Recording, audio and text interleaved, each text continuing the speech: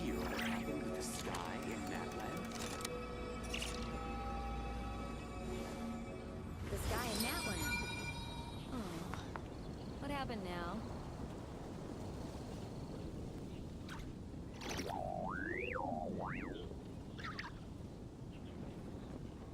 You're also here for Mondstadt's wine, aren't you? Did you hear what happened with the sky in that land? Have you decided where you will go from here? If not, why not find a patch of soft grass and rest a while?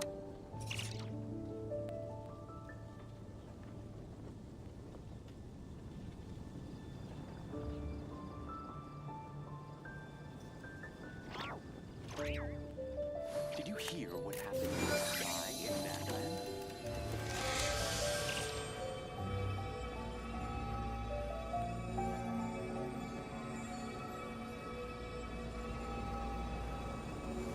The sky in that land?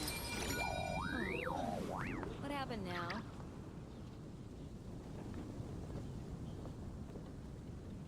Did you hear what happened with the sky in that land?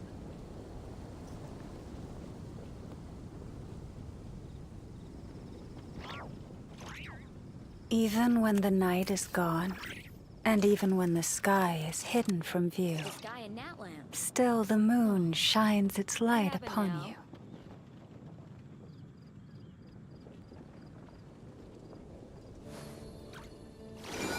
Did you hear what happened with the sky in that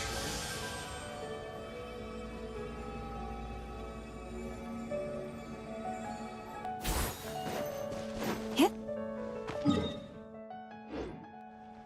Welcome. How can I help you?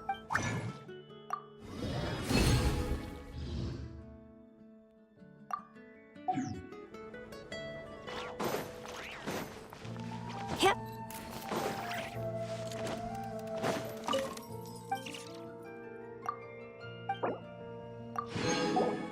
Moon pie. That's right tonight. Add Astra.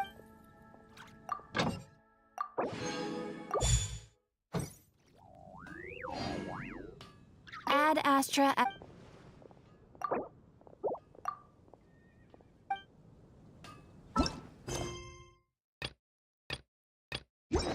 Add Astra. Thank you for complete.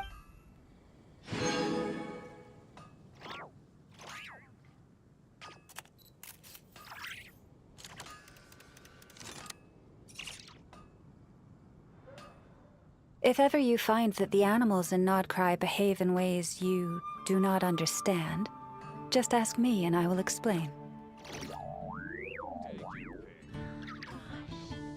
I can think about is dealing.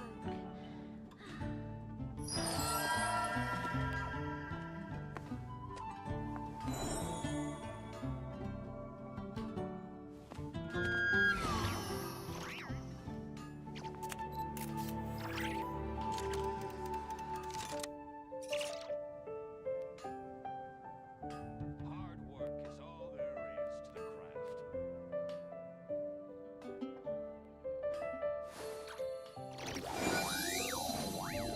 craft.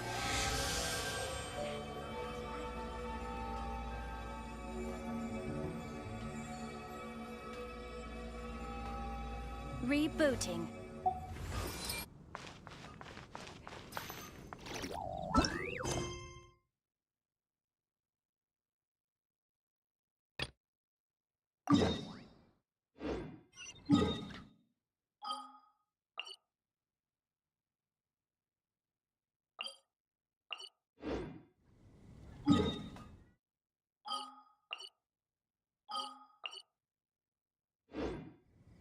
Eve.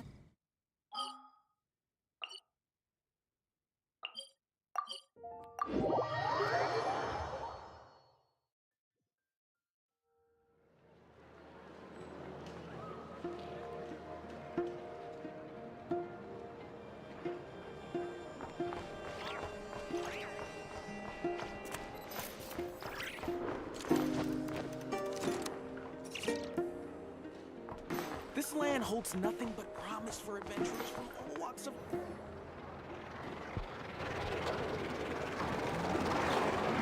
Oh, it's been a few days since we said bye to the others in Nasha Town. Still no news about Rarer, though. Where could he have slunk off to? If only he was gone for good. But with all the trouble he stirred up before, there's no way we've seen the last of him. Hello! You must be the traveler in Paimon? Mr. Flynn has been looking for you.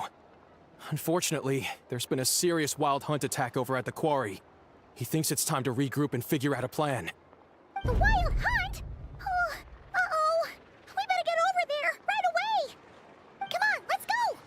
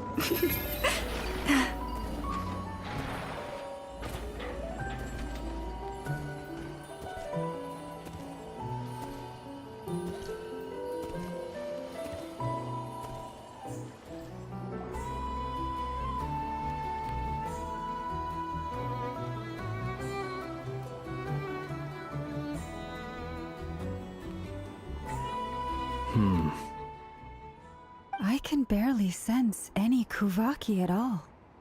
This whole area feels like a soulless husk. Looks like his appetite truly is insatiable. As if the power of that energy cannon wasn't enough. He's not seriously still getting stronger? What's his endgame here? Ah, everyone's here already. Hey, we made it. So, what's going on?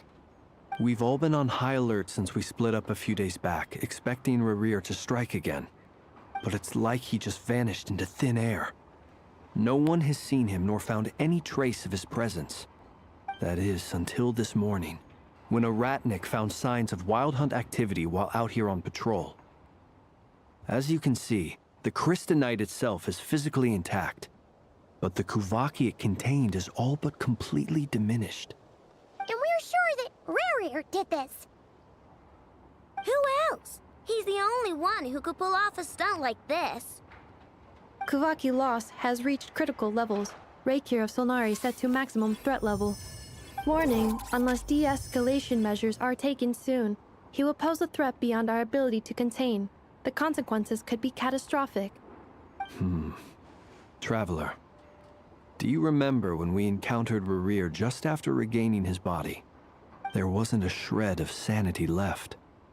Nothing but madness and rage.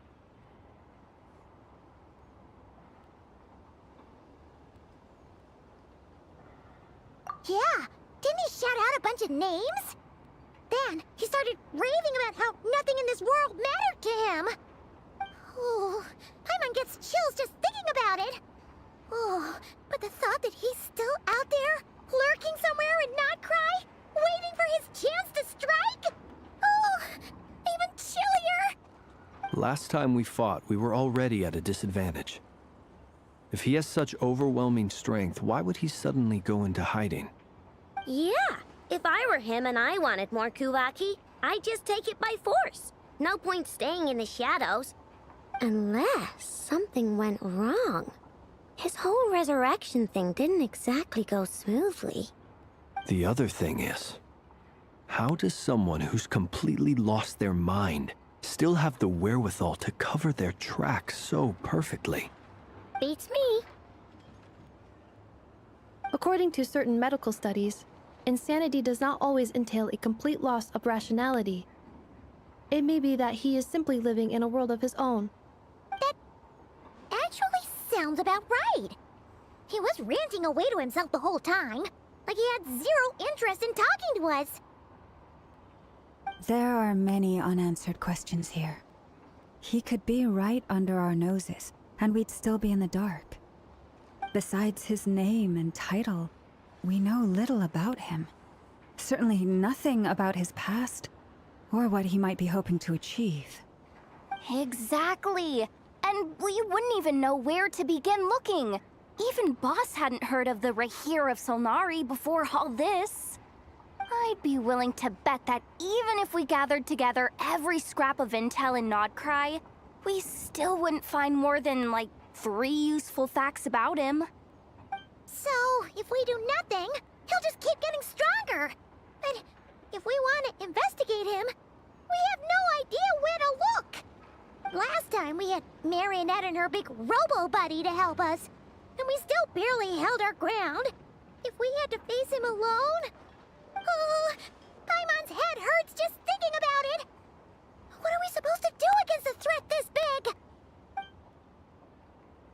Well, I do have a little hunch about his next move. Given that he attacked the quarry, I'd say it's likely he'll target other places rich in Kuvaki. Somewhere like the Eye of Krai, or the Pillar of Embla. One thing's for sure. If we just sit back and let him keep absorbing Kuvaki, we really won't stand a chance against him. A perfectly reasonable hypothesis.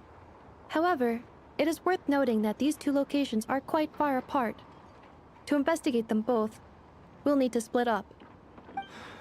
I agree, we should split up. Right now, Rarir's goal seems to be gathering Kuvaki, not fighting us directly. Once we're done, let's regroup on Hisi Island. Wait, why Hisi Island? If I recall correctly, your largest goddess statue was carved from Kuvaki-rich ore, was it not? That's right. Yes, it could well be a potential target of his. I should head back and start evacuating the pilgrims.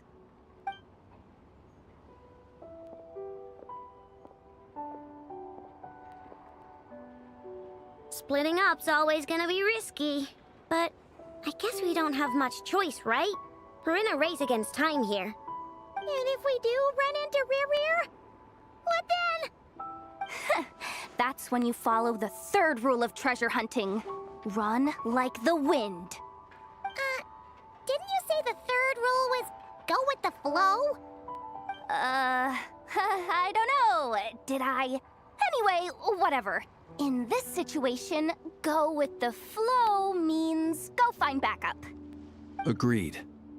If anyone finds so much as a trace of Rarir, do not pursue him.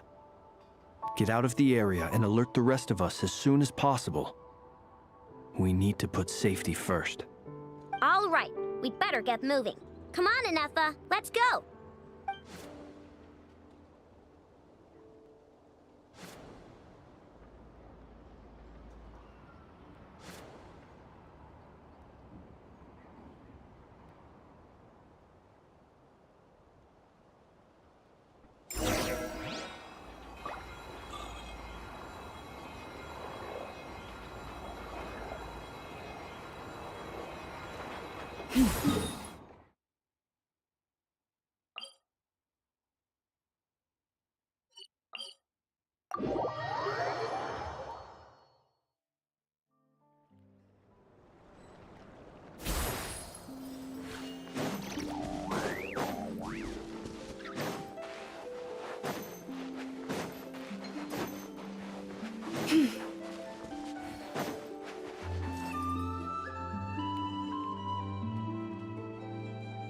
Any leads?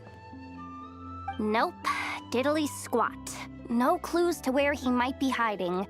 It's like he's a ghost. It feels like we're sitting on a powder keg that could go off at any second. Oh, I hate this feeling. I'd rather face him head on than be left hanging like this. So, you guys didn't find anything either? Not loving the word either. How about you, Flints? I questioned a few Ratniki and eventually narrowed my investigation down to one suspicious individual. But by the time I got to his place, he was already gone. Almost as if he knew someone was on to him. Either that, or he's just extremely cautious and doesn't stay in one place for long.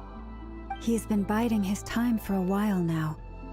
The question is, where or what is his next target? No idea. Since regaining his body, he seems to have lost all interest in the fragment in my possession. If he did still want it, he's had plenty of chances to take it. All we can do now is hope that Ino and Anefa turn up some leads. Darn it, Rerir! If you've got the guts, come face me one-on-one!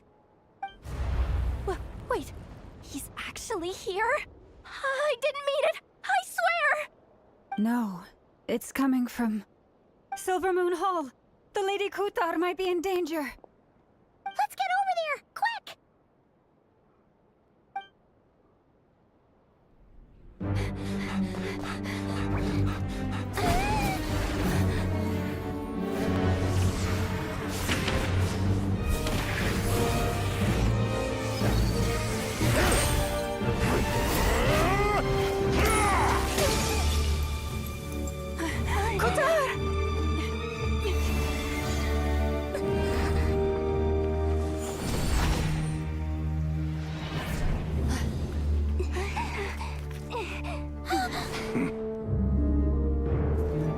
Why is he attacking the damsel elect? What's going on? No time for questions. Stop him!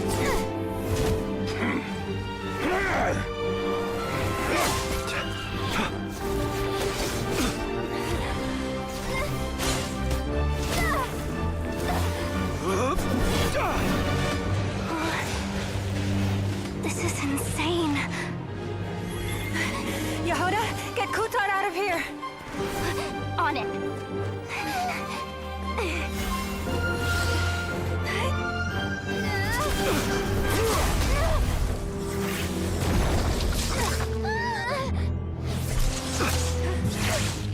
Look where your feeble light has gotten you.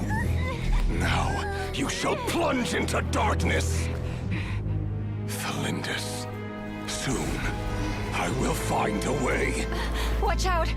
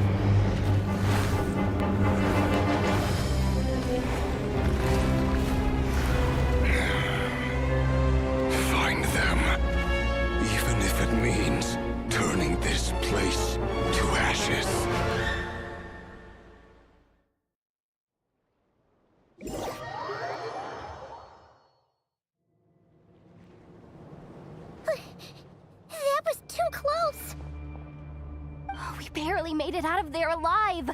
What's that guy's deal? How'd he get so crazy strong? He's a threat to this entire nation. I doubt his strength could even be measured by conventional standards. I have a question. When me and Anefa showed up, we saw him chasing after this lady like he wanted her dead. What was that all about? We weren't there for the whole thing either. They were already duking it out by the time we arrived. Yeah, we didn't see how it all started. It all escalated so quickly, we had no choice but to step in. Kutar, can you shed any light on the situation? Kutar. Cross-checking database. I see. So you're the one that the Frost Moon Scions refer to as the Moon Goddess? Wait, she's the moon goddess? Oh, no wonder she looks just like all those statues. There are many reasons why people might worship the moon, and just as many why they might despise it. I've never met that person before, but there was no mistaking his deep-seated hostility towards me. Why he holds me in such contempt, I cannot say. But since he hunts the power of the moon, it's no surprise that I am a target. Kutar. There are many potential motives. For instance, you help the traveler escape his grasp. This could be his way of taking revenge. It is also possible that he covets the Kuvaki inside you and seeks to take it for his own. The list goes on. But right now, devising a counter-strategy should be our #1 priority. The likelihood of this location being discovered is close to 100%. A counter-strategy? We don't stand a chance against an enemy like this. Surely our only option is to run. He's not gonna chase us to the end of the world, right? So as long as we can sneak out of Krai undetected. No, I can't say that. Come on, Yehoda, this is serious stuff. You can't suggest we all just chicken out. Running is our only option. Huh? You seem surprised, but what other choice do we have? We are facing an enemy we cannot possibly defeat in battle. Well, I mean, yeah, but still. It's not too late.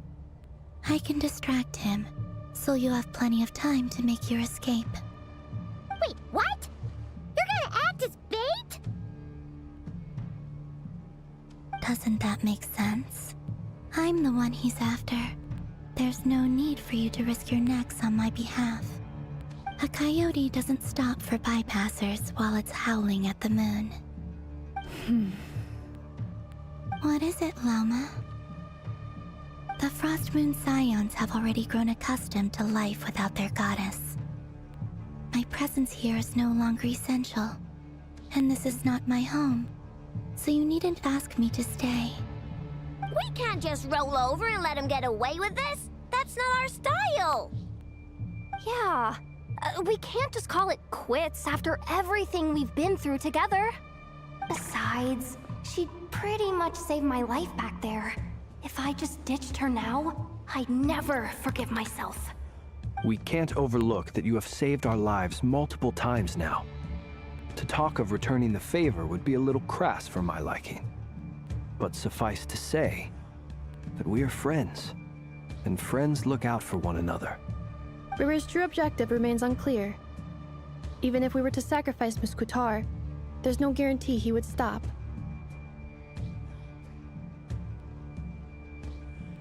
But... Kutar, I know why you left the Frost Moon Scions so long ago. It was because people started treating prayer as a form of trade. They would make self-centered wishes, force you to accept meaningless offerings in return, and then expect you to perform miracles for them, as if that were their entitlement. If it were me, I might have walked away too. But I believe that time can change everything, and that sometimes it takes losing something precious to appreciate its true worth. After much reflection, I've realized that this was never about whether the Frost Moon Scions need you. Any relationship based on need is purely transactional.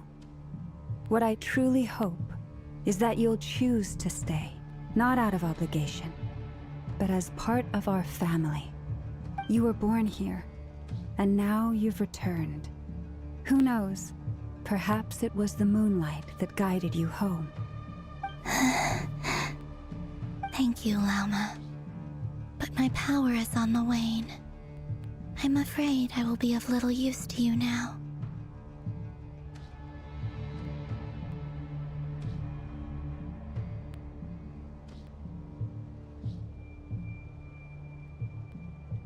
Very well then. I'll do as you say. Both times you saved us, we were transported across great distances in an instant. Is that one of your powers as the moon goddess? It is, but I find it very draining.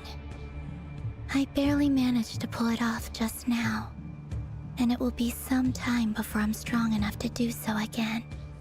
Rejected by the world, my power is dwindling. Like a lake, cut off from its source, slowly shrinking away. Now, it has almost run dry. What do you mean, rejected by the world? The 3 moons belonged to the ancient bygone era in which they came into being. From the moment I was born, the world itself has been steadily sapping away at my strength.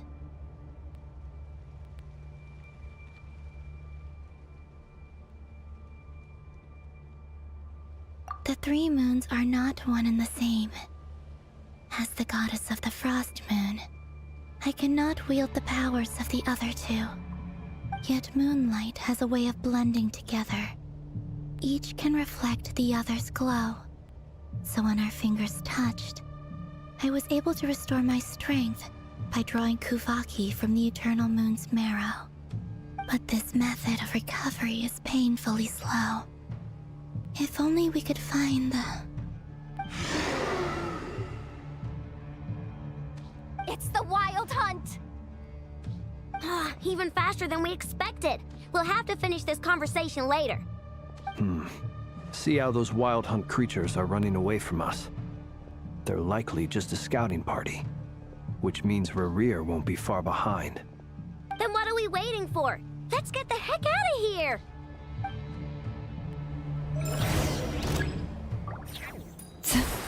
Receive my... Be silent. Nightfall. They just keep coming! This is driving me nuts! Rerir's closing in on us. We need to pick up the pace. There's too many of them! And this time, we can't fall back on Utar's house to escape! This goes on much longer. Be silent. Shear the dark. Night falls. The long sleep beckons. By the frost moon falls. Defensive mode engaged. Close your eyes.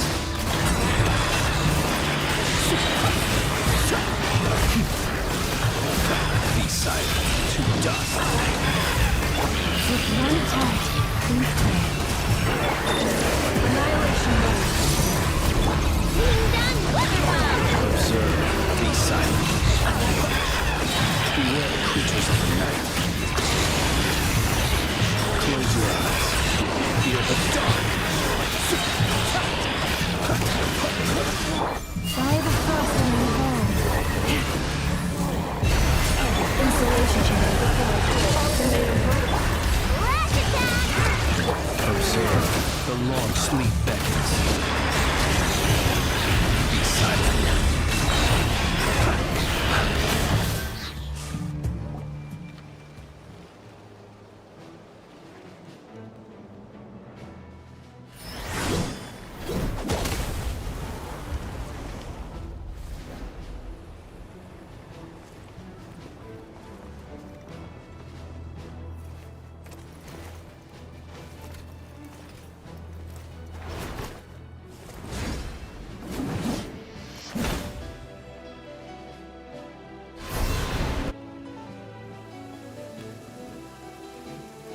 What's the matter? Bit off more than you could chew?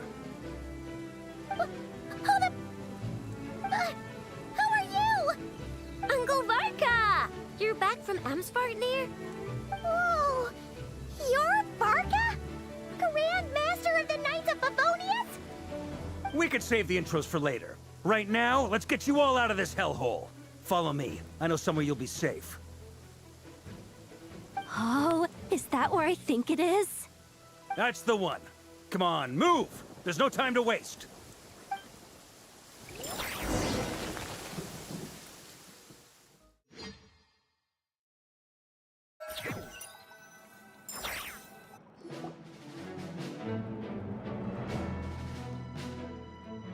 Wow! Where are we? This is so well hidden. Well, that goes without saying. This is the Knights of Favonius' meeting place in Krai, and a contact hub for the Northern Intelligence Network, aka the Black Market of Intel. No matter what faction you're with, it's the place to buy and sell information. Their headquarters are in Krai, but they've got contacts in every nation. As an expeditionary force on foreign soil, working with them has offered us the most effective way of getting our hands on reliable local intel. This is where we meet, so naturally, it's secure. Anyway, where were we? Folks from Krai should be pretty familiar with me by now, but I believe this is the first time we've met. Allow me to introduce myself. I am Varka, Knight of Boreas, and Grand Master of the Knights of Favonius. We've heard all about you. This meeting's been a long time coming. You look way younger than Paimon expected, but you definitely have that Grand Master vibe. Well, I'm no spring chicken. Just not showing my age yet. Definitely feeling some of that back pain today, though. Rushed back from Amsfartnir without a wink of sleep, only to get right into another fight with that freshly revived maniac. Another? You mean you fought him before? Yep. He wasn't nearly as strong back then, but he was still a formidable foe. I brought some of the knights along to give him a little surprise, but he saw us coming from a mile off. My squad took heavy injuries, and I barely made it out alive myself. We knew it might have been our last chance, so we staked everything on it. But still, it wasn't enough to stop him. I tried tracking him down afterwards, but he didn't leave a trace. Even in his unhinged mental state, he's as cautious as any trained operative. So, I decided to come find you. And as luck would have it, turned up to find you being ambushed by the Wild Hunt. The rest, you already know. Is that why he's been frantically absorbing Kuvaki these past few days? Because he sees you as a threat? Maybe I'm part of the equation, but even if I weren't, I'm sure he'd still be gathering power. He's clearly working up towards something. Note to self, Uncle Varka's strength rating officially upgraded. Guess it's my turn to ask questions now. So, what exactly has been happening in Krai? Why is the Wild Hunt returned in humanoid form? And why is it after you? That's a long story, but I'll try to make it quick.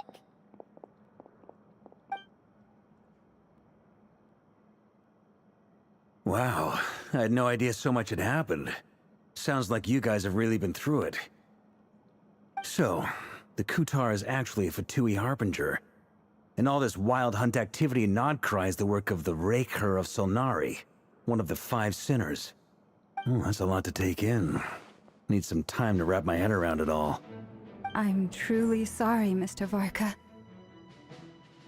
You stood with us against the Wild Hunt, and did everything you could to stop it from escalating into a full-blown catastrophe. And then, the one time you're away, it all comes to a head and all your hard work gets undone. You've got nothing to apologize for, Miss Moonchanter. You can plan 100 steps ahead and still slip up. That's just life. No one knows what tomorrow holds. You can't predict which way the wind will blow next.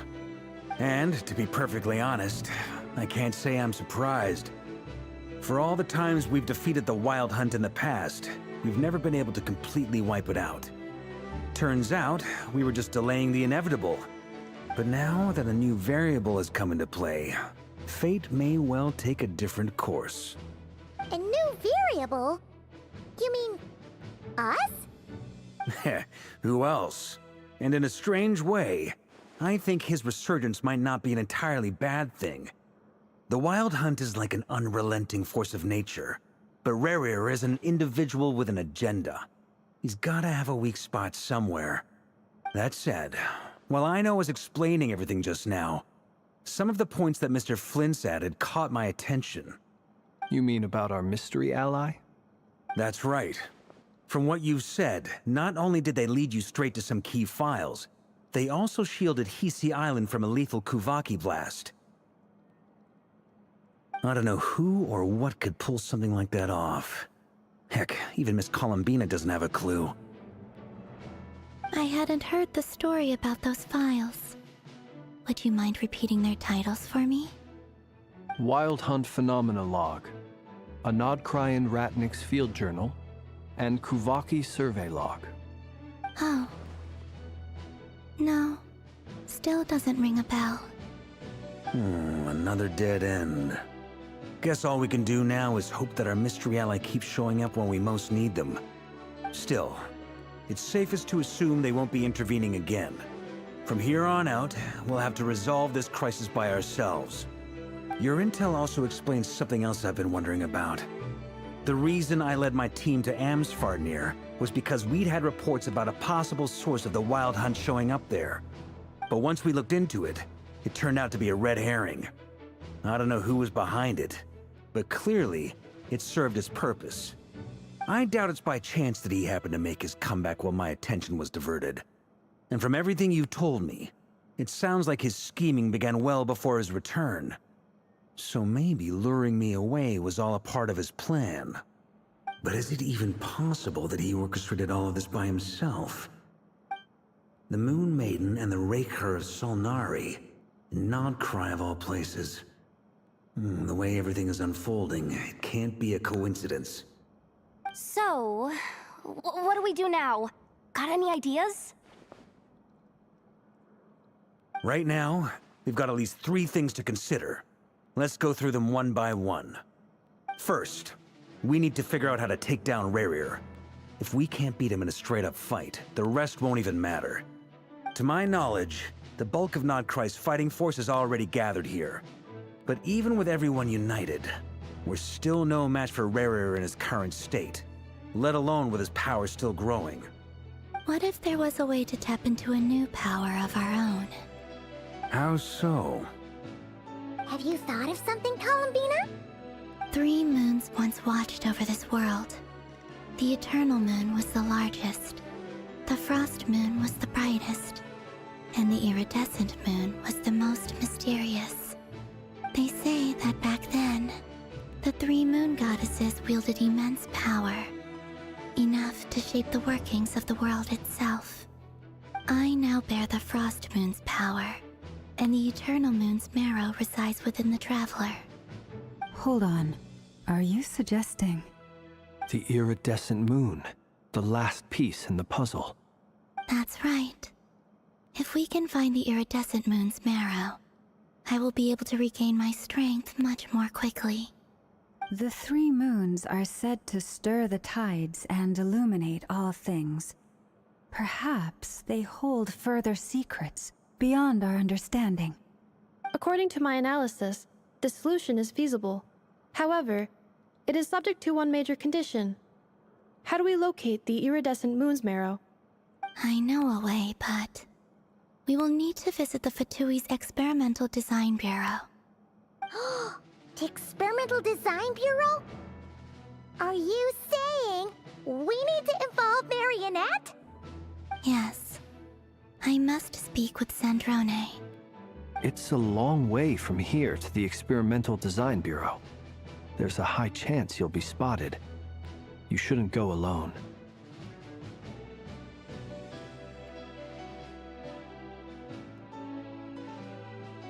Then that's settled. Next up, our second priority. Somehow, we need to figure out Rerir's end goal. As you saw for yourselves, when he was still in his Wild Hunt form, everything he did was for the sake of recovering his body and resurrecting himself. His first act since then, after laying low for a while, was to try and assassinate this young lady. People's obsessions often reveal their greatest vulnerabilities.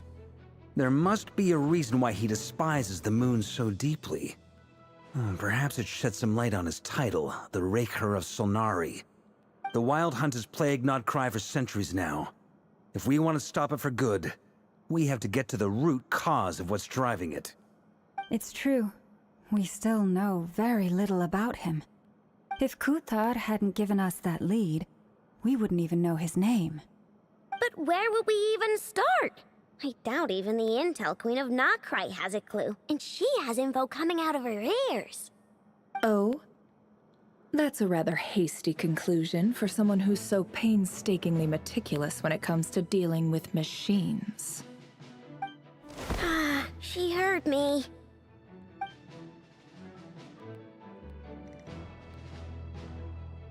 Boss!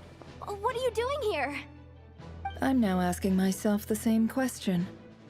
I received a letter from a humble knight of Favonius, requesting a meeting to discuss a major business deal.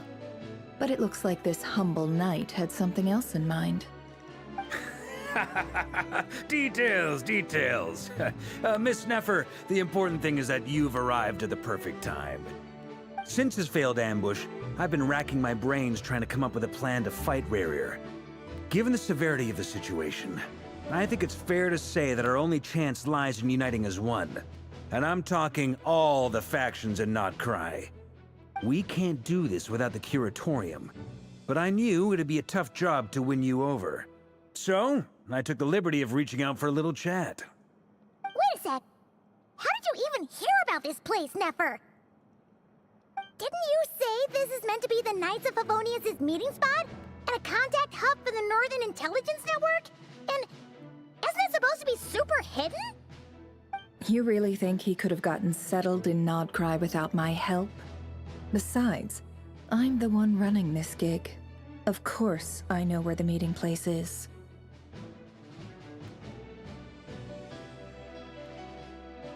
Allow me to introduce the current head of the Northern Intelligence Network. If it's intel you're after, she's your woman. Pretty much seen and heard it all. Please spare me the flattery. Let's cut to the chase. Seems like you've run into some trouble, huh?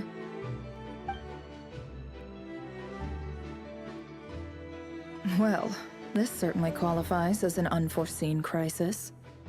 On behalf of the Curatorium of Secrets, I wish you all the best of luck. So you're just going to sit this one out? Why should I get involved? What could possibly be in it for me? What if we told you we can't do this without you? Oh? Then I'd say, you'd better make it worth my while. I don't work for free. I can't put a price on something like this. It's just not in my nature. But then again, you and I have always been polar opposites in this regard. So I can't exactly say I didn't see this coming. If you insist on compensation, I will pay you. Consider this a formal commission. Sound fair? You just don't give up, do you? Too bad. I know you well enough to know you can't afford my prices. The riskier the job, the more it'll cost.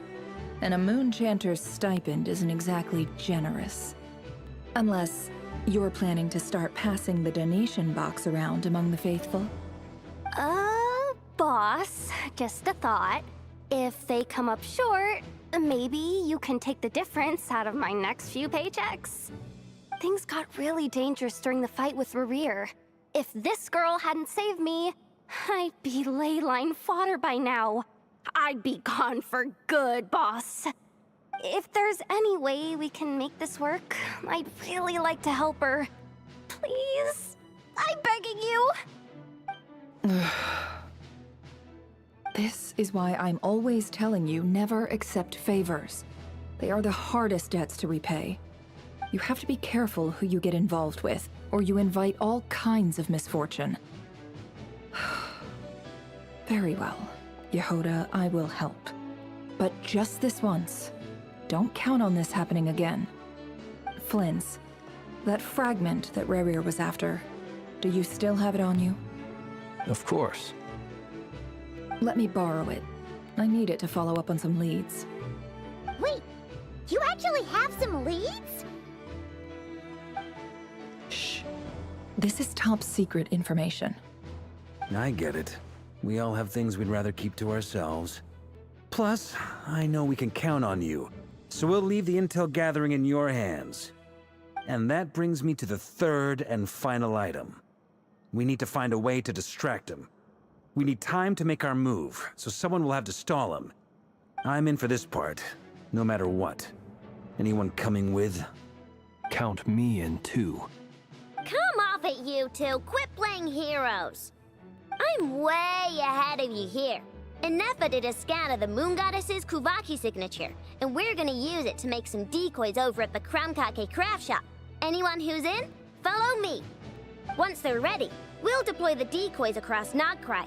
So as long as the rest of you keep moving, he won't catch on to your scent and won't be able to track you down. I like it. Genius idea. No biggie. All right then, we'll split into 3 teams. Once your team has finished their mission, return here and wait for the others. Dismissed!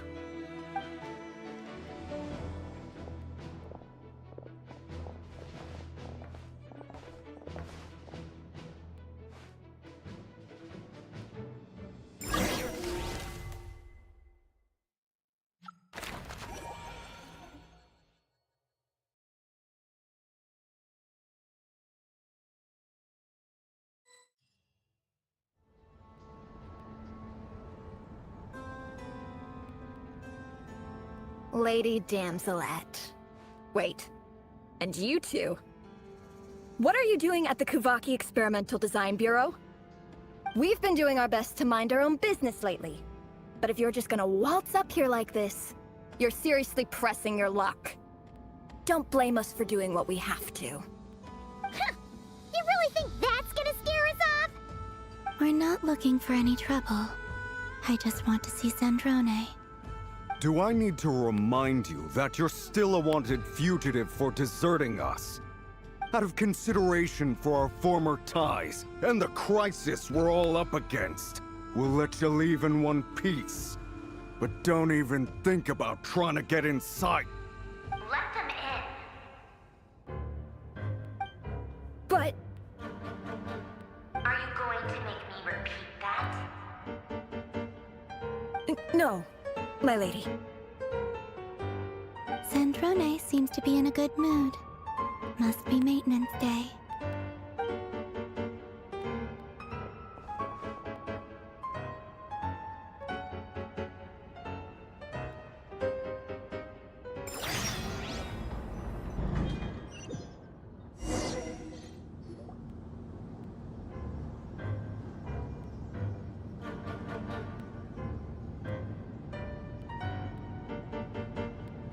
So tell me, to what do I owe the honor this time?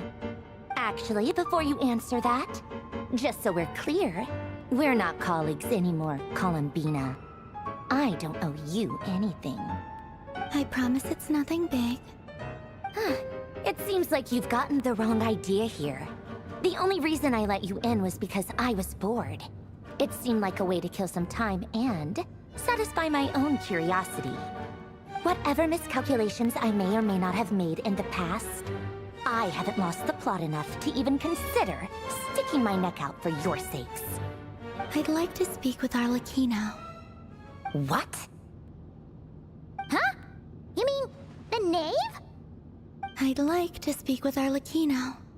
Is she in Krai? No, she's not. Once the work on this facility was completed, she went back with the Rooster and Regrator. The only ones in Krai are me and... What is it you need to speak to her about anyway? Rerir is hunting me. If I'm going to face him, I must first retrieve the lost moon.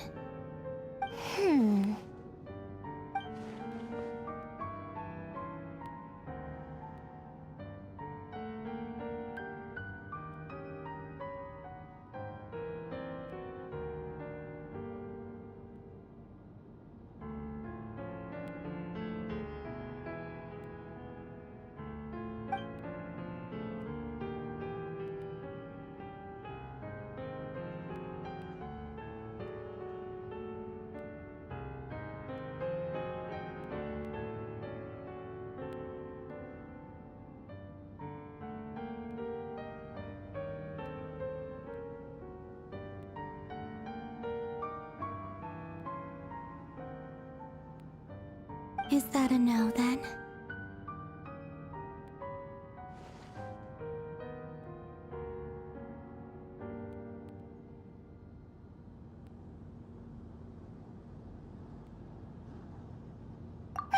As if I need reminding.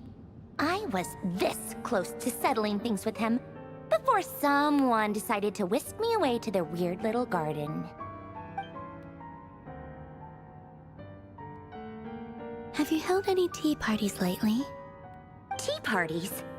Yeah, obviously. You don't seriously think we'd pack it all in just because you aren't here. If anything, they've been more eventful than ever. Just me, Arlecchino, and a bunch of insolent and sensitive guests who won't stop asking where you've gone. Oh, they've been a real joy. I bet you served them the worst tea you have. Just like you used to do to me when I upset you. Who cares about how good the tea is when there's no one around to drink it? I keep losing people. First Rosaline, now you. I'm running out of people who can make me laugh. Honestly, what could be more ridiculous than the multi-centenarian goddess, who's only ever had the plain herbal tea she received as offerings? You'd always brew a different type of tea for me each time. Was it really just to see how I'd react?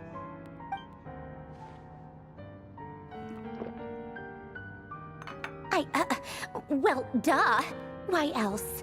Watching you squirm was practically my only form of entertainment.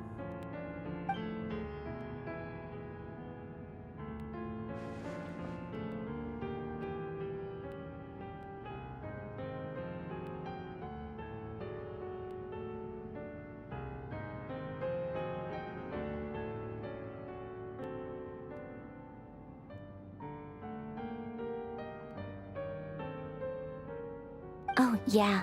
And Capitano sometimes used to bring Tartaglia around, too. But I guess we won't be seeing him again. Well, I guess we are overdue for a get-together. Polonia! Have Favronia pass a message to Arlecchino for me. It's time for tea. Will suffice. Pass along a message for me, too, if you would. My body cannot contain the marrow of 2 moons, so I'll be leaving one of them in her care. Excuse me? Who said you were on the guest list? If my tea meant that much to you, maybe quitting the Fatui wasn't your brightest move. Back when you were under the Tsaritsa's protection, no one would have dared come at you so openly. But that protection didn't come for free. In fact, I paid dearly for it. At the end of the day, it was just another transaction. I just got tired, that's all. I never wanted any part in their grand ambitions, and I've had enough of being treated like a bottomless supply of power. It brings back memories from the old days, when I was still worshipped as the moon goddess. Centuries on, it may be a different group of people, but I see the same greed in their eyes. I figured you'd leave eventually. You didn't have as much of a reason to stay as I do.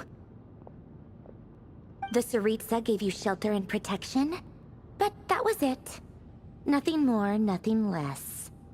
Meanwhile, the Fatui demanded everything from you in return, until it was more than you could bear. I get why you left. And frankly, I have no interest in dragging you back just because the higher-ups told me to. But if you keep hanging around with this riffraff, the next time we cross paths, we might be enemies for real.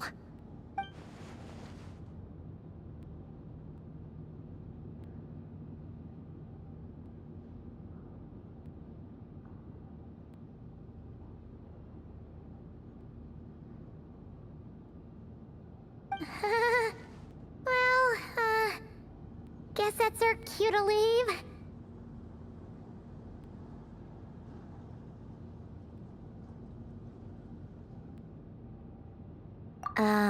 That might be your plan, but it sounds like someone else wants you to stay a little longer. Huh? What do you mean? Listen.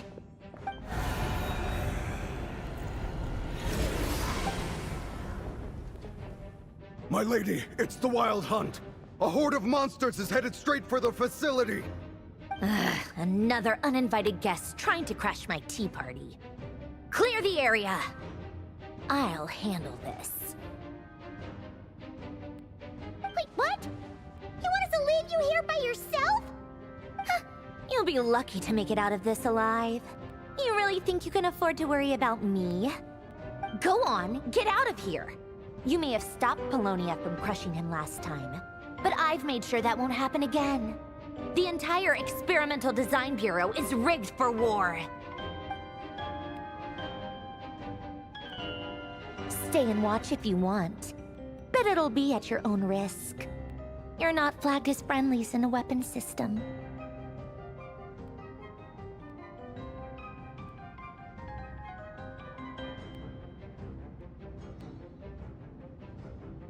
Don't tell me what to do! Ugh, look, if you're leaving, make it quick. Or you'll just get in my way. There's a secret passage on the second floor. It'll take you right to the plains out back. Stare all you want, Columbina. You're not getting another invitation to my tea party. I know. But thank you anyway, Sandrone. Ugh, this is exactly why you shouldn't hang around with those people. All their melodrama and sentimental nonsense is rubbing off on you.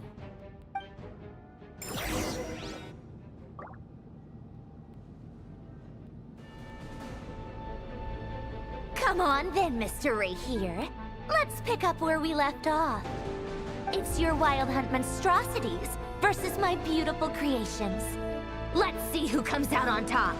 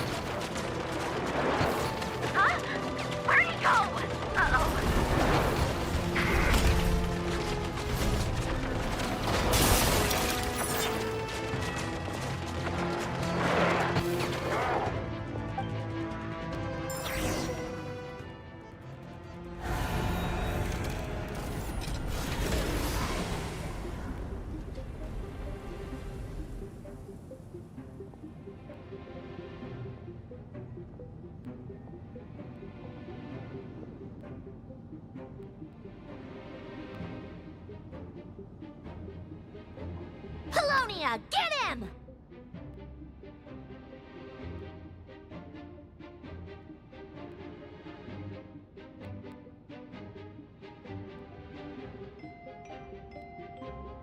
I've upgraded Apollonia again since our last encounter, and uploaded every last scrap of your data. So let's finish this, once and for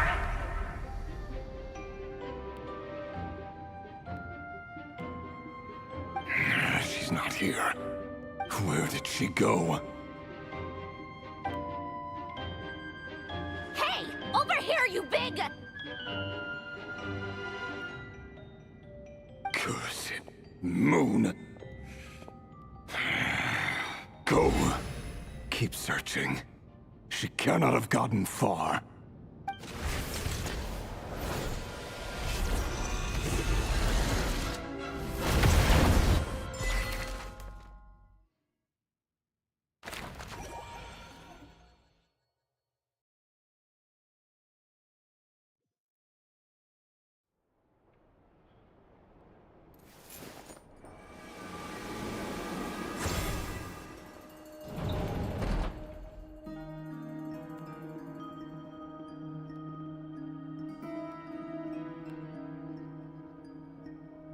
So this is your method for investigating Rarir's past? It almost looks like some kind of ceremony. Good deduction. But it's quite a different affair from what you're used to with the Frost Moon Scions. Whoa! First time I've ever been in here. Boss always said it was off limits, so I pictured some kind of creepy dungeon. But it's actually kinda nice. Oh, I guess this must be Sumero decor? That's where Boss is from. And that nice shopkeeper who sold me my treasure compass. I'm not sure exactly what you've got planned, but it looks like you're all set. When do we begin? Whenever we wish. But for some reason, I've got a feeling this isn't going to end well. I've never faced Rarir myself, but from what you've told me, his power is beyond anything I could imagine. I, on the other hand, am just an ordinary businesswoman. Our paths should never have crossed, yet here I am, forced to make an enemy of him. If you ask me, you're about as far from ordinary as it gets. So what are you saying? You're getting cold feet? Once I take a job, there's no backing out. Still, I have to ask myself if the power I'm relying on will even work on an opponent of this caliber. And also how to make sure I come out of this alive if things spiral out of control. Death is the one thing we can take for granted. It is the great equalizer, however fortunate or unfortunate we may otherwise be. So it's important to consider how to spend what lifespan we have left. Come on, boss. Lighten up. Quit talking about death. It's bad luck. For once, I agree with you. When you're up against a foe like Rarir, there's no such thing as being too prepared. Is there anything I can do to help? That won't be necessary. I've already made up my mind. Time to cash in a precious favor I've been saving for a rainy day.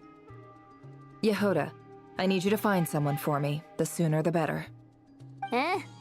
Find who? That shady merchant who sold you an overpriced treasure compass the other day. Come on, boss. You're pulling my leg again. In what way is she shady? She showed up when I was completely lost and sold me a neat little gadget that was exactly what I needed. Trust me, she's a good person. Anyway, I know who you're talking about. Don't go anywhere. I'll be right back.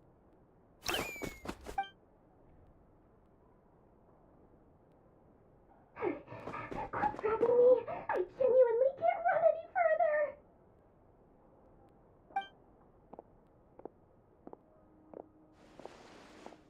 Hey, aren't you? What is it? What's the big rush? You dragged me out of a dream where I was literally swimming in Mora. I'm charging double my usual attendance fee. See, look how easygoing she is. After that rude awakening, she could have completely snapped at us.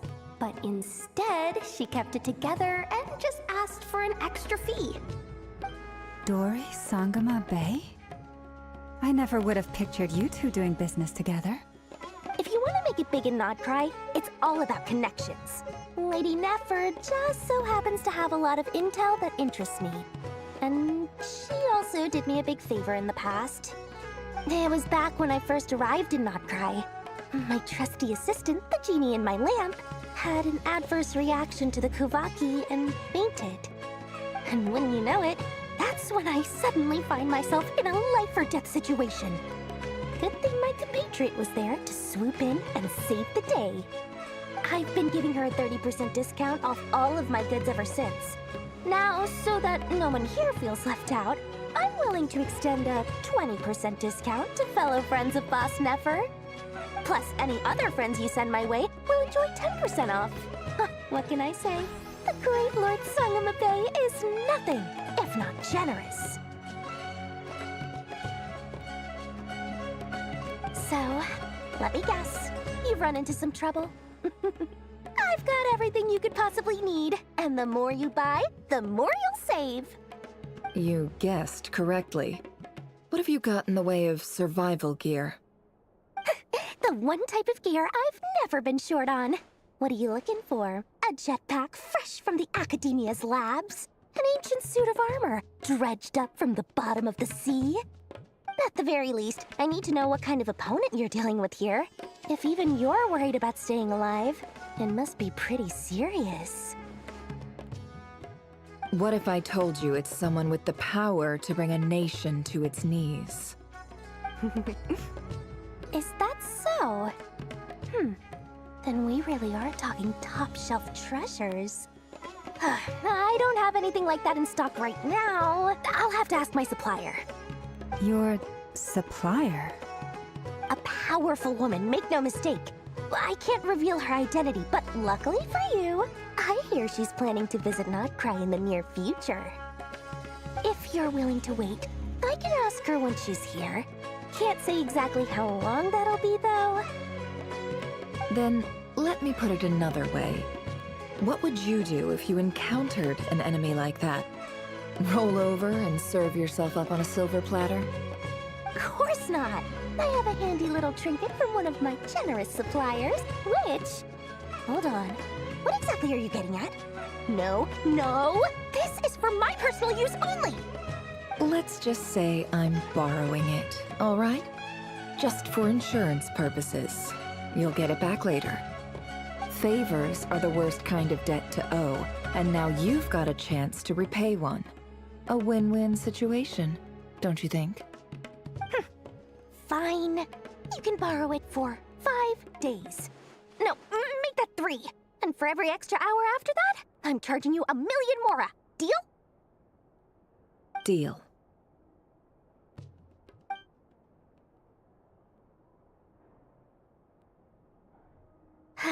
What a way to start the day. Now, was there anything else you wanted? Or can I go back to bed now?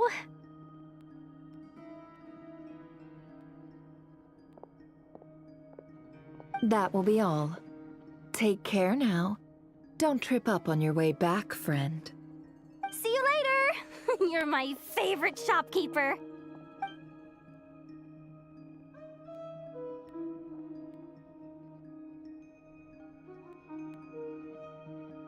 Excellent.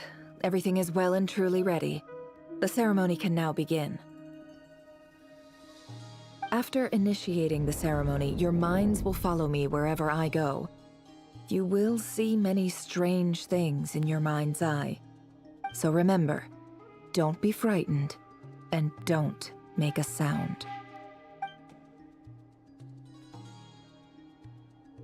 Now then, let us peer into the Raker of Solnari's past.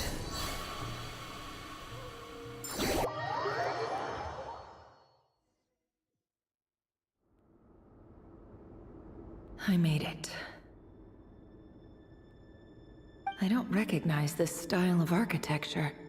Must be Conrian. Simple furnishings, table and chairs. It's a more ordinary house than I might have expected. Looks like the fearsome Raker of Solnari came from surprisingly humble beginnings. Unless this passed for luxury in Conria. Unlikely. It was said to be a very prosperous nation in its heyday. Anyway, I'll keep exploring.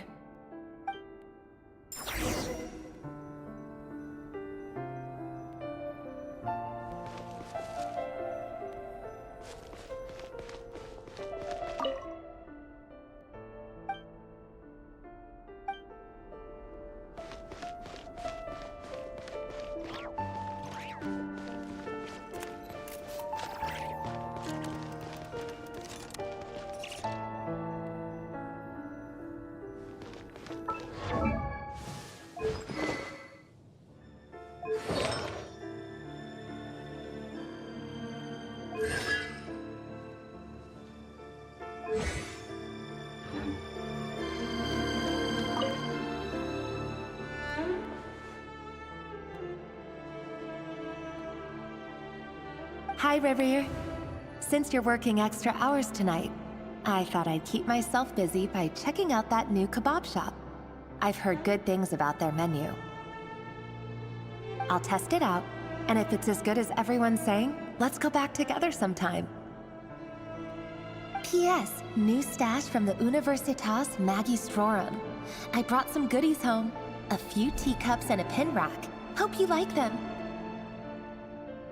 They didn't sign their name, but they must have been close. Sounds like they were living together.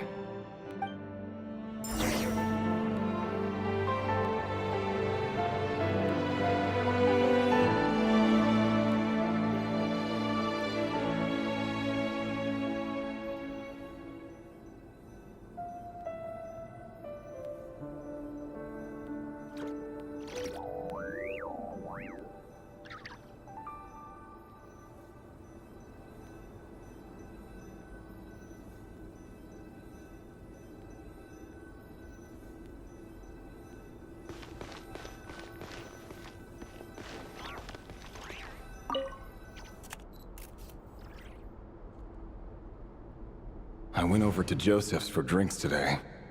They have a fine collection, but I went alone.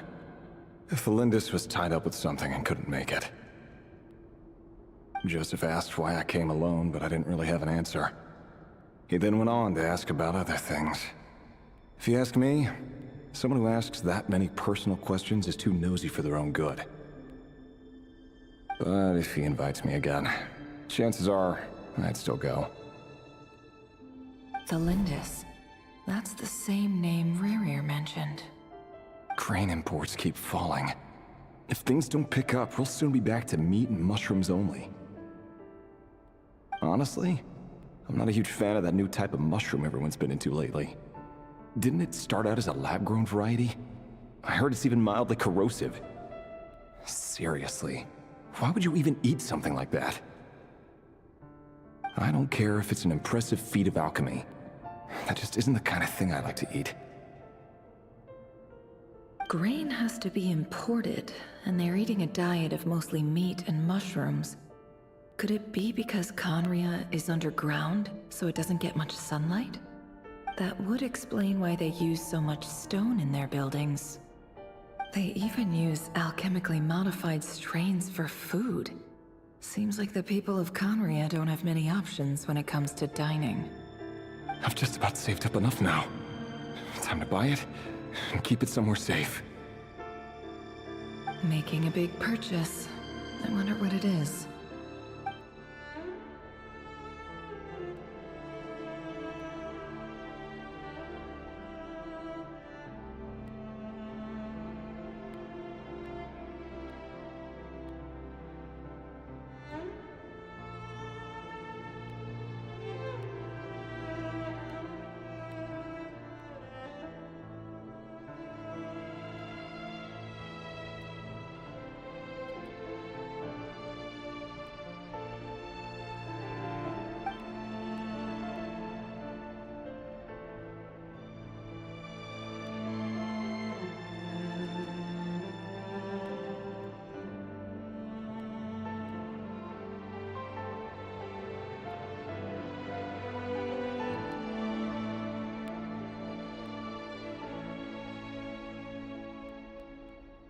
He really is a professional.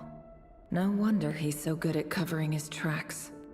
Despite what he's become, it seems like he's retained certain habits, at least in this regard.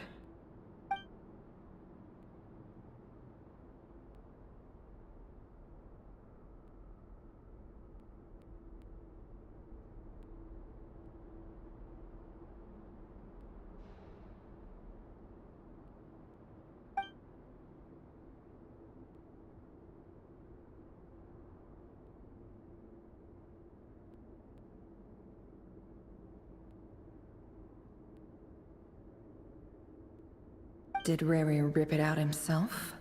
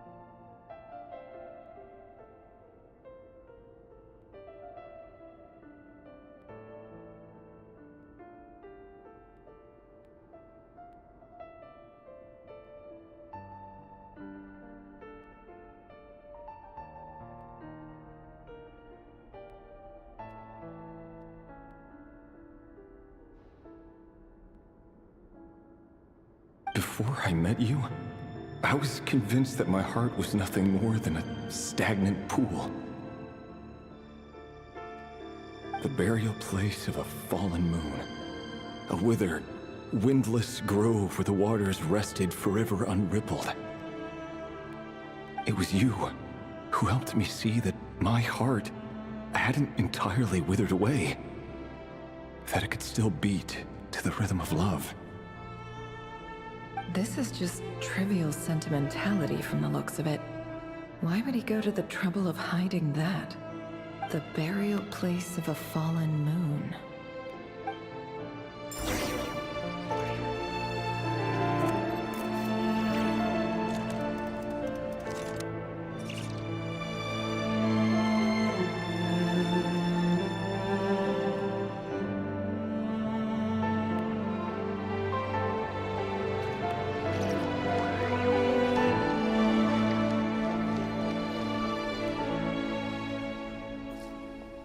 Rear, over here.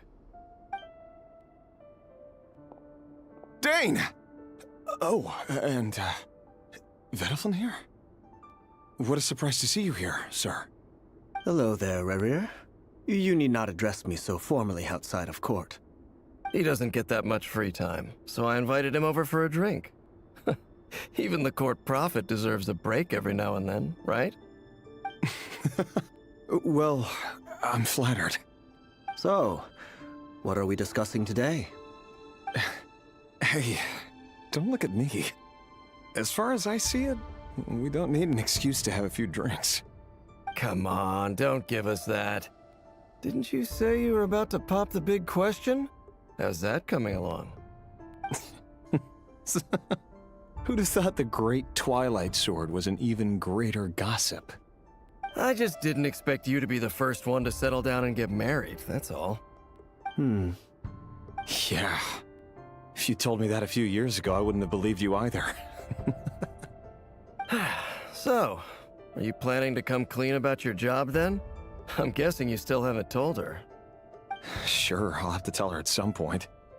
But I'll need to pick the right time and place. To be honest, I have no idea how she'll take it. Come on, stop being such a pessimist. For all you know, she could be thrilled. I bet she'll be much more impressed by your actual job than the one she thinks you're doing now. A member of the King's Guard. Quite the cover story. Does the king himself even know? Of course he does. Anyway, enough about me. How have you been? Me? Same old, nothing much to... Huh? What's up, Fed? It's nothing. Vadafulnir, Daneslif's elder brother. Renowned throughout the court of Conria as the Visionary, and said to possess a wisdom far beyond the reach of any ordinary man. And yet, despite the gulf between us, he seems to have something to say about me. Does he even know me? Does he see me as a friend of his brother, or just another of the Vinster King's blades? Why did he react so strongly? Was it really to do with what we were talking about? Brown, curly hair and brooding blue eyes. So this is what Rerir looked like back in the day. Perfectly normal. No different from anyone else. As frightening as this monster is in the present, there's something even more unsettling about seeing the human he used to be.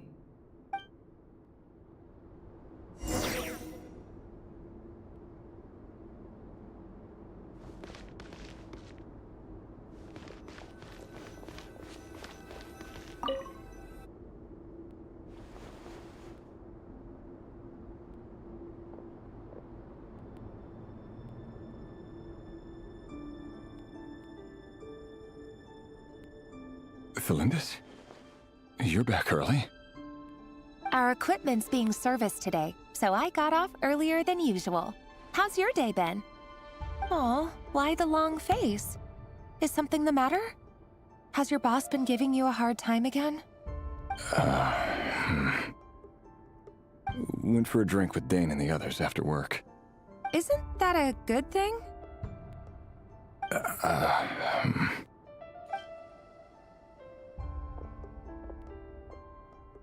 Vedafulnir showed up today, too. You know, Daneslif's older brother. Ah, Mr. Vedafulnir. Yes, I've heard of him. They say that everything he says ends up coming true. He overheard Daneslif mention that I'd recently proposed, and seemed to have an issue with it. But when I asked what it was, he kept it to himself. So, you're worried? You can be such a child sometimes, Rerir. We're nobodies. Why would the Visionary be concerned about us? I'm sure someone in his position has much bigger fish to fry. Maybe you're right. You worry too much, Rerir. We've been together for ages now, and everything's been going so well, has it not? You've even proposed to me. So, you do remember. Tell me then. What's your answer? Like I said, I need some time to decide. You can't just rush into things like this. We may be nobodies in the grand scheme of things, but if we want things to work out, we've still got to plan ahead. All right. Take your time. Just don't keep me waiting forever. Nobodies. Sounds about right. In the eyes of people like Vedafulnir and Daneslif, what do we matter? Can someone whose gaze is so fixed on a far-flung future even see the present clearly? Besides, the dynasty's fate rests with the king and his inner circle. Whatever I do, it won't make much difference. Meanwhile, every idea they come up with and every decision they make, it affects everything. These days, the king is lost in his research, and the purge of the Crimson Moon bloodline grows ever more intense. The opposition tried to speak out, but nothing came of it. And I'm under no illusions as to why. Because we eliminated them and got rid of their bodies. A man can have 1,000 reasons to carry a sword, but there are few good excuses to use it. Yet the king has never even considered a gentler approach, and he never will. What becomes of someone who kills on another's behalf? Can he ever find true peace?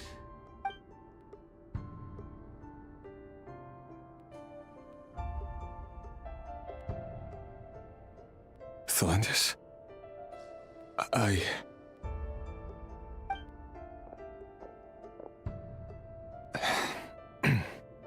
It's nothing. You were right. Fate has never smiled upon nobodies like us. But by the same token, it's unlikely to bear a grudge against us either.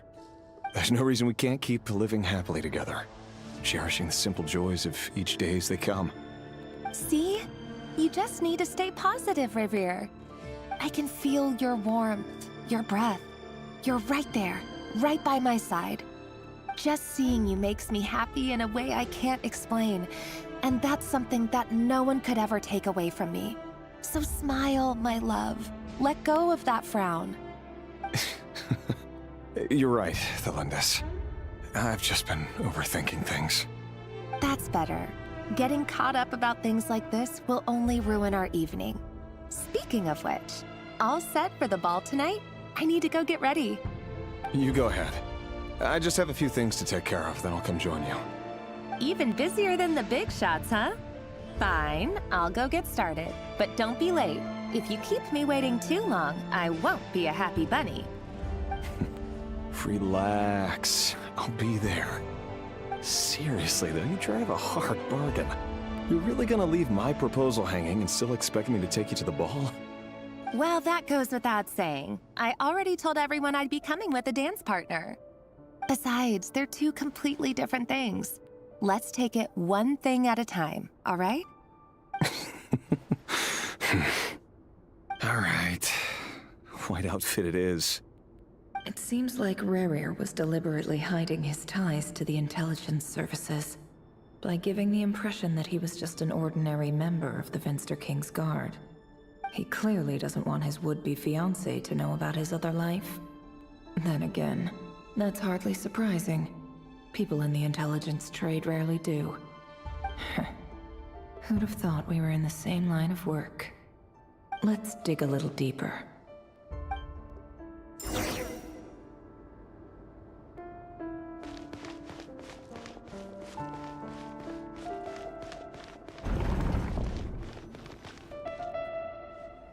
Our last operation was a resounding success, and all thanks to you, Raihir of Solnari. In total, we apprehended 32 dregs of the Crimson Moon, and 67 accomplices.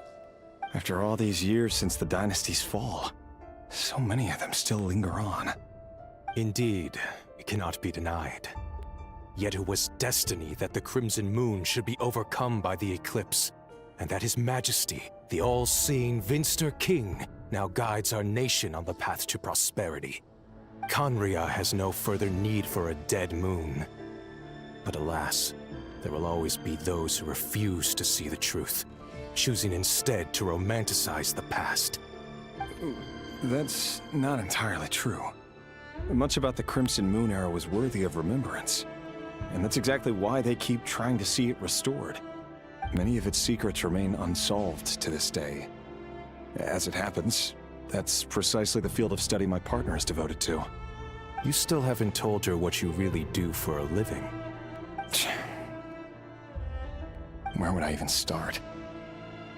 How do you tell someone that you're one of the king's hand-picked executioners? That your hands are steeped in blood?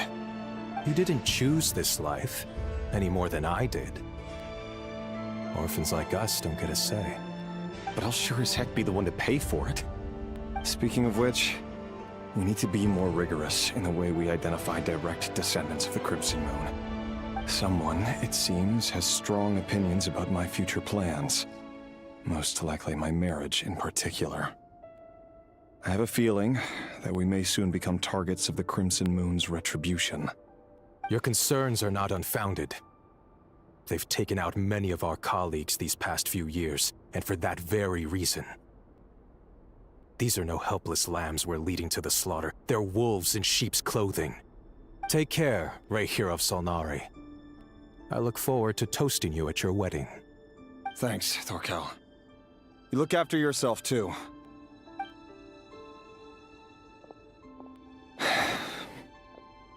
Thelindis, I never wanted to keep this from you. You're the last person I would ever want to lie to. But that's exactly why I can't tell you everything. There are things you shouldn't know. Things you cannot know. The Moonlit Dynasties are a thing of the past. Yet even now, with the sun shining high in the sky, there are those who would call forth a dead moon's ghost. Could that be why WraithNWhimsy held back? Or was it because of some court secret he's not at liberty to share? I have to get a clear answer from him. No matter what happens, I will protect the Lindis. Rerir seems to be very concerned by WraithNWhimsy's reaction. WraithNWhimsy and Dainsleif, the Visionary and Twilight Sword. So that's what they were really like. I've investigated this whole area now. There doesn't seem to be any other memories here. Should I try somewhere else? Wait a second. What's this black smoke?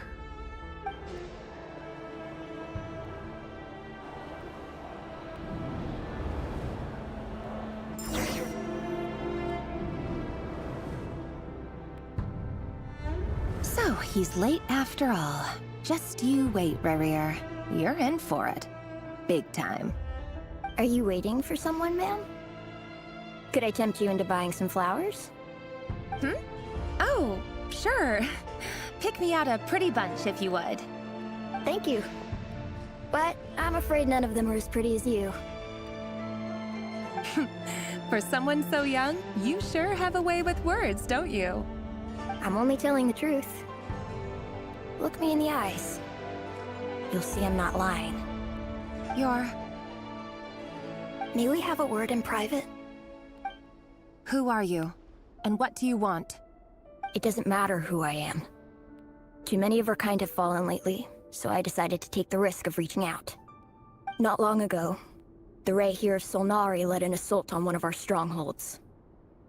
We suffered many casualties, and many who came to our aid lost their lives as well. Sorry, I don't know why you're telling me this. And I don't want to get involved. Wait, hear me out. This time we finally got a clear look at his face and learned his true identity. His name is Rerir, and he claims to be one of the King's guards. What did you say? A cruel irony, isn't it? The man you're set to marry leads a double life as a brutal executioner. But surely, you must have caught a whiff of the blood on his hands. Why are you telling me all of this now? Simple. It's because... How strange. Rerir was nowhere to be seen in that memory. It clearly belonged to the Lindis. Rerir couldn't possibly know what happened if he wasn't even there. Why would her memories appear in his fragment? The ceremony won't last much longer. I think it's time to call it a day.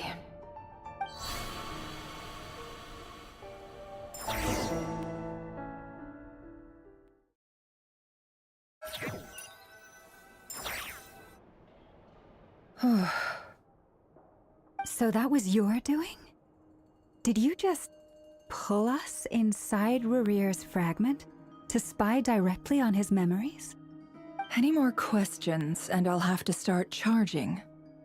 I had no idea you could do that, boss! Seriously, that was amazing! We're not worthy. We're not worthy! I gotta admit, though, I'm itching to see what happens next. Feels like we barely scratched the surface. I'm just as curious as you are, but the ceremony only allows for limited time inside. That's all we can see for now. Luckily, we managed to learn quite a lot. So far, so good. I just hope the others are doing okay too. Especially the group with the Traveler. Their mission is a risky one. Let's hope it's all going smoothly. If you're worried about them, go see how they're doing. If I know boss, she's gonna need some time to write up all the details and make sure it's all coherent. I'll stay behind to lend a hand, but feel free to head back and meet up with the others.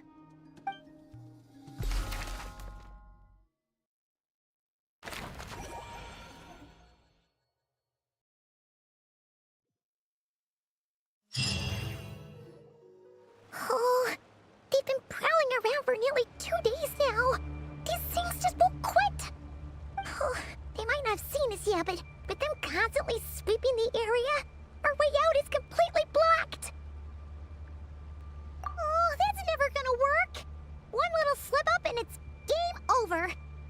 they spot us, they'll run straight back to Rear.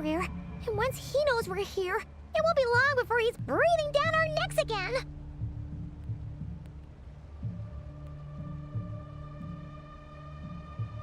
Oh, guess you're right.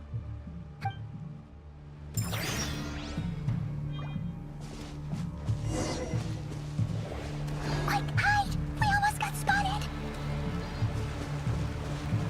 Phew, that was a close call.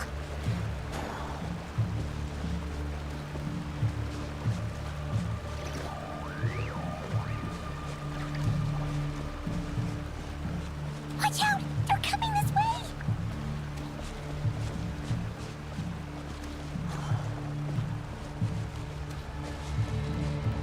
Keep going. We're nearly there. This is the final hurdle.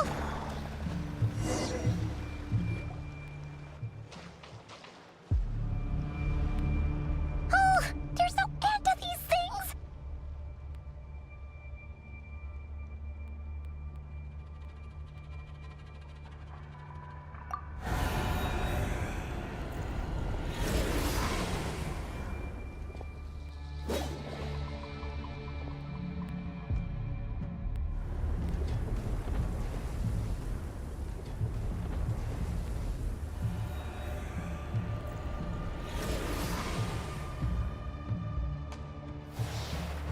Fire.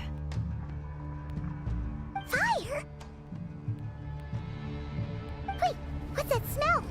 Oh no, there's a fire!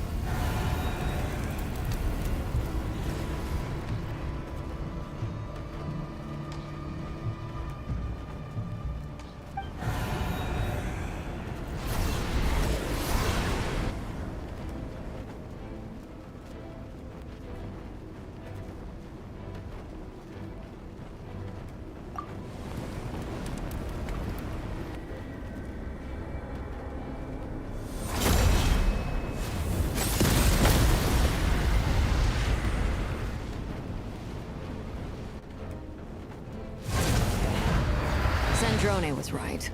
You look weak, Columbina. The old you would never have let such lowly creatures bar your way. Word has it that you did something for the Tsaritsa, and that's why you've lost most of your power.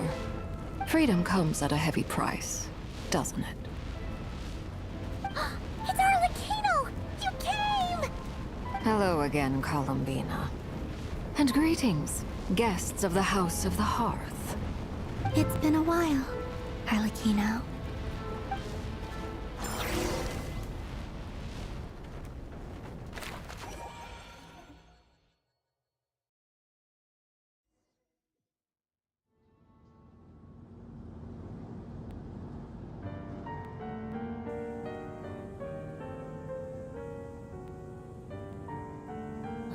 Stupid right here of stupid Solnari. Ugh, whatever. I've got all the data I need. Next time we meet, you're finished.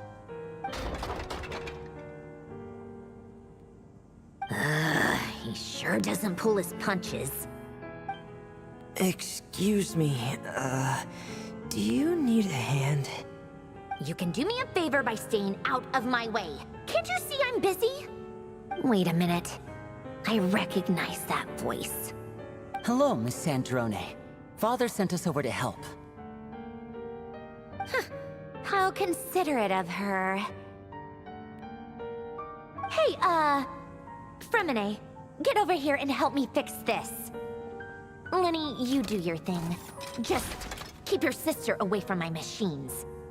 Nearly every machine that cat girl touches ends up going haywire. Go put her on cleaning duty or something.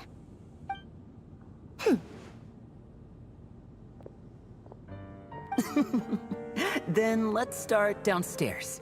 Fremine, we'll leave this place to you. You've got it. Wait a second. Pretty sure there's still some tea in the cupboard. If you want some, you'll have to make it yourselves.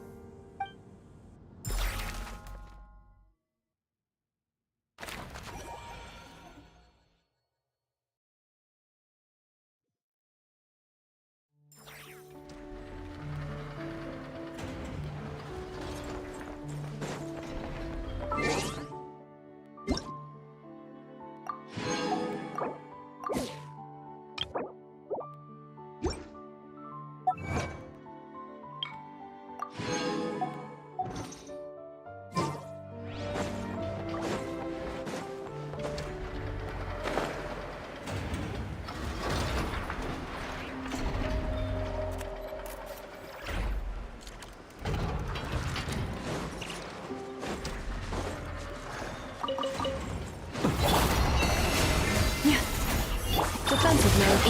Chew on this! Observe.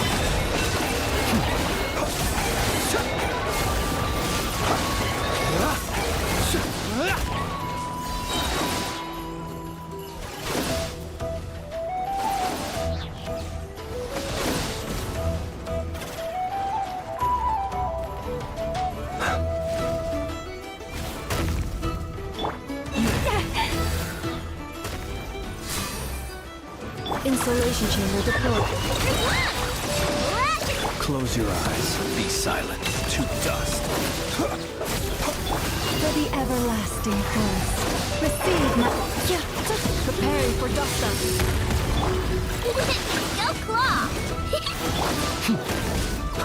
Beware the creatures of the night.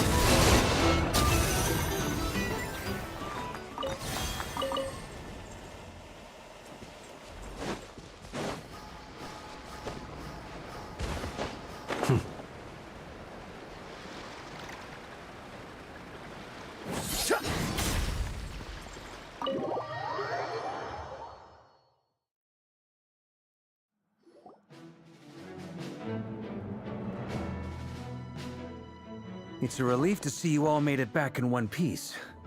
Huh? Feels like there's quite a few people missing.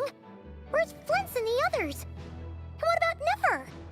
I returned ahead of them. Flint is helping Aino and Anefa to set up the decoys and buy us some time. As for Miss Nefer... Boss is still wrapping things up on her end. She sent us back to fill you all in on the top secret intel we've been gathering. I see. Then let's get right into it. But first, who do we have here? You brought someone else in to help? Greetings. I was invited here to help as a longtime Tea Party companion of Columbina's. You may call me Arlecchino. Surely it can't be. Those eyes. Oh, where have I seen them before? Wait, of course. In those memories we just saw. The only Arlecchino I know is the fourth of the Fatui Harbingers. So either you share a pretty uncommon name, or you're more than just a Tea Party buddy. You are well informed, Grandmaster. A man from Mondstadt living all the way out here in Krai, and yet the people and affairs of Snezhnaya seem to hold a special place in your heart. Oh, the feeling's mutual. Sounds like you know all about who I am, too. A Fatui Harbinger. The atmosphere in here just got really tense. Guess we can't just start trusting Fatui Harbingers, even at a time like this. I must admit, though, I'm a little curious. Seeing as the Moon Goddess no longer belongs to the Fatui, what makes you so willing to put your neck on the line here? Nor does Krai belong to Mondstadt, Mr. Varka. Yet still, you're fighting for it all the same. Things don't always have to have a tangible payoff. Sometimes, stopping things from spiraling out of control is a higher priority than chasing the spoils of victory. Of course, I can't say there's nothing in it for me at all. But that's between Columbina and myself.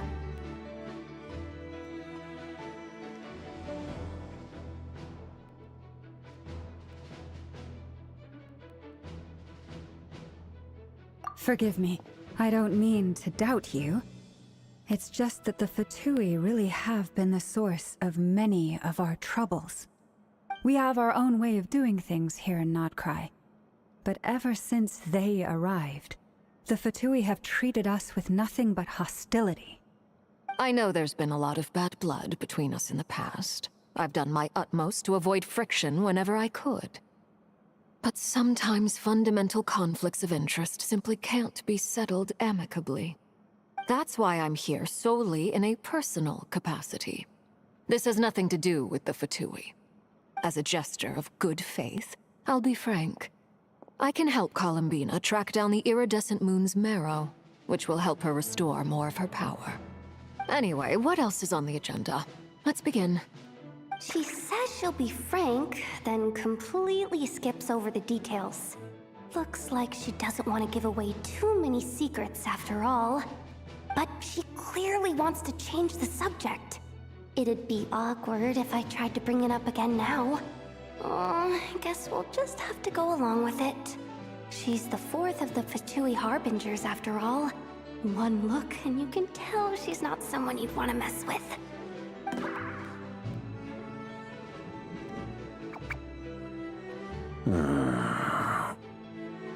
Well, since Miss Arlecchino sounds confident in her ability to handle that, we'll proceed to the next topic. Yehoda, time to share that top-secret intel.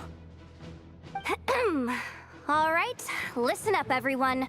First, we now know that Rerir was originally a Conrian secret agent whose primary mission was to hunt down and assassinate the so-called Dregs of the Crimson Moon.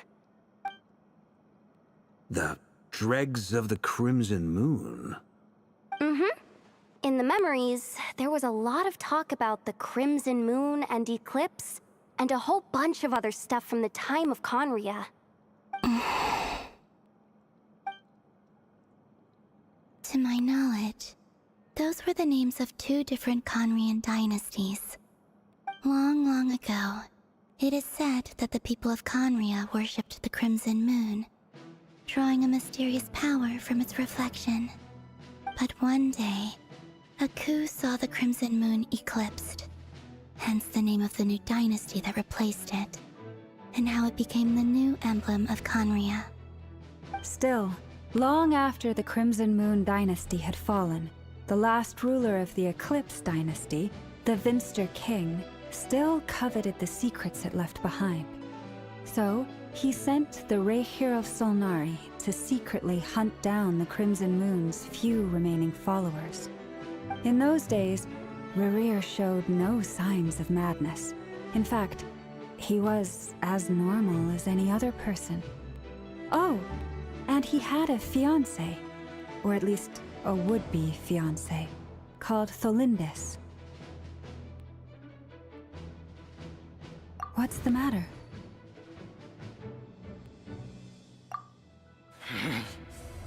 Verfnir, Granddaughter,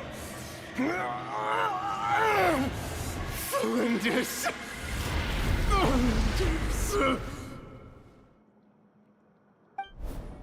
Interesting. Anything else? What about this would-be fiancé of his? Do we know anything about her? Well, she was a researcher at the Universitas Magistrorum, but it felt like she was hiding some kind of secret. Oh, and one more thing. For some reason, Rerir's fragment also contains some of Tholindis' memories, though only a very small portion. Well, no shortage of potential leads, I'll give you that. In any case, it sounds like we can conclude that while Tholindis was still around, Rerir appeared to be lucid and quite normal. Tholindis, it seems, must have been the one thing in this world that he couldn't let go of. Tell me, though, were these pure-blood Conrians we're talking about here? Why do you need to know that? Hold on. If she was a pure-blood Conry, oh yeah, just like how it was with the captain. If we could somehow find her, do you think there's any chance Rerir might regain some of his sanity? It's possible, but it would take a miracle. We can't pin all our hopes on that. That merchant who never knows, Dori Sangama Bay. Maybe we could hire her to look into it. All right, then. Let's keep working in our separate teams. Traveler, Paimon, Kutar, and Miss Arlecchino will go look for the iridescent moon's marrow. As for the others... On the way over here, I noticed that the wild hunt monsters had grown even more frenzied in their search for Kutar. At this rate, the people living here will be in grave danger too. So I'm thinking of gathering together some of our followers to go wipe them out. I'll head back to the curatorium and meet up with the boss. Feels good knowing we've all got something to be getting on with. Given that the Wild Hunt has been a lot more active lately, the Lightkeepers have likely begun their own operations too. If that is the case, someone will need to pass the news on to Flint's. I'll hold the fort for now. then discuss our next move with Flints, Aino, and Anefa when they get back. Alright then. Well, the clock's ticking. If that's everything, we'll be on our way. We'd better get moving too. We'll try to buy you as much time as we can. Relax. Just do your thing. Now, I decided to call in some backup since things are getting so hairy. Our reinforcements should be here any minute now. Stay safe, everyone. Dismissed.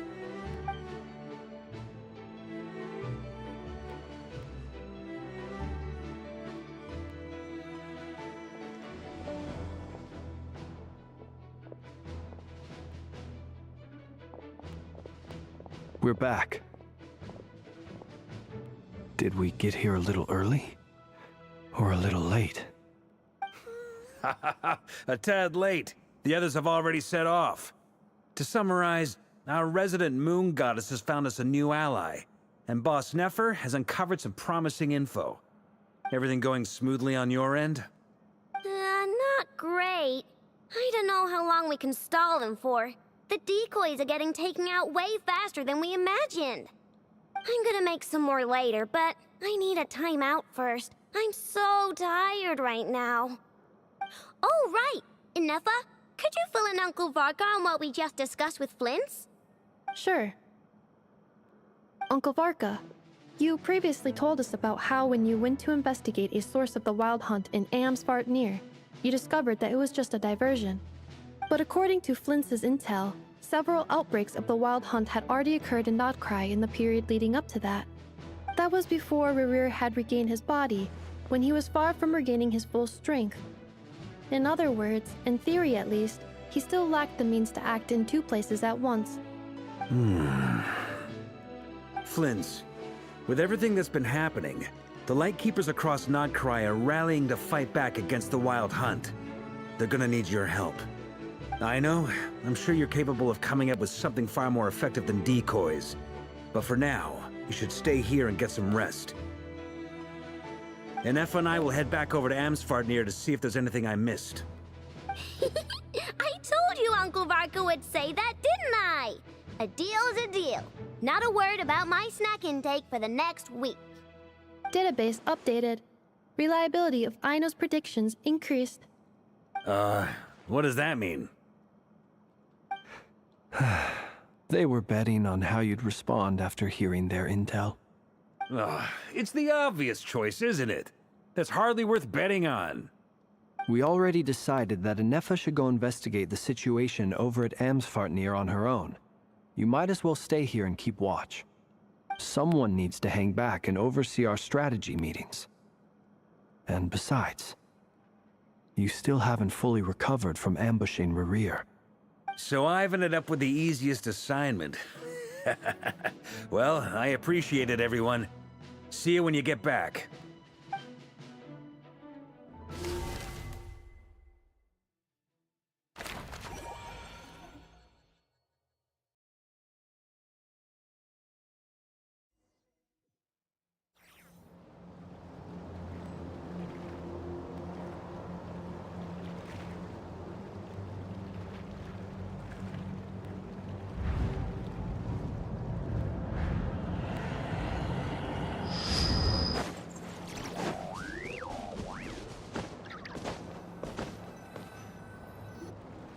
Here, this will serve as a good spot to cross over. Arlecchino, hold up a second. Since you brought us all this way, would you mind telling us what you've got planned? We still haven't got the slightest idea what's going on here. And if even Columbina doesn't know where the iridescent moon's marrow is, how do you? Simple. Because I am an inheritor of the royal bloodline of the Crimson Moon, and one of the last surviving embers of the Two Worlds' flames. Huh? Are you serious? Isn't you're a descendant of that Crimson Moon dynasty we were just talking about? The one from ancient Conria? Your surprise is understandable. I was also taken aback when I first learned of it. But the more I thought about it, the more I realized the signs had been there all along. When I was young, I discovered I could wield a very special kind of fire. It coursed like blood through my veins and smoldered away inside my nerves. What's more, whenever I experienced strong bursts of emotion or drew too deeply on this power, it was like some kind of presence within the fire would begin to gnaw away at me, consuming me from the inside out. Exactly. That is why my hands are like this, too. At first, I saw it only as a curse, but once I became a harbinger, the jester apprised me of the truth. Together with my own investigations, over the past few years, there are several things that I have gradually come to understand. For instance, take the so-called Crimson Moon. In truth, it is nothing more than the shattered remnants of the iridescent moon, fused with the abyss to prolong its lifespan. Since this blood flame was bestowed upon me by the Crimson Moon, it is a fusion of the iridescent moon's former power and the corruption of the abyss. You all understand the nature of the abyss well enough. I draw upon its power, and in return, it hungers for my soul. This strange blackness is the mark of corruption it has left behind. If I recall correctly, you once told me that if the corruption ever made it to your heart, you'd become a completely different person. Yes, and that's the reason I'm always careful not to push my power too far. It's essentially a never-ending tug-of-war. Whew. Sounds intense. Anyway, the rest of my story can wait. Is there anything else about the Crimson Moon or the Iridescent Moon that you're unclear about? Paimon has a question. So, the Crimson Moon that the Karians used to worship was actually the Iridescent Moon, right? Which was one of the three Moon Sisters. Does that mean that the Karians were to the Crimson Moon as the Frost Moon Scions are to the Frost Moon? So much of that history has been lost. We have no way of knowing exactly what they were like. But I would suspect that the Conrians weren't as devout in their moon worship as it might appear. The iridescent moon's remains simply served as their link to the abyss. Later on, perhaps someone discovered a way to make direct contact with the abyss. Or maybe there was some kind of ideological divide. Either way, a dissenting faction staged a coup and drove out the royal heirs of the Crimson Moon dynasty. Still, even with the dark sun looming high overhead, the Crimson Moon's glow never truly faded. If you want living proof, it's standing right before you. The first time we met, I sensed something familiar in your presence. When I looked at you, I felt I could see that mysterious red moon in the corner of my eye. In your flames, I saw its broken image, surrounded by a strange black aura. Well, I appreciate that you kept it to yourself. Much about the Crimson Moon is still a mystery, and I'd prefer not to end up as the object of an insane research project. Anyway, time is against us here, so if there's any other questions, they'll have to wait. I just want to make sure I've got one thing straight. In her letter, Sandrone mentioned that since you are unable to contain the iridescent moon's marrow yourself, you intend to leave it in my custody. Correct? That's right. For now, it's the only way I can pay you back for your help. The iridescent moon is already part of who you are, so with its marrow in your possession, you'll be even more powerful than before. Deal. Then let's get started. Get what started? What does this place have to do with the Crimson Moon? When I first became a harbinger, the jester gave me a book called Parenheri, also known as Leobranto Inamorato. You should be able to buy a copy next time you're in Fontaine. It's a love story set in the Crimson Moon era. But setting aside the tangled romances of its characters, it also records a few interesting details.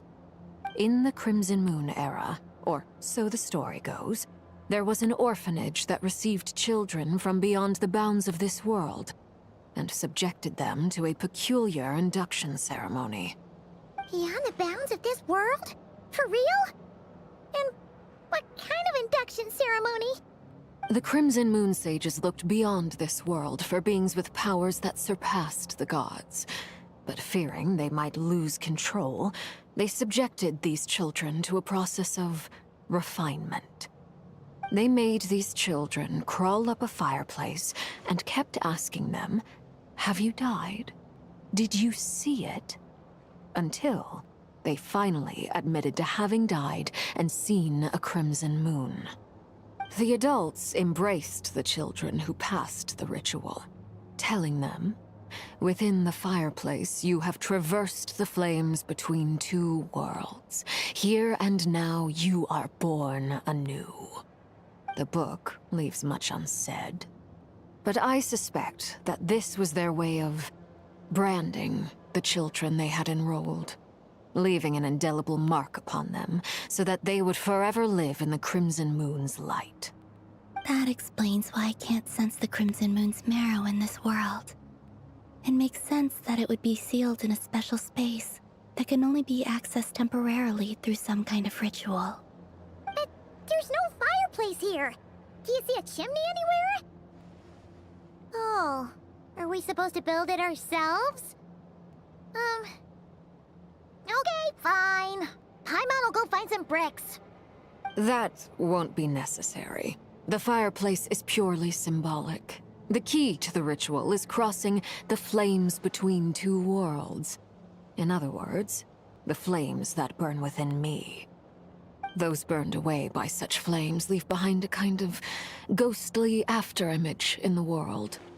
In the days of Conria, people believed they could be used to bridge the gap between the two worlds of life and death. In short, I can open a passage to that space for you. That's the easy part. The catch is I'll need to stay on this side to keep the passage open, so I won't be able to come with you. Once you're inside, you'll have to find your own way.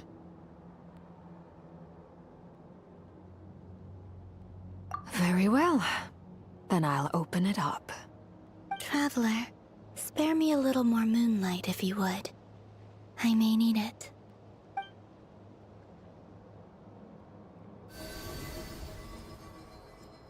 Thank you. I feel like I've recovered some of my strength now. It should be enough to move us across short distances and confront whatever dangers might await.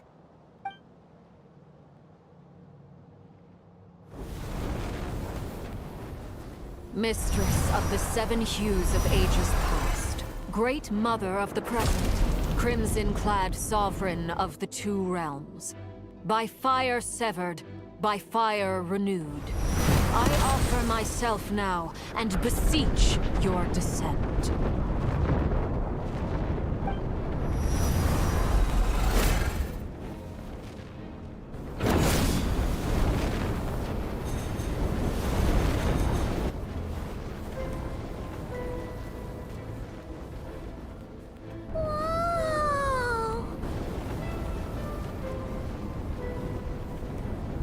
One word of advice. As you're crossing over, no matter what voices you hear, do not answer. Got it! I sense a sinister gloom inside, but also the familiar light of the moon. I feel that I am about to meet an old friend who has changed beyond all recognition. All right, let's go.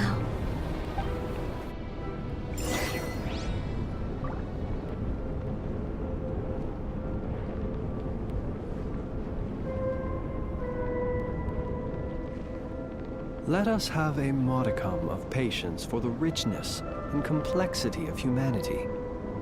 The wanton cruelty of the few is not worth our ire.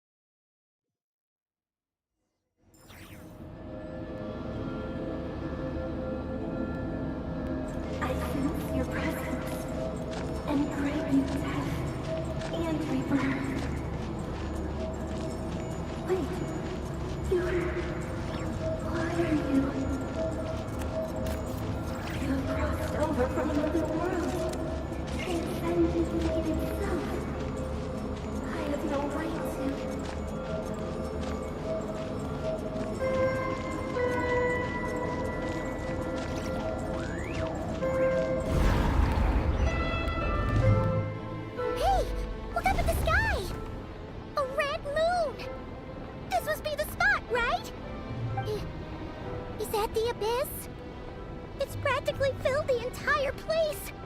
What now? What a tragic sight. Fragments of your broken body, seized by the abyss, and hung up aloft like mummified remains. Iridescent moon.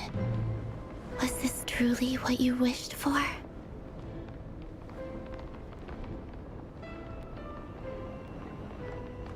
Careful! There's something spooky about this place. Feels like something is lurking in the fog. Paimon's right behind you. Whatever you do, don't run off without her.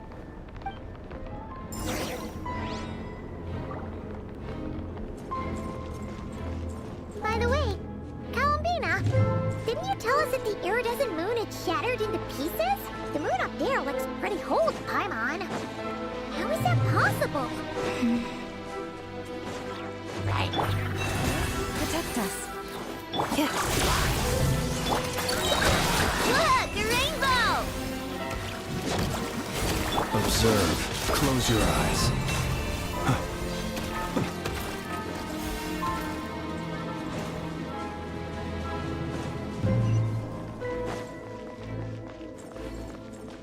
Just like I thought. It was only a facade. Cleanup sequence initiated. Observe. Be silent. To dust.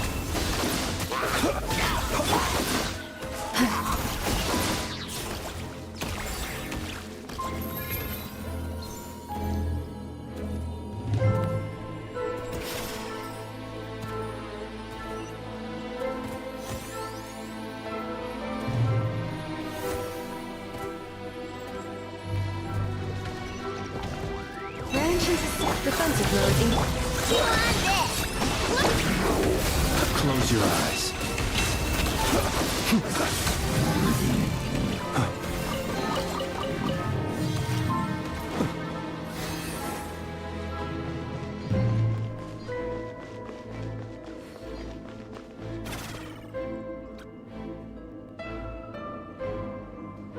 Huh?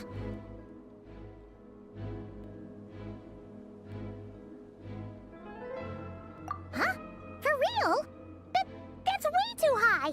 There's no way we'll be able to reach it! No. I'm not sensing anything up there. It's coming from under the mountain. Let's see... Ah! There's some kind of weird shadow over the water! Wait, see that? Looks like a mechanism of some sort! Let's check it out!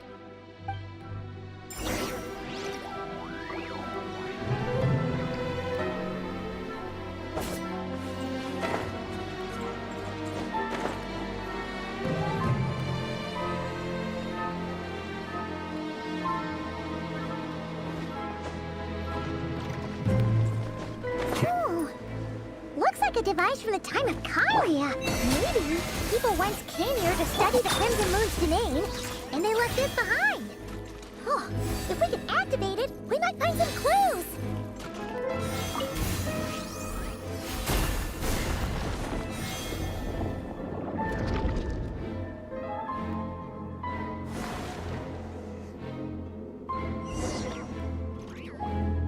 Hey, look at that! Now that the mechanism's running, the shadow in the water looks different. Do you think these mechanisms might be the key to unlocking the secret? Let's try to find more of them! Thalindis, we'll leave the rest of the research in your hands. We'll be heading back now. I hope this isn't ruining date night. Ugh. Mind your own business. Just leave me some snacks on the table. Thalindis? Is that Rear's girlfriend? How come we're hearing her voice here?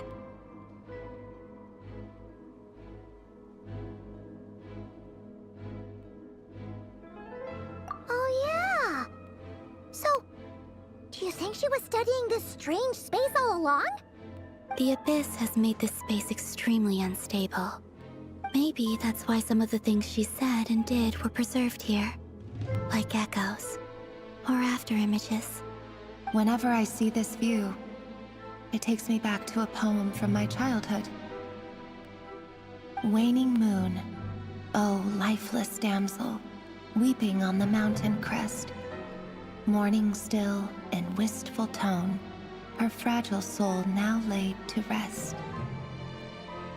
For me, of all people, to be here investigating the mysteries of the Crimson Moon space, is it a coincidence or something more?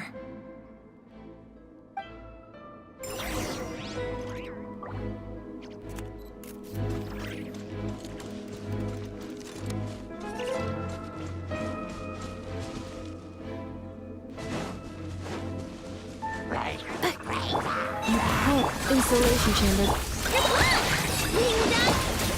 The long sleep beckons.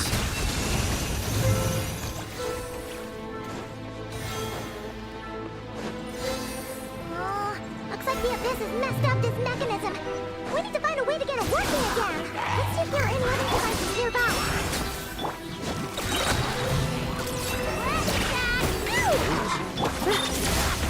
Ultimatum protocol. Observe. Feel the dark. Be silent.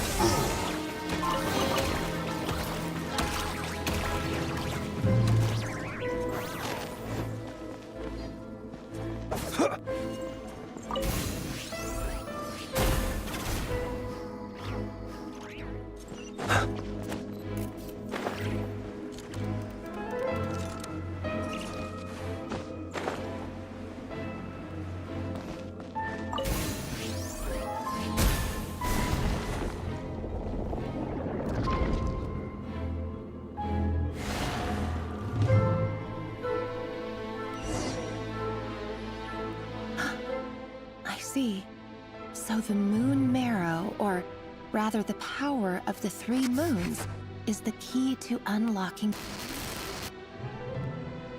If it really does exist, then maybe this madness can finally be put to an end.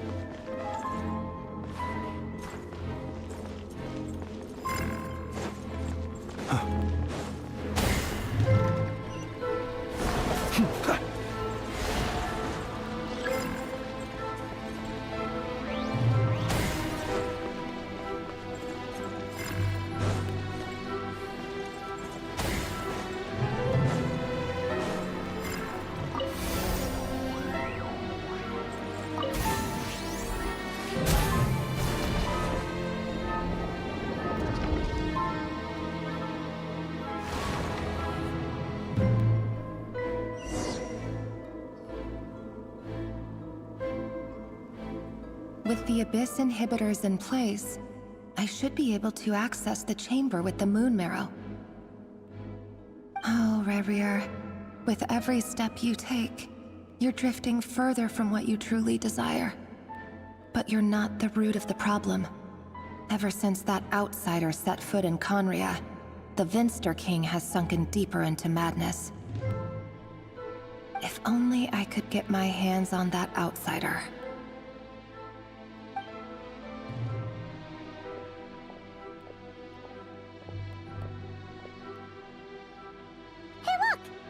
Reflection is back to normal. Elendis' voice mentioned a chamber with the moon marrow. Do you think maybe it's hidden in the moon's reflection? It must be. For within it, I sense the fragile aura of a dying soul. Then there's no time to lose! Let's go!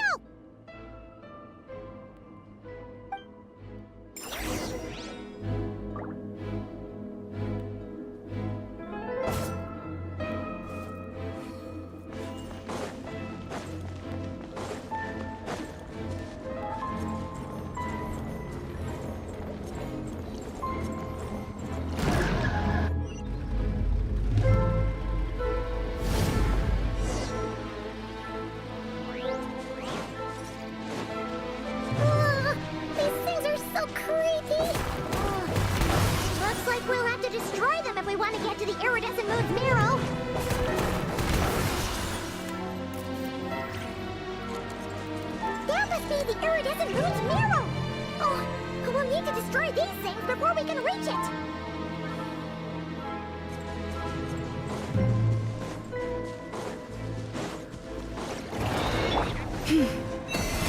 Cleanup sequence in the... Good luck! Being done, water bomb! Observe. Night falls. Be silent.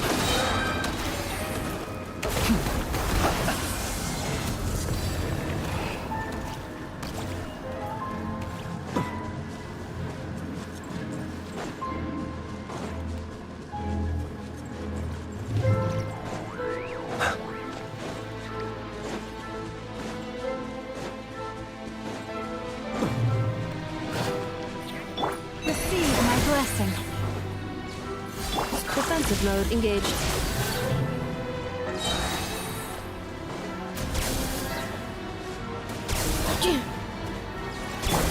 Observe. Close. Hey there! We're so close!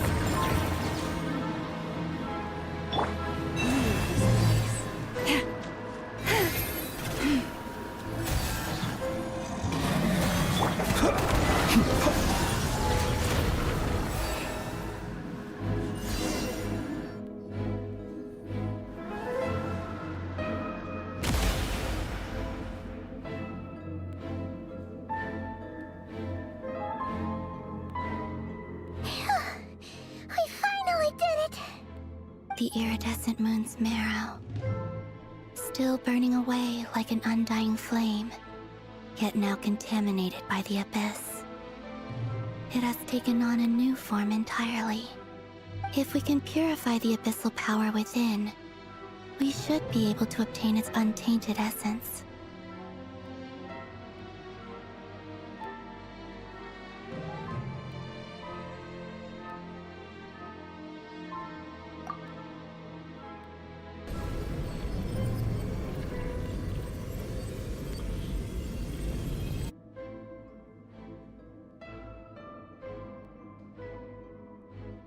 It's so cold.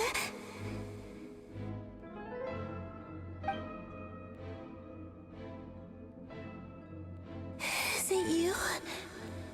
Are you here? Huh? Are you talking to us? At long last, I can see you once more. Our fates have crossed, and I am finally free. I'm sorry, I lied to you. Even knowing what was to come, I still couldn't let go of the fear in my heart as death drew near. The moment the moon shattered, my body began to split apart piece by piece.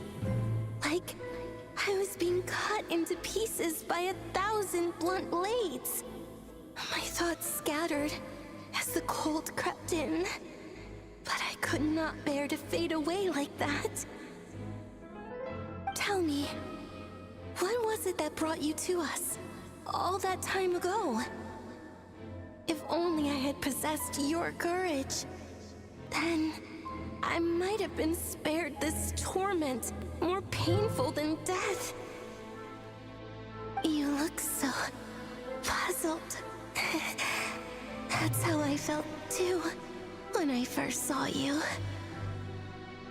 But trust me when I say that everything happens for a reason.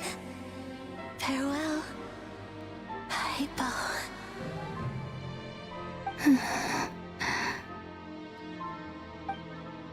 What was that all about? Was that the goddess of the iridescent moon? Oh, it sounded like she was speaking to a long-lost friend. But none of us have ever met her before, right? Perhaps. She took me for the goddess of the frost moon she once knew. For a fading soul like hers, our auras must be too similar to tell apart. But anyway, we've got the iridescent moon's marrow now. That should help you regain your strength, right? Alright, time to leave this place and meet back up with Arlecchino. Let's go!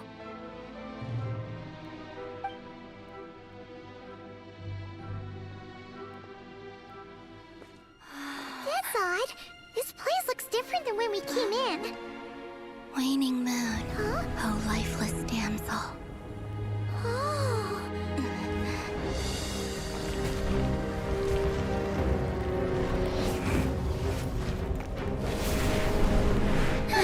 Hurry! The place is collapsing! It wants to trap us here. Who's it? The Abyss? Now we've taken the moon marrow. All that's left here is a dark will. It will show us no mercy.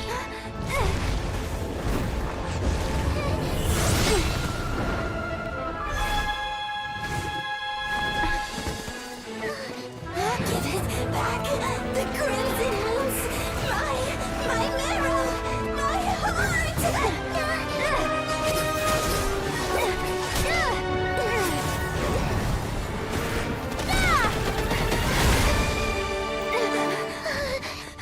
Finally! Huh? Oh no! The exit's blocked! They're back! Now what do we do? This is where you fall. Witness my rise. What are you waiting for?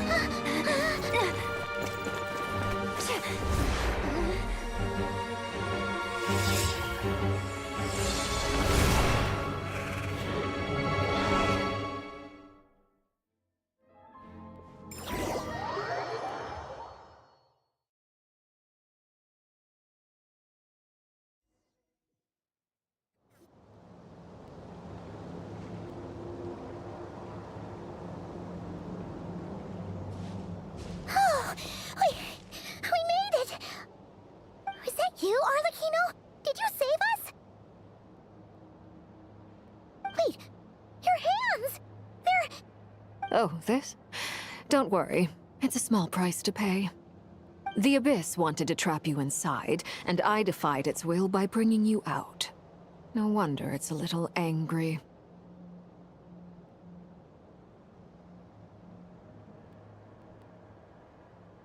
No. I have paid the price, albeit a small one, and it cannot be undone. My hands have already fused with the Abyss.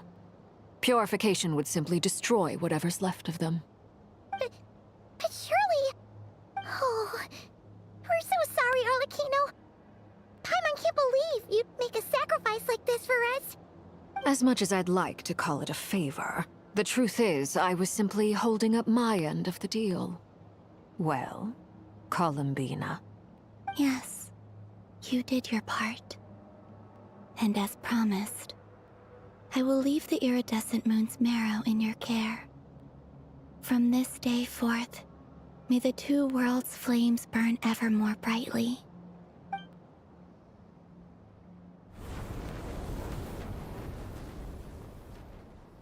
I'll take that as a blessing.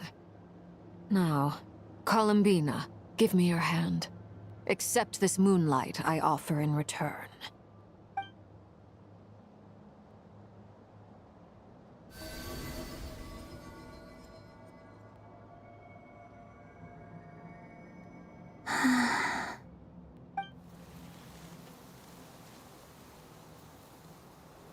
Feeling stronger? Hey, Columbina, are you okay? I'm fine. Our powers are a little at odds, that's all. By the Frost Moon's authority alone, wielding the power of the other moons was always going to be a stretch. Still, I think it's fair to say that your strength has returned, at least to the level it was at as Third Harbinger. It's still not enough. There's no way I can hope to challenge Rayrir like this. Just one more ray of moonlight, if you would. It's okay. I can take it.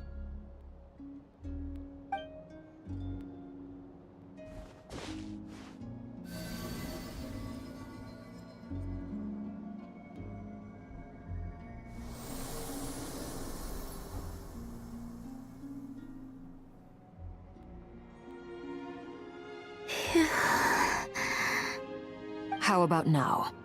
Fighting fit? At the very least, I won't have to stay hidden like before. I want to see him gone from Not Krai. The Raihir of Solnari and his wild hunt must be sent back where they belong. Well, it's good to have something to aim for. You certainly seem more alive now than you did earlier. When I first met you, you didn't strike me as a ray of moonlight. More like a wisp of fog drifting in from who knows where, ready to scatter at the first sign of a breeze. But now, you're full of vitality. Just like the frost moon, once the brightest of them all. May you keep shining, Columbina. This is who you are. Thank you. Look after yourself too, Arlecchino. I know you have plans of your own, and that's why you're always seeking to grow stronger. But whatever you're after, don't let the Abyss take a hold of you. I do not wish to see you go down the same path as Rerir. I appreciate the concern, Columbina. Although perhaps it's time you took a new name. A new name? Kutar, the Moon Maiden, Columbina. They're nothing more than code names. They describe who she is and the roles she's played, but they're not her real name. We often use code names in the House of the Hearth, too. But it's knowing your real name that keeps you grounded. Up till now, you've been living a wandering life, so you've probably never really cared. All I'll say is this. Once you've defeated Rerir, give it some thought. All right, that's it from me. I'll get you back safely first, then go meet up with Sandrone. You're the best!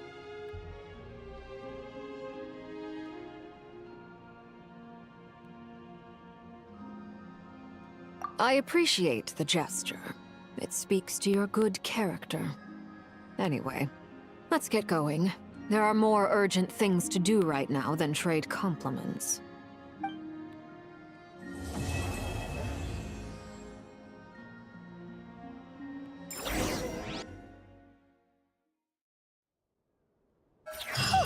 It was a close call, but we got the iridescent moon's marrow and restored Columbina's strength, and that's all that matters. In other words, mission accomplished. Paimon wonders how everyone else is doing.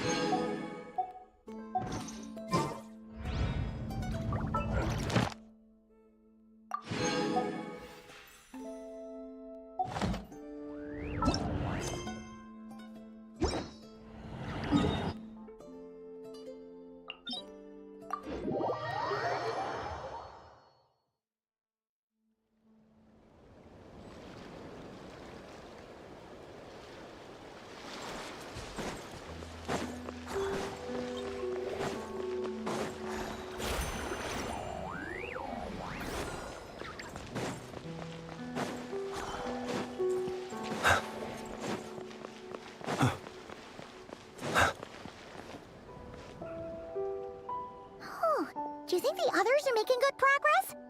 Hope it's all going smoothly. Huh! Hey, look! They made it back as well! Flintz! Lauma! How did it all go? All is well, thank you. Nefer and Yehoda had to stay at the curatorium to wrap things up, so they won't be joining us for now. I ran into Miss Anefa and Miss Aino on the way back. Their work is still in progress, so I suspect they won't be back for a while either. You seem rather cheerful today, Mr. Flintz. I certainly am. I achieved what I set out to do and came away with more than I bargained for. Fighting alone can get quite tedious, but I had the good fortune to run into a pair of brave young warriors. We meet again. How have you been? Albedo! What are you doing here? That would be a natural assumption to make. It's also the correct one. These two courageously lent me a hand while I was fighting the Wild Hunt. When they told me they were Servarka's colleagues, it all made sense. And given how people of outstanding talent tend to cross paths, it's no wonder you're already acquainted. So, who's your travel buddy, Albedo? Why don't you come and introduce yourself?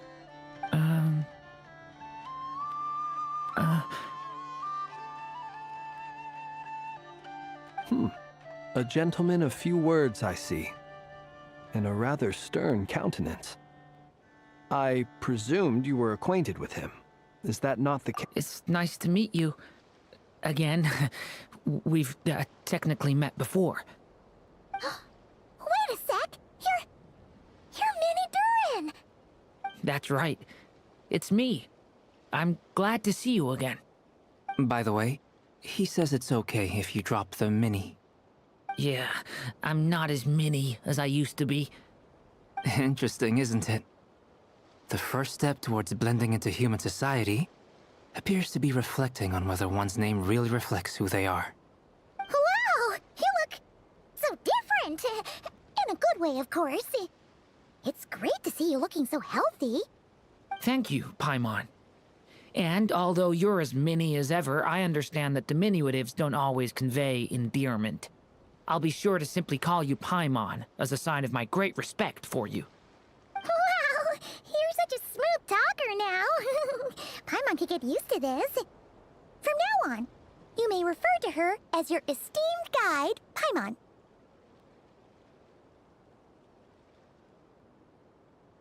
Personally, I think our little Paimon is the perfect size. When people call her little Paimon, it's just because she's so adorable that they can't help themselves. If that's not a sign of endearment, what is? You're absolutely right, Miss Lauma. My brother still has a long road ahead of him when it comes to understanding human relationships. Anyway, speaking of long journeys, didn't Columbina, leave with you? How come she isn't back yet? She's been catching up with old friends.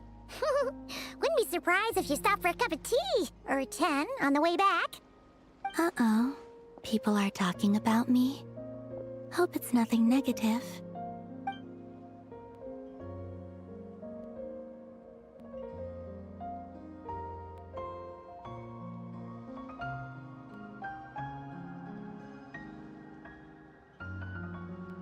Judging from your expressions, I'm guessing it all went well? It's getting crowded here.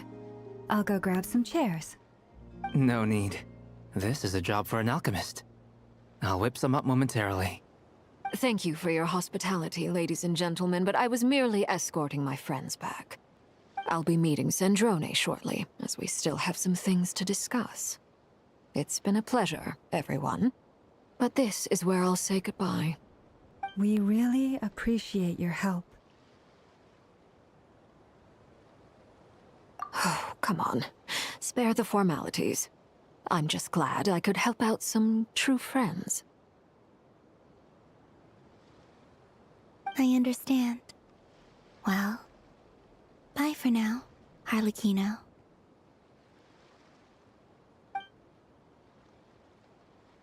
Oh, this place is hopping. It's probably a good thing one of us left. Otherwise, we might not fit all these people in. Are you saying we're about to run out of chairs? As a matter of fact, I am. Come on in and see for yourself.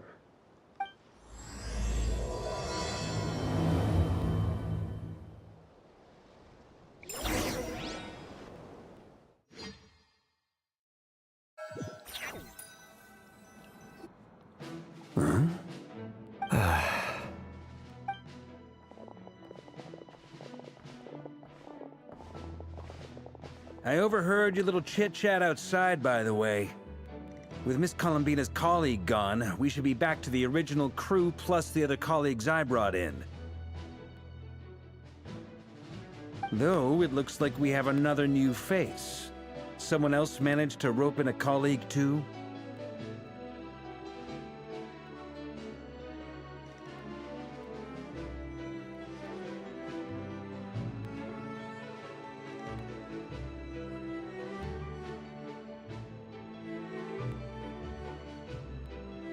Frankly, you and Paimon are the only people I know here. This here is Deansliff, colleague of Tibet's greatest guide, Paimon, and greatest adventurer, the Traveler. Well, not exactly colleagues, more sort of friends. When someone else jumps in to do the announcing, you know you're speaking to someone important. Let's hear what he has to say. Note to self. Once Paimon knows your name, the rest of the world will soon follow. When he comes looking for us, it's usually something important. Paimon's guessing you've heard about the Wild Hunt, then. From the looks of it, you're about to hold a meeting. If I were to say that the Wild Hunt is our mutual enemy, would that earn me a seat at the table? As the saying goes, the enemy of my enemy is my friend. Mr. Dainsliff, there's a seat with your name on it. Though, I can't promise the same for everyone else. Hey, Albedo, think you can rustle up a couple more chairs? After all this time apart, Grandmaster Varka's first order is to rustle up a couple more chairs. I've missed this. Is he being sarcastic? Hey, he's your brother. Why are you asking us? I've still got a lot to learn about the nuances of human conversation. Trying to decipher Albedo's way of speaking has been like jumping in at the deep end. Oh, good point. Paimon gets you now. Don't sweat it. There are people who go their whole lives without getting the hang of it. You're ahead of the game already.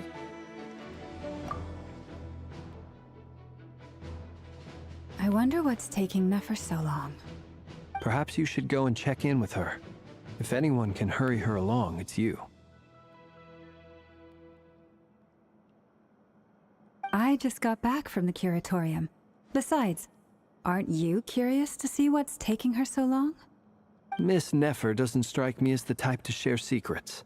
And since gathering intel is her specialty, I'm guessing she'd prefer to keep her methods confidential.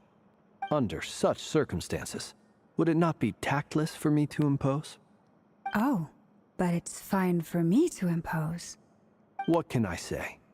You have an unrivaled ability to garner people's affection, Miss Moonchanter. Besides, you have far more in common with her than I do. All right, then. Impressive. She barely fought back at all. I admire your powers of persuasion, my friend.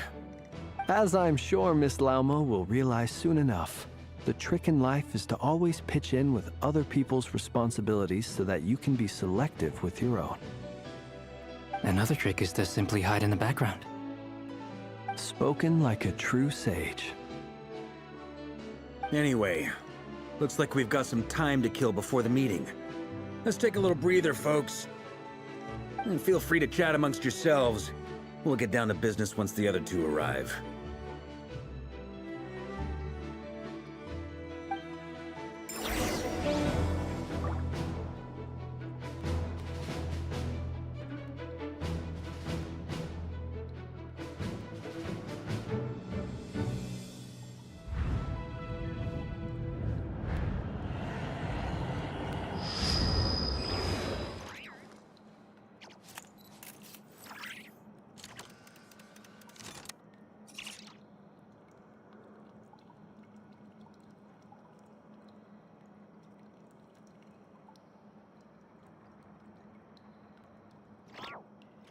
People ought not be so frightened of ghosts. They are merely talking shadows, chattering away endlessly about their past affairs.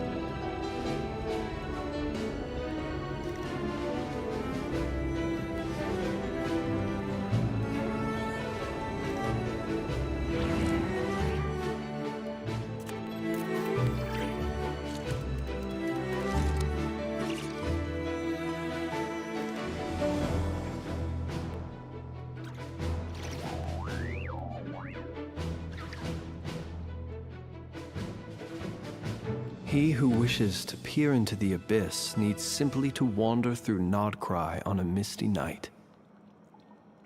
The march of the wild hunt will be sure to drag him into the darkness.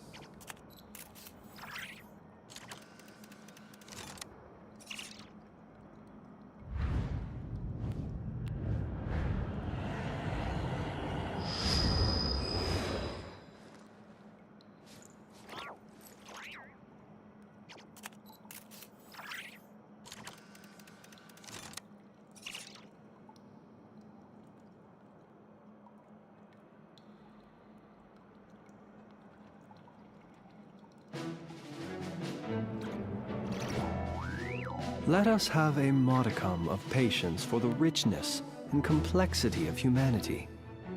The wanton cruelty of the few is not worth our ire.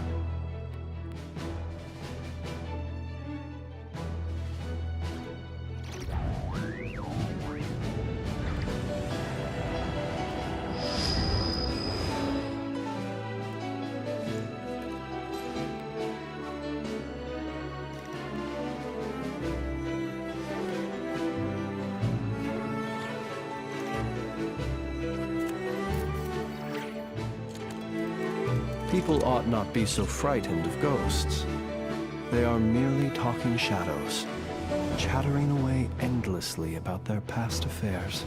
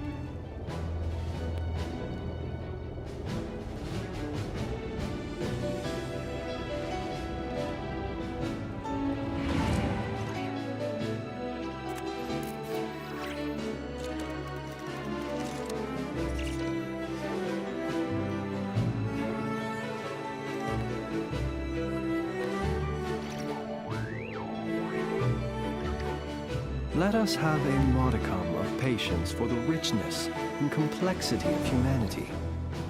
The wanton cruelty of the few is not worth our ire.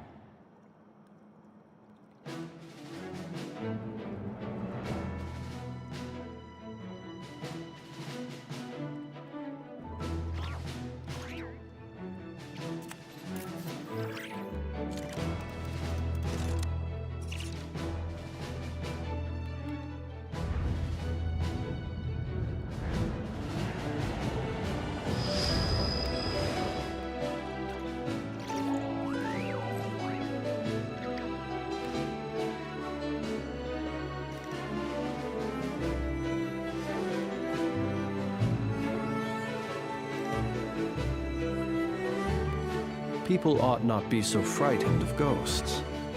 They are merely talking shadows, chattering away endlessly about their past affairs.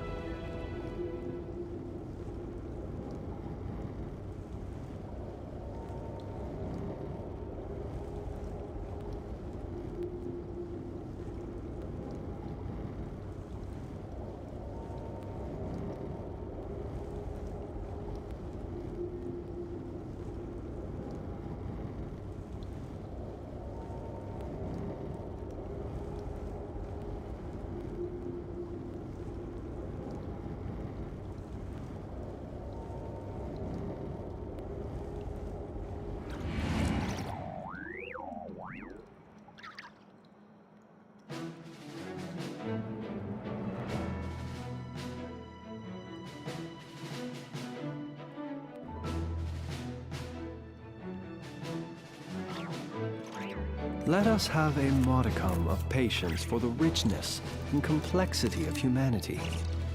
The wanton cruelty of the few is not worth our ire.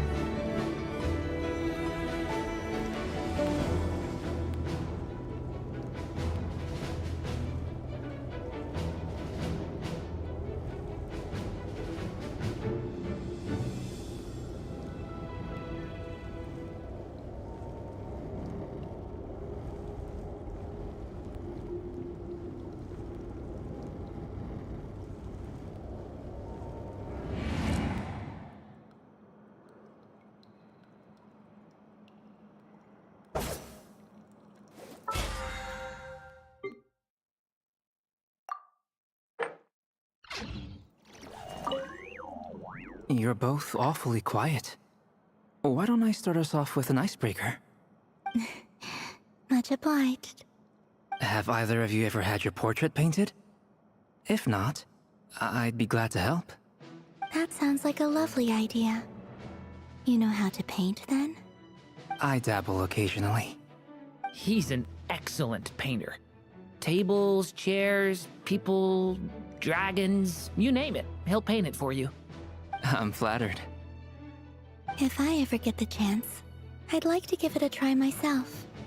I'll bear that in mind. Anyway, how about you, Durin? What sort of portrait would you prefer? Oh, I'd be fine with anything. Whatever style feels best to you. Very well. Then I'll play it by ear. You can replicate any style I want? I can try. If you show me a sample, I'll do my best to match it. Thank you. In that case, I'll dig up some reference material for you.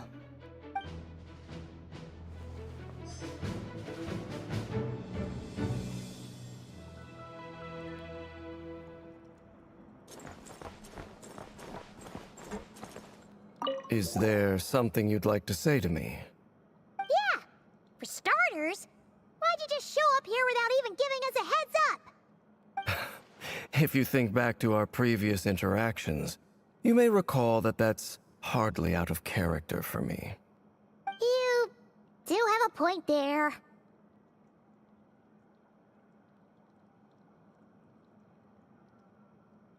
Oh yeah! You'll need to find somewhere to stay the night too, right? Want to tag along with us? You never know. We might get a group discount. Sure, let's do that. Great! Paimon will handle it! And in return, we can get Dainslift to be our very own personal bodyguard. If that's what you had in mind, you should have said so sooner. I'd be happy to help. Oh, okay then. Paimon was only kidding, but good to know. Anyway, since we're all here together, we might as well watch each other's backs. That's just what friends do, right? Indeed. Thank you.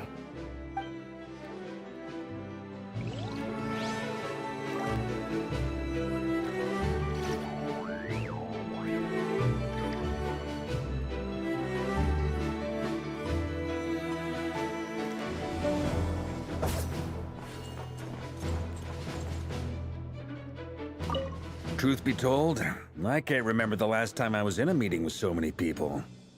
You're not alone there, my friend. The Lightkeepers also struggle to bring everyone together for a serious discussion. I don't doubt that. I've only ever met two Ratniki, one being you, and the other being that young guy, Itlua. Itlua is a good apple. I'll give him that. He's kind, honest, and regularly delivers supplies to my lighthouse. A true Ratnik to the core. In that sense, he puts me to shame. So you're what? A fake Ratnik? That's what it sounds like you're saying. But I get the feeling that's not quite what you meant.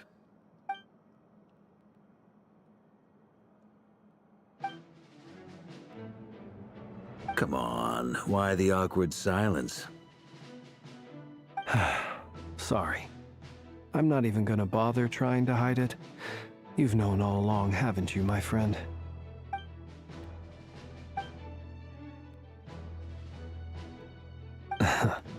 Now that was an awkward silence. Let's just keep this between ourselves. Probably best if Eloa doesn't know, huh? That goes without saying. Gotta be careful what you share with youngsters, after all. Anyone else in the know? Let me guess. The Traveler and Paimon? It's dangerous being too sharp for one's own good, you know. Then, in the name of the Animo Archon Barbados himself, I swear your secret's safe with me. When we went for drinks, you said that you and Barbados were practically best buds. In the light of that claim, do you really expect me to take your oath seriously? Of course. Just as long as you don't go spreading around the fact that I'm close with Barbados, all right? Fair enough, then. Nothing like a bit of mutual leverage to seal the bonds of friendship.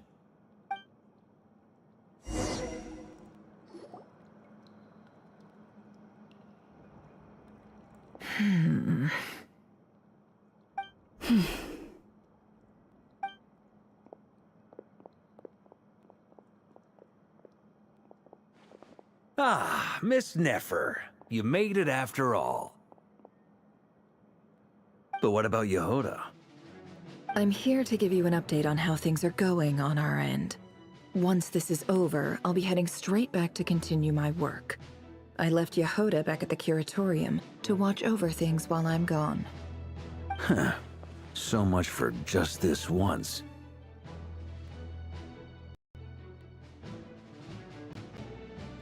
Shh! Not so loud! We're on a roll here. What if she remembers and suddenly decides to back out? Did you say something, Mr. Varka? Huh? I didn't say anything. Right, Flints? Must have been a frog. They get so noisy around here at nighttime. It's like they're putting on a concert in the background. Anyway, before we begin, there's a few introductions to make. Let me start by saying that it's an honor to be speaking before so many distinguished colleagues and collaborators. First up, we have Miss Lauma. As Moon Chanter, she's the leader of the Frost Moon Scions, a local religious community in Krai. Then there's Miss Nefer, boss of the Curatorium of Secrets, an intel gatherer extraordinaire. Nefer is leading the investigation into Rerer's background, assisted by Yehoda and Lauma. From the little I've heard, they're making some great progress. Over here, we have Mr. Flints, a ratnik and guardian of the abandoned lighthouse. In our last operation, he courageously distracted the wild hunt to buy time for the rest of us. For those of you who've never met, this is Mr. Albedo, a renowned alchemist and captain of the Knights of Favonius investigation team. By his side is a new face for us all, myself included, Mr. Durin, who has come to lend his aid. Next up, we have the Moon Maiden and former Fatui Harbinger, Miss Columbina. Then we have the Traveler, who's earned more titles than I could possibly hope to list out, so I'll spare you the rundown. And Paimon, the ultimate travel companion and quite possibly the best guide in all of Tevat. Whoa! That's a lot of people! Great turnout! Miss Nefer, it looks like you might have another job coming your way, so, congratulations on the booming business, I guess. You think I haven't got enough on my hands as it is? Who's looking for me now? That would be me, Miss Nefer. I have a commission for you. And you are? Who I am doesn't matter right now. What does matter is that I'd like you to gather more intelligence about the Rehyr of Solnari.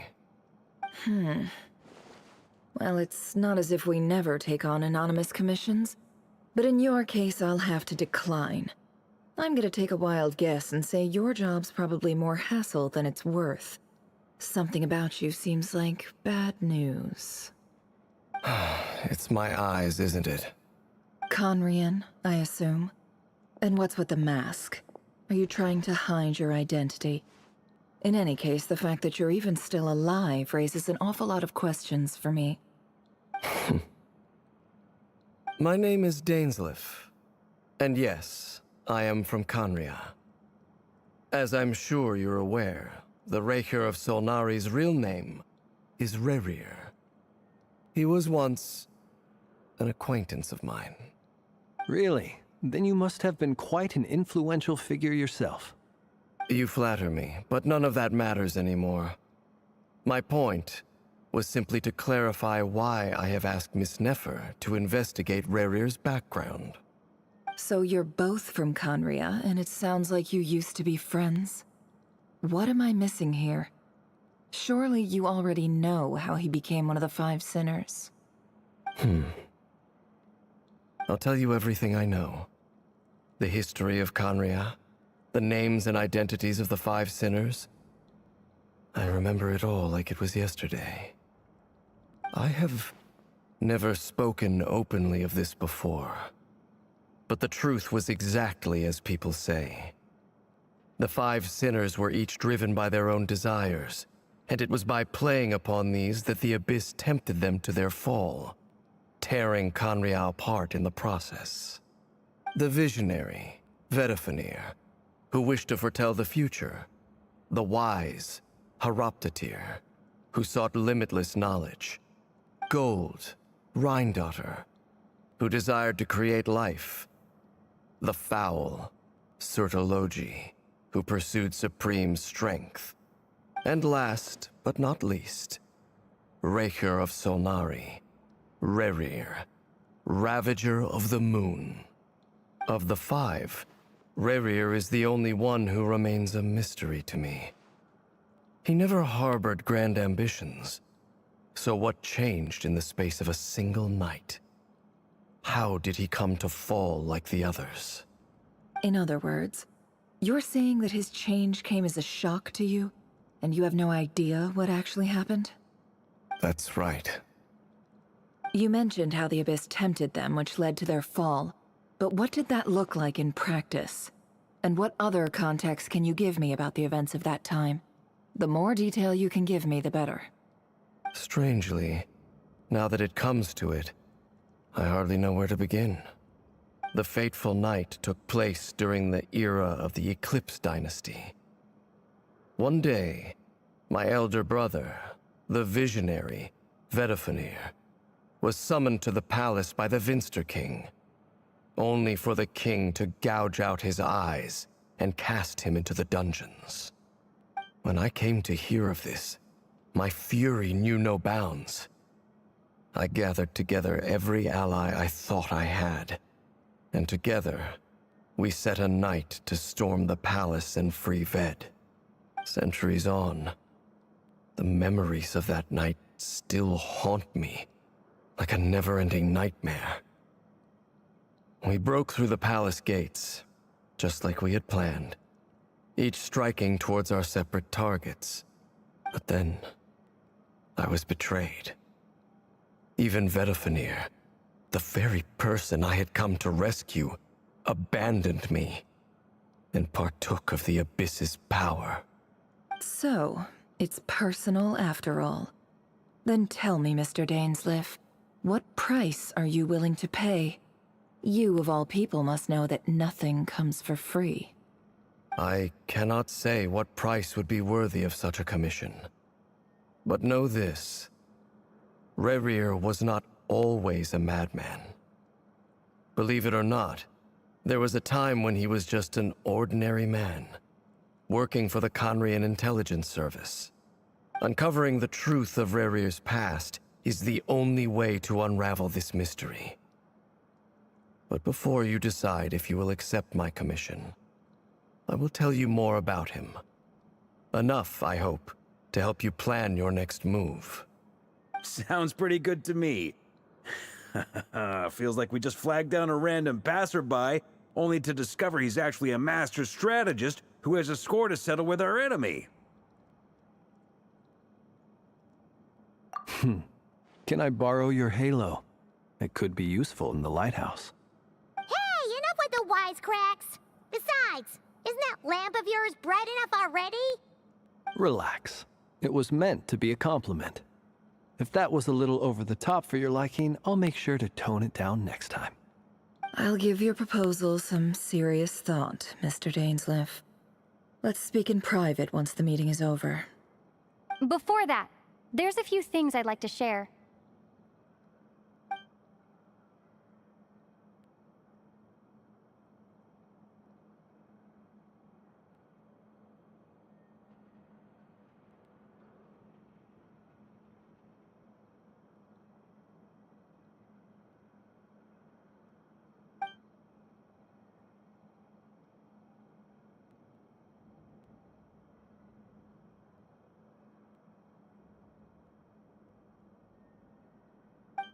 Now that we've united the hearts of the three moons, your power should be greatly enhanced.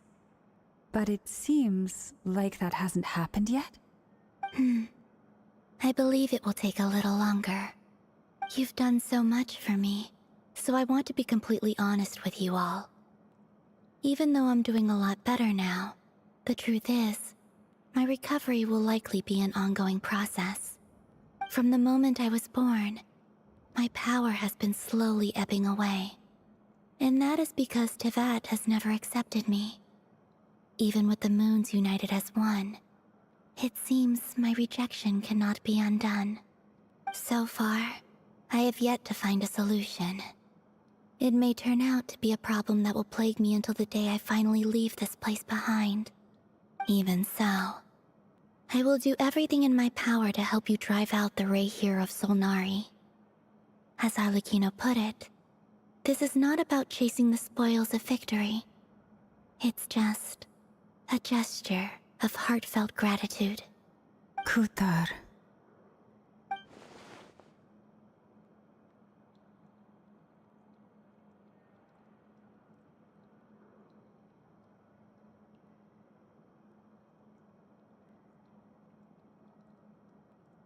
Defeating the Raihir of Solnari will be no easy task.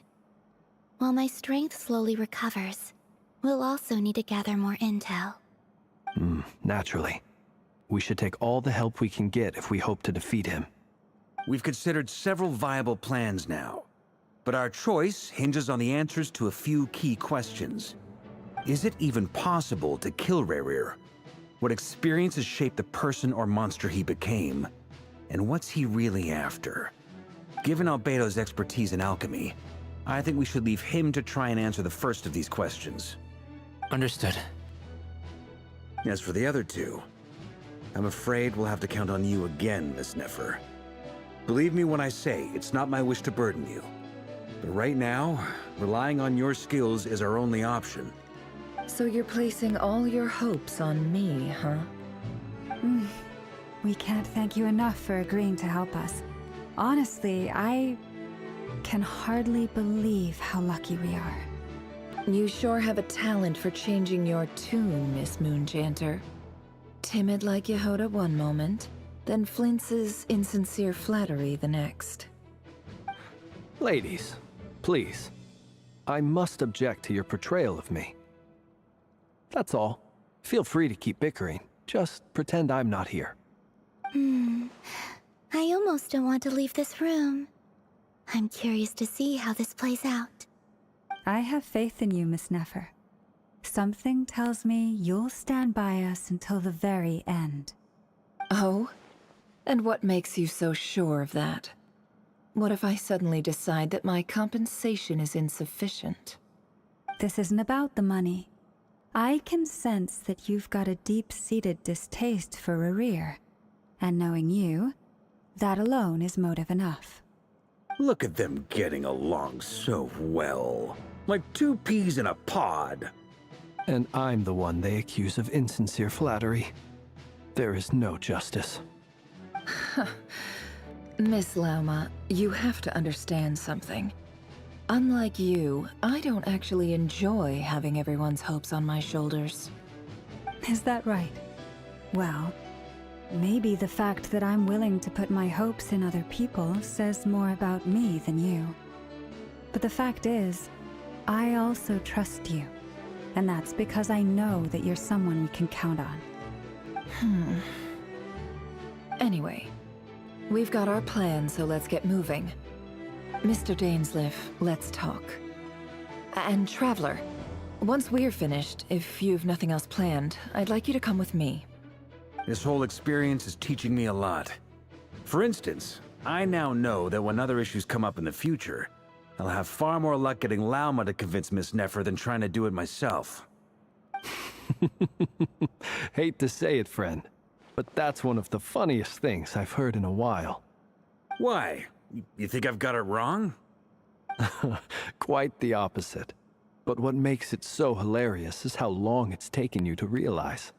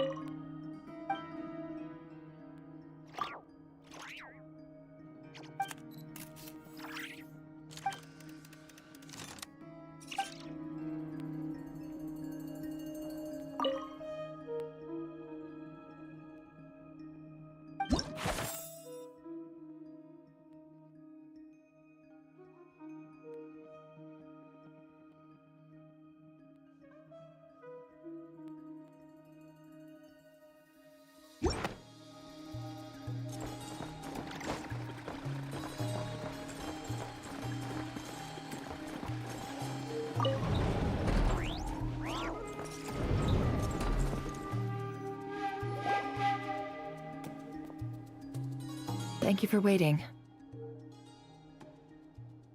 It's okay. We actually used the time to help Dainsleif get a room at the hotel. That's very considerate of you. Now, I trust you share my curiosity about Rarier's past, and you seem fairly familiar with Mr. Dainsleif already.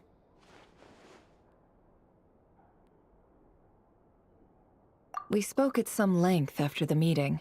He was the one who suggested I should invite you to join this operation. He feels confident that these secrets will be safe with you.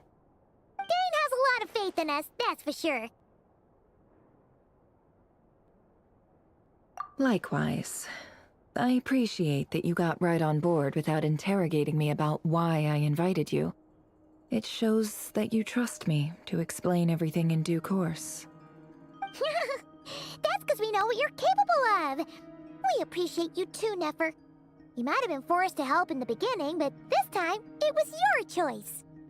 That's one way to put it. Another is this, that once a decision's been made, it's set in stone. After that, my only goal is to see it through. Alright, so here's how it is. I'm going to access Rarier's thoughts again using my confidential method. Now, I'm sure you've seen things like this before on your travels, so you're surely well aware of how dangerous it can be. The reason I've gathered you all here is to ensure my safety during the proceedings. I plan for us to enter the fragment of his consciousness together And once inside, I will focus on searching for information. Think of this as a diving expedition into someone's brain.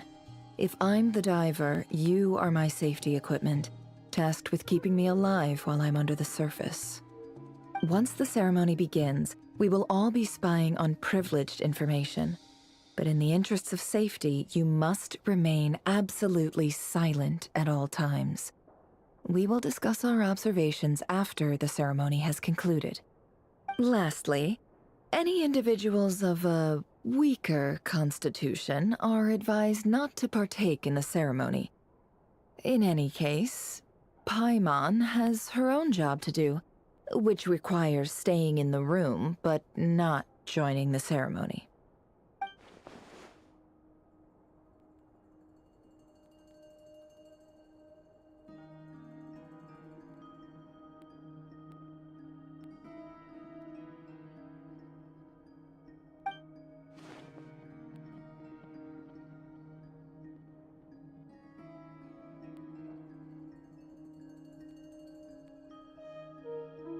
Well, good luck, everyone!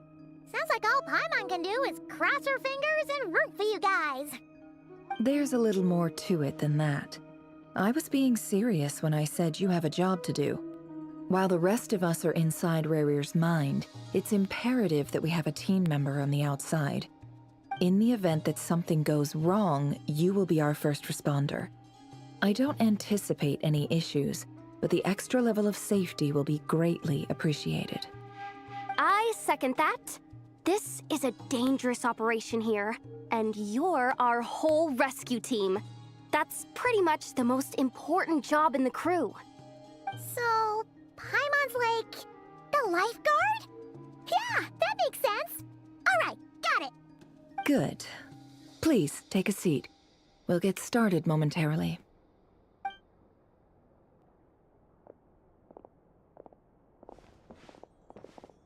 So, did Mr. Dainsleif tell you anything else?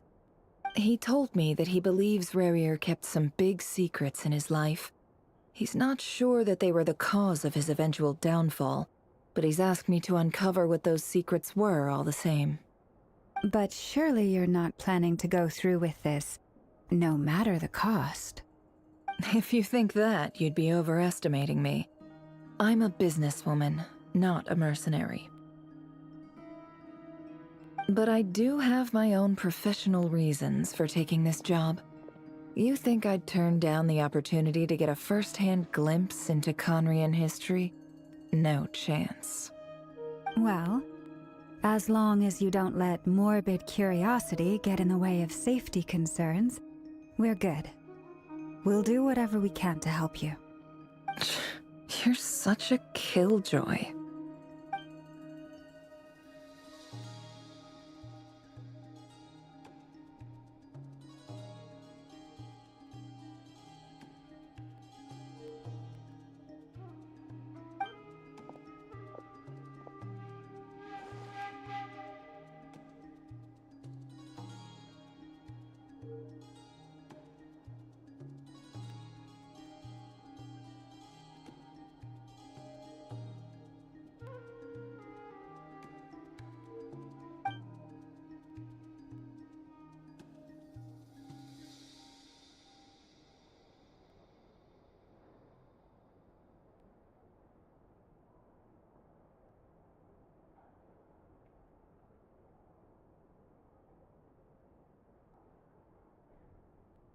All right, I'm good to go. All set over here, too.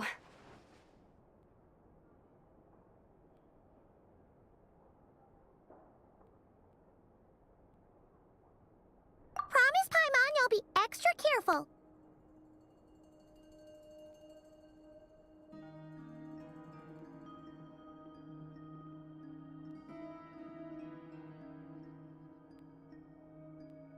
All right.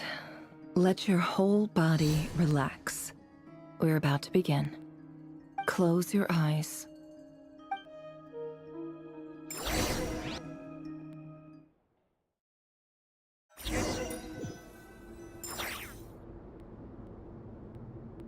Phew. Could this be his office?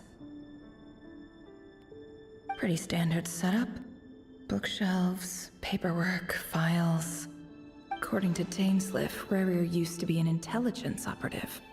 Chances are there's plenty of top secret intel stashed away in this room. Is this where you keep your secrets, Rarier?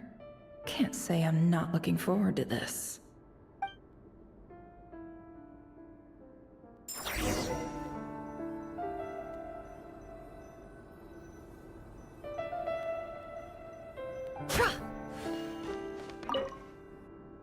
A file tucked inside a folder. The title reads, Dear Breakfast Shop Owner. It's a list of names, but at this stage I have no idea who any of them even are.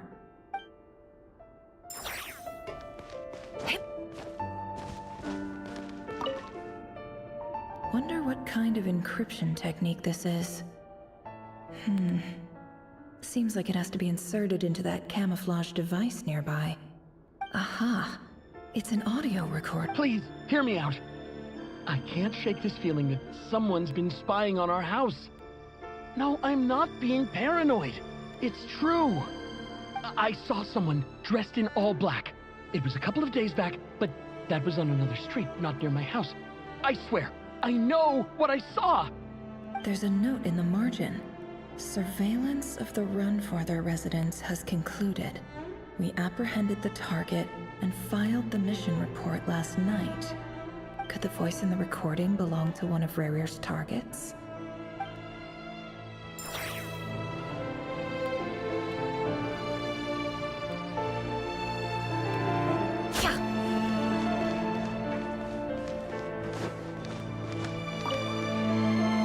Bookshelves full of documents. Looks like these are all files, packed with the personal details of individual Conrians. The Crimson Moon dynasty preceded the eclipse. Since Rarier worked as a secret agent during the latter, it stands to reason that he was tasked with purging remnants of the old dynasty. Yep, lines up exactly with what Dainsliff told me.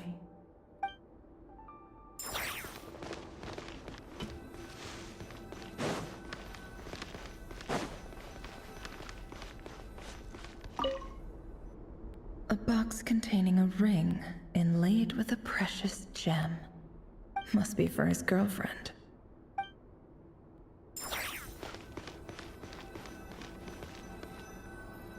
He looks even gloomier than last time.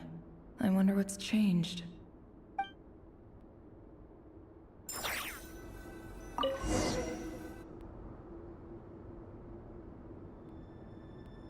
Today's files are in. Time to wade through them, just like usual. Male, 51. Occupation, cook. Confirmed Crimson Moon descendant. Has maintained frequent contact with other descendants over the past year. Poses a threat to the dynasty. Neutralized on...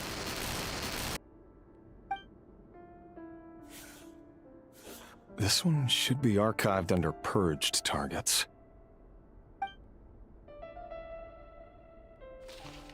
Female, 23. Occupation, office clerk. Confirmed Crimson Moon descendant. Has maintained frequent contact with other descendants over the past year. Poses a threat to the dynasty. Neutralized on...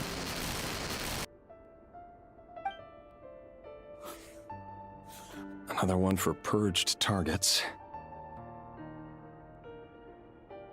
Sounds like she was that other man's daughter. Never mind. What's it got to do with me?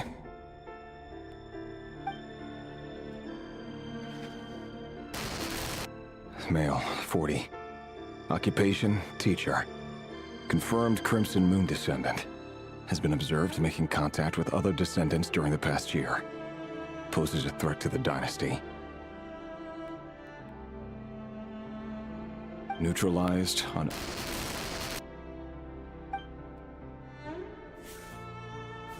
Just another nobody for the archive. Come to think of it, I remember surveilling this man. A case like his never would have been considered a priority in the past. Huh. He barely even interacted with other Crimson Moon descendants.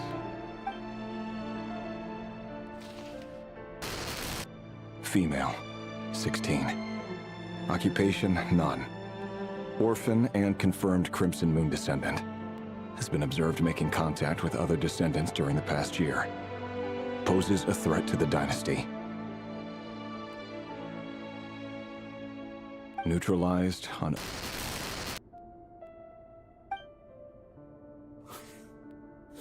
Filed. I have no recollection of this girl. None whatsoever. She doesn't seem to be anyone important, but then again, how many of them really are?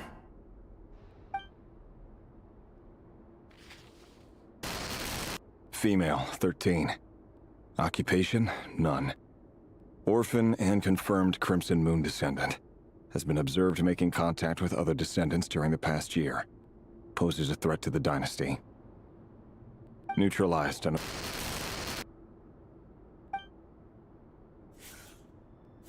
Filed.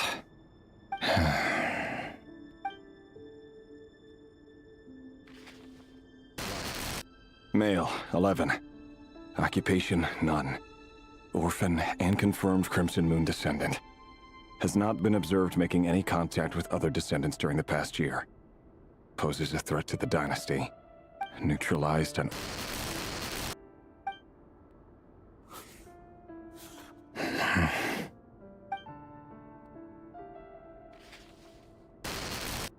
Male. 6. Occupation, none. Orphan and confirmed Crimson Moon descendant. Poses a threat to the dynasty.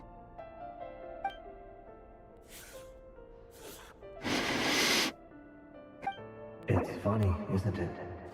Your job is becoming both harder and easier at the same time, depending on how you look at it. Sooner or later, the Crimson Moon descendants will be completely wiped out. But as their numbers dwindle, they become harder and harder to track down. That's not how it is. Fortunately, however, most of the able-bodied adults have already been taken care of. The remaining weaklings will be increasingly easy to deal with. No! No.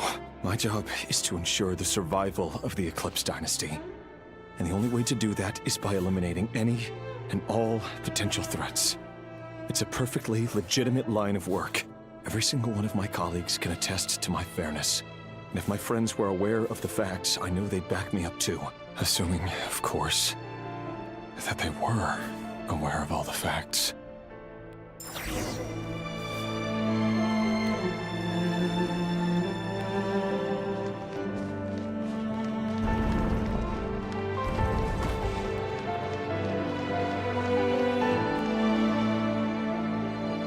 Mr. Vedifalnir, it's been quite some time since we last met.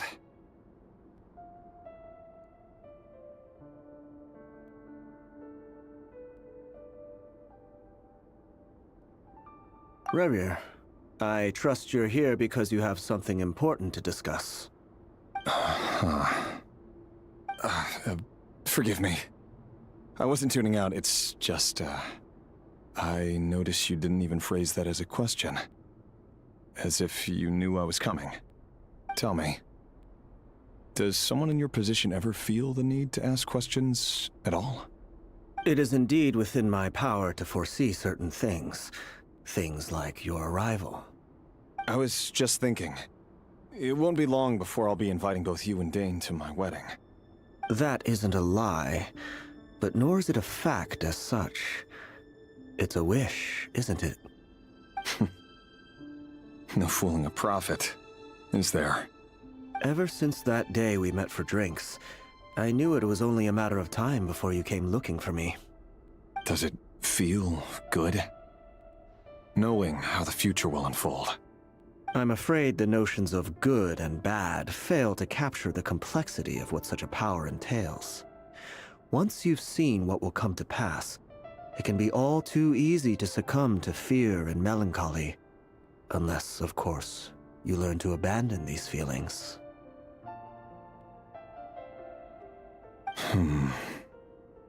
You fear my silence, and long to hear the words I left unspoken that day. That's right.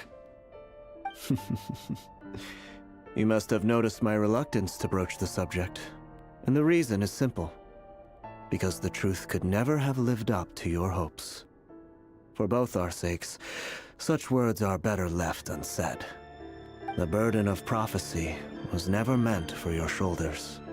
So who exactly do you deem worthy to hear your prophecies? None but our exalted king? Or rather, our king as he once was. You're closer to his majesty than I am. You must know better than anyone how much he's changed. You say that as though it is to my benefit.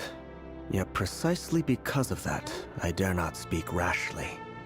A king can turn out to be the most virtuous of rulers, or a tyrant more terrible than the most vicious of dragons.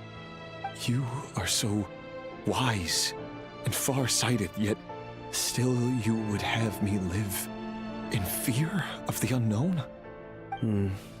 You make a fair point. Especially given my silence alone was all it took to send you spiraling downwards. Very well then. Let me offer you some advice. And I say this not as a prophet or a visionary, but simply as the brother of your friend. For many reasons, there is very little chance of your marriage ending in happiness. If happiness is what you seek, you should find another fiancé.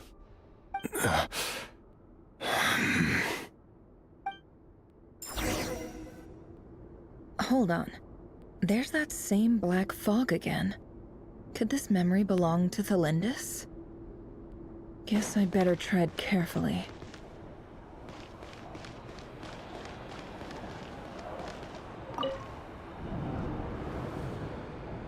Wait. Hear me out. This time we finally got a clear look at his face and learned his true identity. His name is Rayrir, and he claims to be one of the king's guards.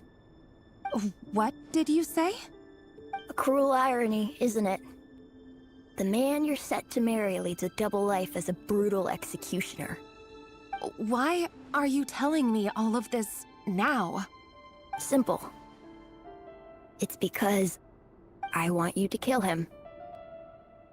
You are the only person he would never suspect. No, absolutely not. I would never dream of doing such a despicable thing. So you'll just stand by and watch him slaughter us to the last? Do not forget that the blood of the Crimson Moon flows in your veins too.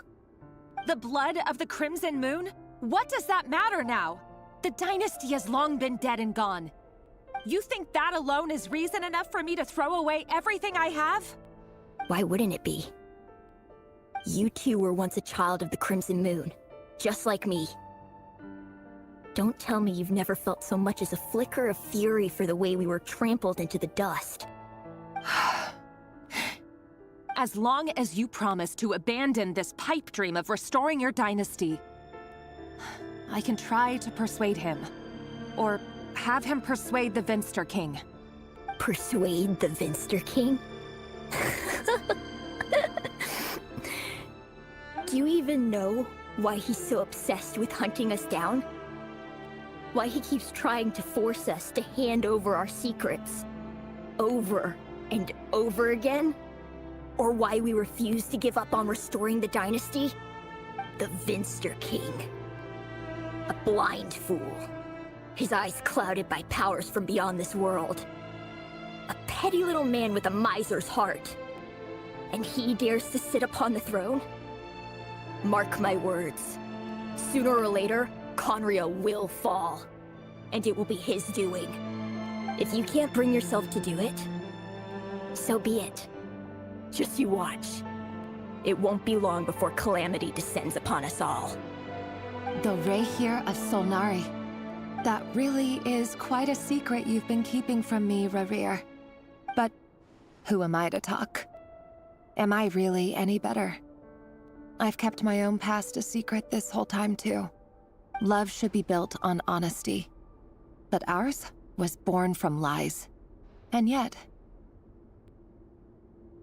is it really so wrong to hide things that would only make life harder? If we don't cover up the parts that no one else should see, how can we go on pretending to be normal? WraithNWhimsy must have known all this. And that's why he made his prophecy.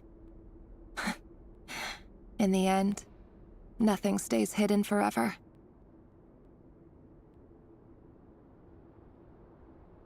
But I won't just sit by and watch this disaster unfold. I'll do everything in my power to protect what I cannot afford to lose, no matter who I have to face.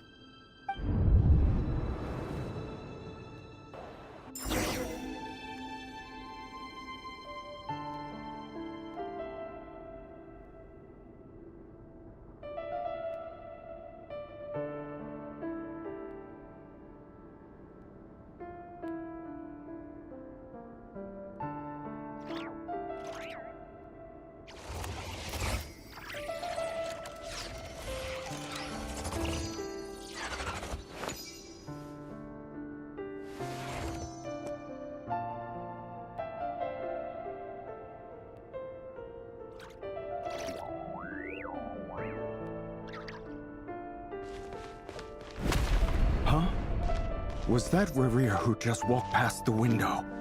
Doesn't it give you the chills that he still takes the same road to work every day? As if nothing ever happened. Those people at the deli. Enough already. They're clearly pretty taken by their own disguises, so just smile and play along. Pull the rug from under beasts like that, and you'll risk having your throat torn out. Deli. Oh. They're talking about those people from the opposition. Right. I'd almost forgotten they used to run a deli. People of no consequence always vanish so easily. And no one even remembers them.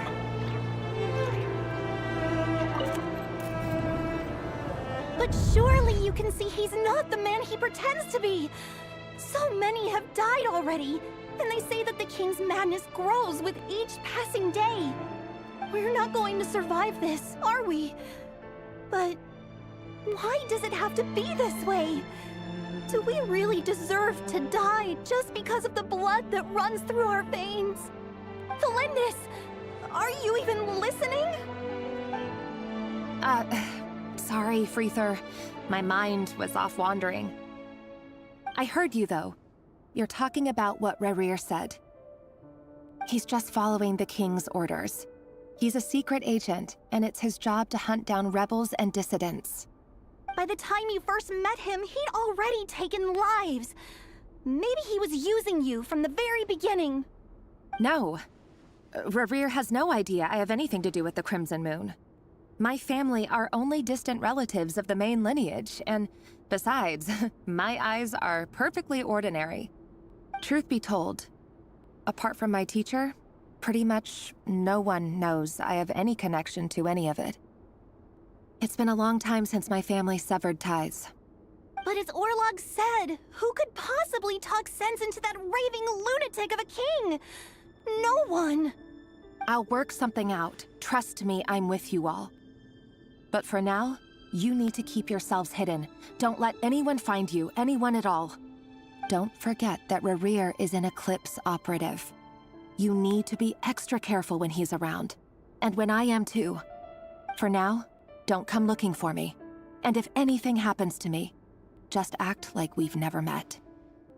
If even you can't escape this, what hope do the rest of us have? But after all this time together, surely he wouldn't lay a hand on you. I won't speak in his defense, nor can I give you a clear answer to that question. But I'll do everything I can to put an end to this. Here, hold on to this. If an opportunity to escape presents itself, take it. You'll be glad you took some spare change. You call that change? But what about you? I've got a job, and there's still money coming in. But you can't go anywhere right now. Please think about yourself for once.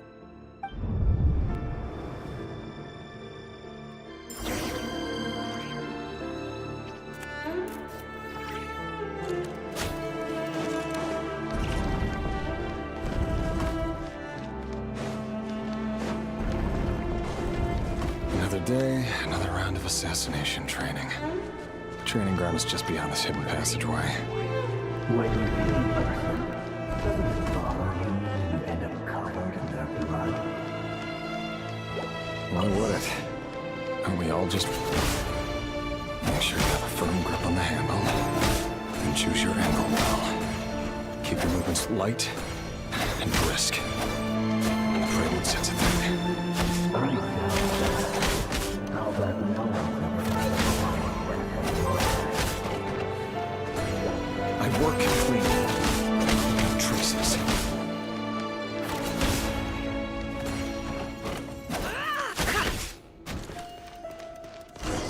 That doesn't make it open and above board. The king just happens to need you right now. Someday he doesn't. That won't happen. He's changed. Ever since he fell under the spell of that power. Usually I can take out a handful of the guilty.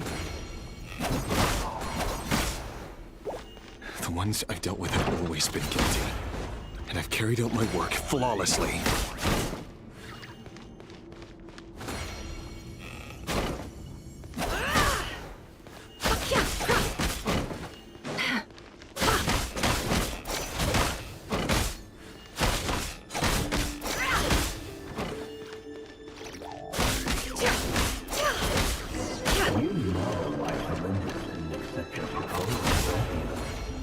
Was it because he didn't trust you?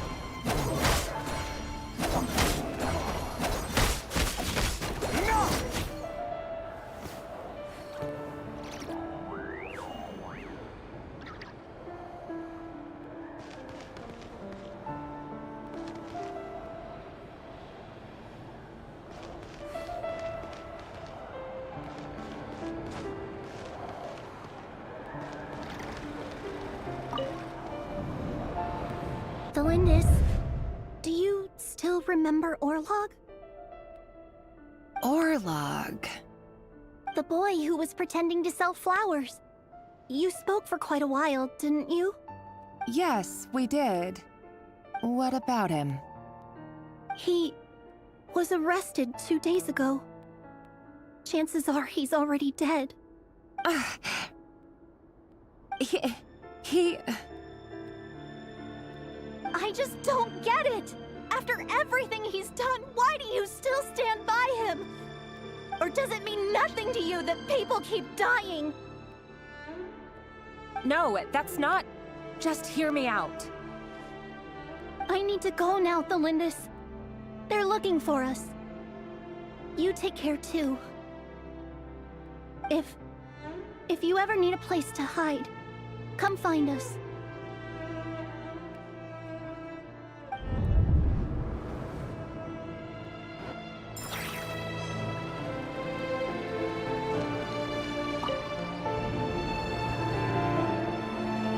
Author, Delindis. Over the course of this week, the research object was subjected to interference for a total of 47 hours for experimental purposes. The results are as follows. All subjects of observation that were sent inside have now... The situation within is proving more problematic than anticipated. No progress whatsoever. What now? Won't you give me even a glimmer of hope? Things are getting worse by the day. I have to find a way or we'll all be in danger.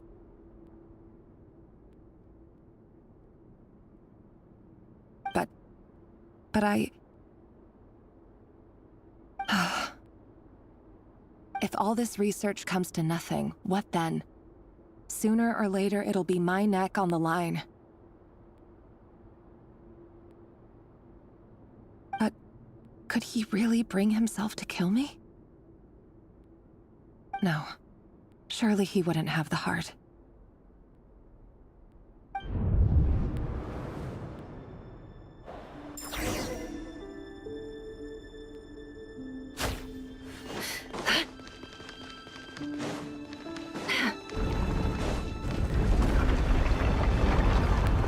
Why won't you just let us go? We don't even know each other.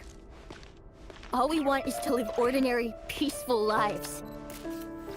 You want to live?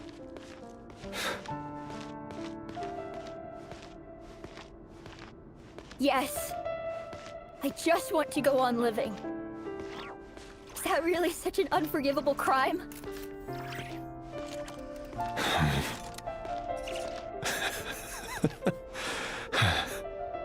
You want to go on living. I want to keep living too. To keep living forever. That's why I have no choice but to continue on the path I'm on. If only some savior would suddenly swoop down and change the way the world is. Too bad that's not going to happen. Imagine that. If there really were such a person, you and I wouldn't be standing here like this, would we?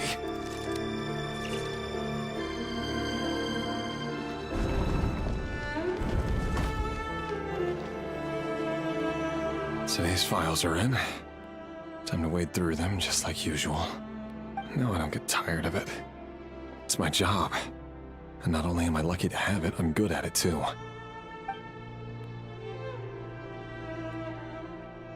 Huh. Wait. That's... Thalindis?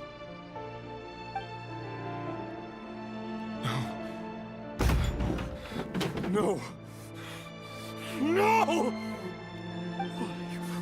Why? But you bear no mark of the Crimson Moon. How could you possibly have anything to do with them? It cannot be! A diluted bloodline. Carefully concealed. I see it now. You've been living in the shadows just like me. What a fool I've been. Numbing myself with talk of justice. Even imagining my friends would back me up. But in the end, Irminsul. Finster King! How far are you going to take this? From the direct bloodline to secondary offshoots? And then what? Today it's the descendants of the Crimson Moon. Who will it be tomorrow? Will you not rest until everyone down here is dead? No. This cannot go on. This is where it ends.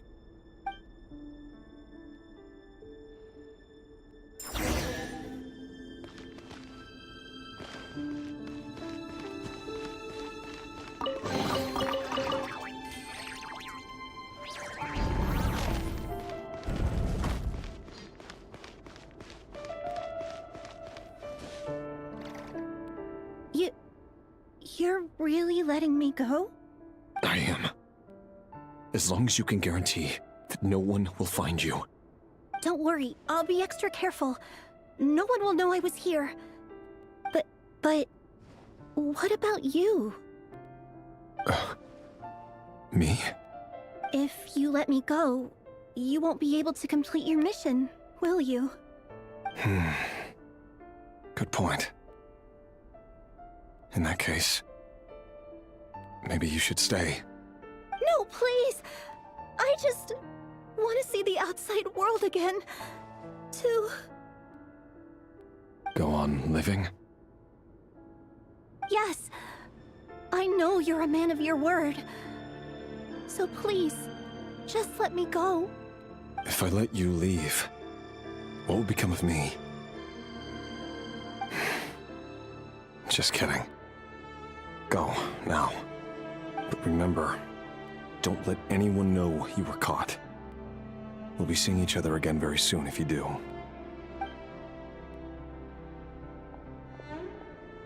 Even shadows in the dark must live by a code.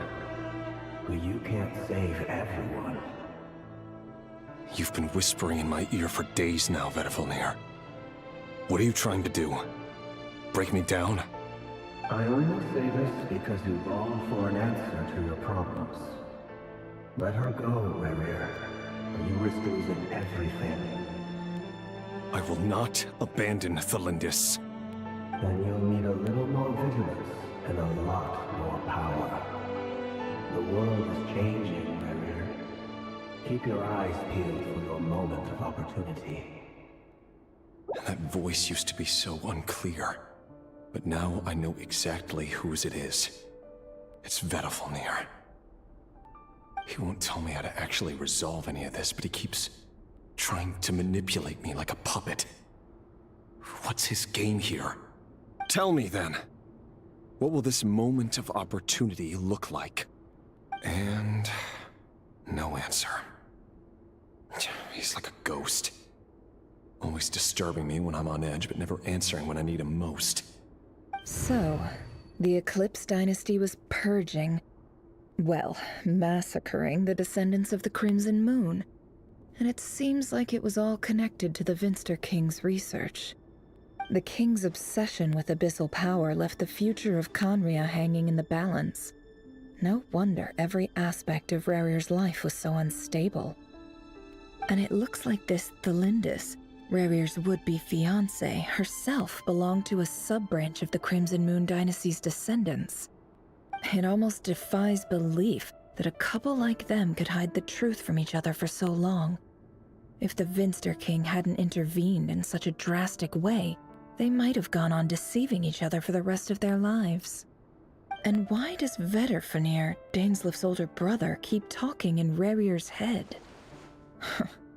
This guy kept more secrets than I ever imagined. The human mind is like a vast desert of shifting sands. When you follow the flow of someone's memories, you only ever see the parts they're willing to let surface.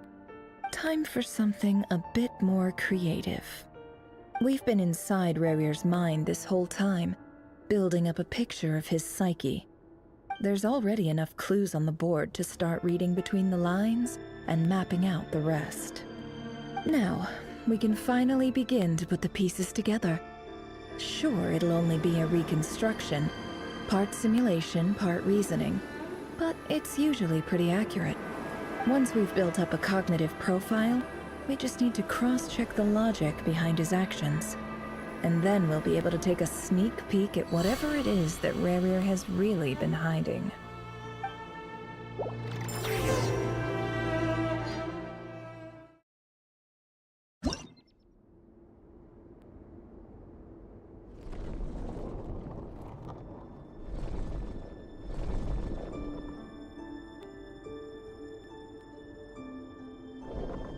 Rarir, are you there?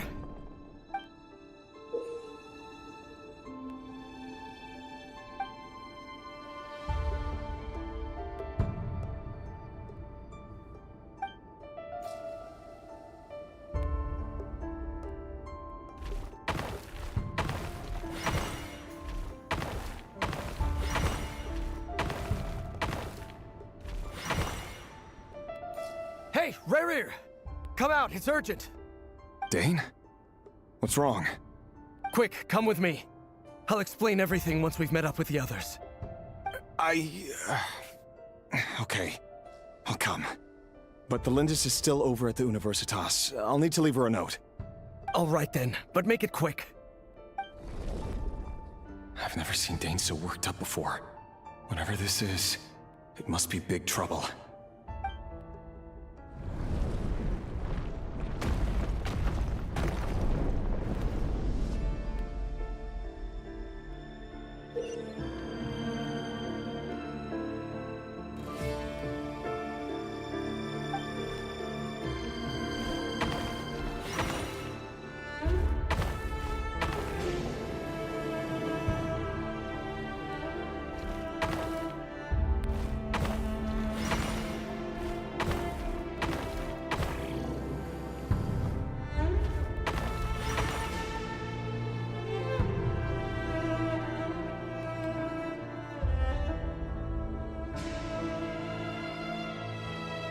Well, this is a nice change, meeting you all at this hour. When men and women of ambition can speak face to face in broad daylight, I say that's a big step forward for our dear Conria. Don't be ridiculous. We do not fear the day. Why would we seek refuge in the night?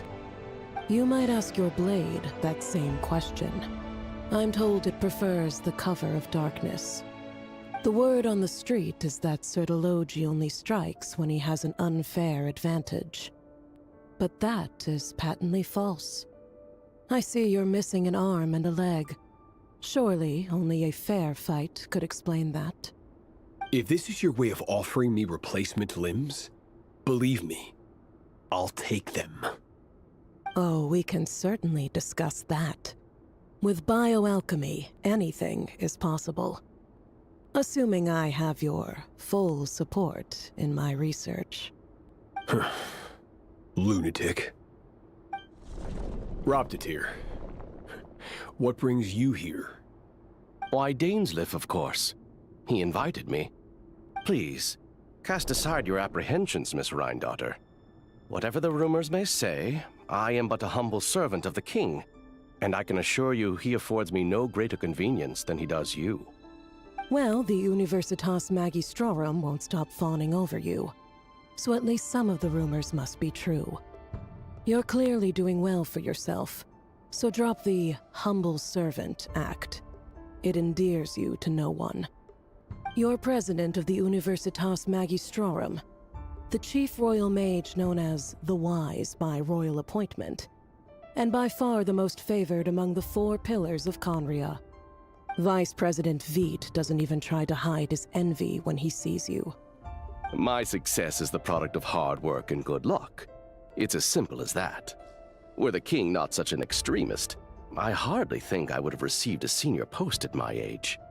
Of course, no job is without its gripes. Serving a king like ours can be a challenging task, as I'm sure you can imagine. And as for Efterveit, in missing out on the presidency, he's dodged a mountain of stress. Like everything else in life, it comes with pros and cons. You're all here. I apologize for the short notice, but it was an emergency.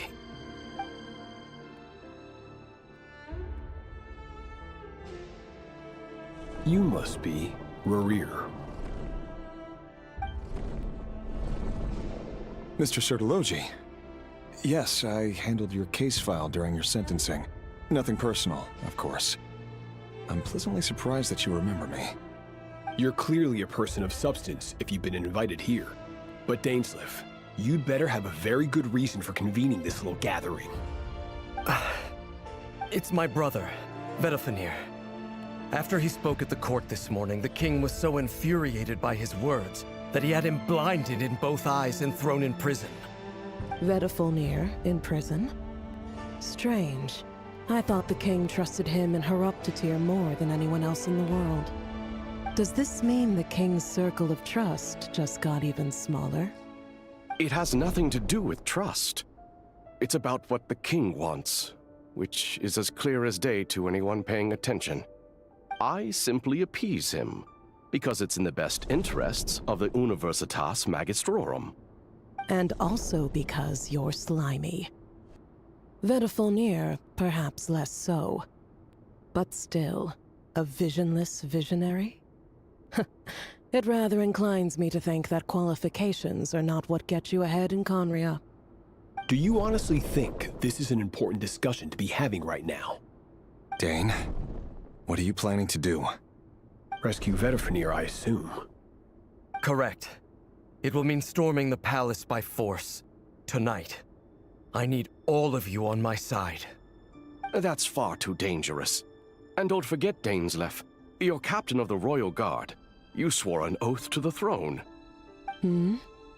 You've been planning this for a while, haven't you? I have no desire to commit treason. But whatever critique the king may have of Vedalfenir, disfiguring your most loyal subject for putting the best interests of his court and nation first, this is not the conduct of a wise ruler. My blade will force the king to see the error of his ways. So, Vedalfenir's prophecy enraged the king. I'm sure it wasn't what he wanted to hear, but if he won't take counsel even from the visionary, that is deeply troubling news. The extent of His Majesty's madness is now all too clear. The question is, how does a man like me get out of this situation unscathed? You have noble ambitions, Dane, but I'm afraid they don't do much for a guy like me. I'm not interested in saving the world. All I want is a letter of pardon. A letter of pardon? For whom? Thelindis? The chances of the Vinster King issuing a pardon for anyone connected to the Crimson Moon seem vanishingly slim.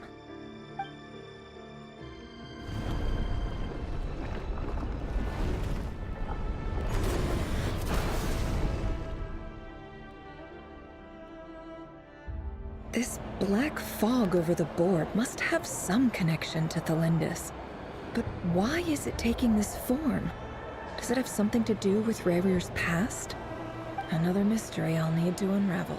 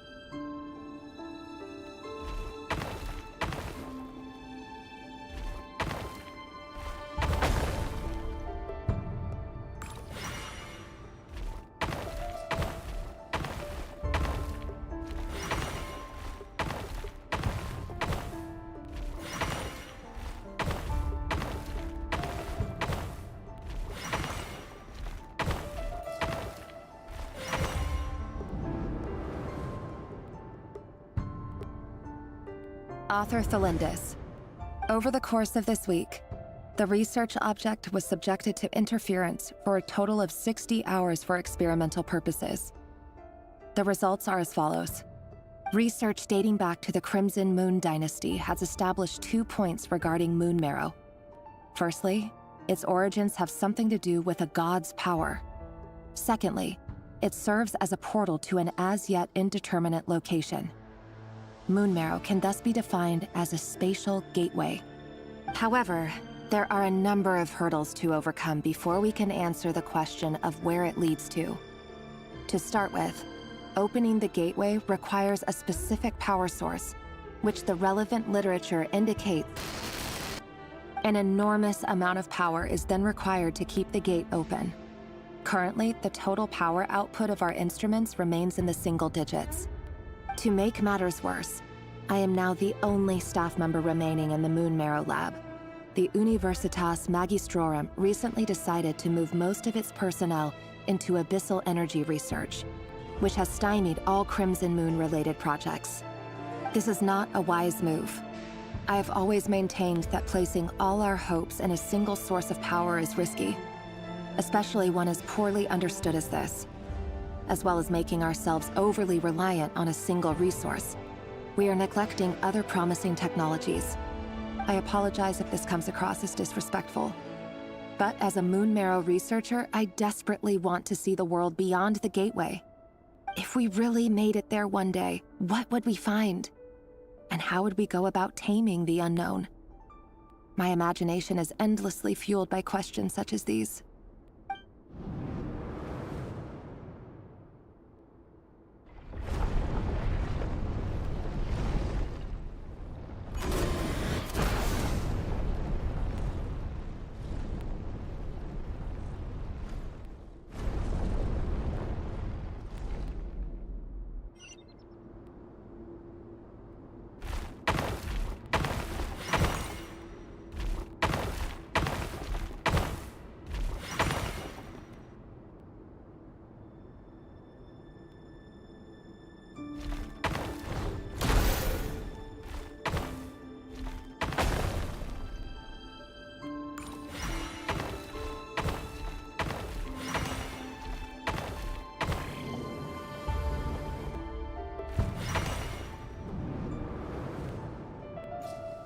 This is for you. I heard you're gonna leave the city with your parents. Thelindis, did you hear about what happened? I've heard nothing. Rerir got back very late last Friday, and he was acting a little unusual, but he slept pretty well, so I'm guessing whatever he did was a good deed.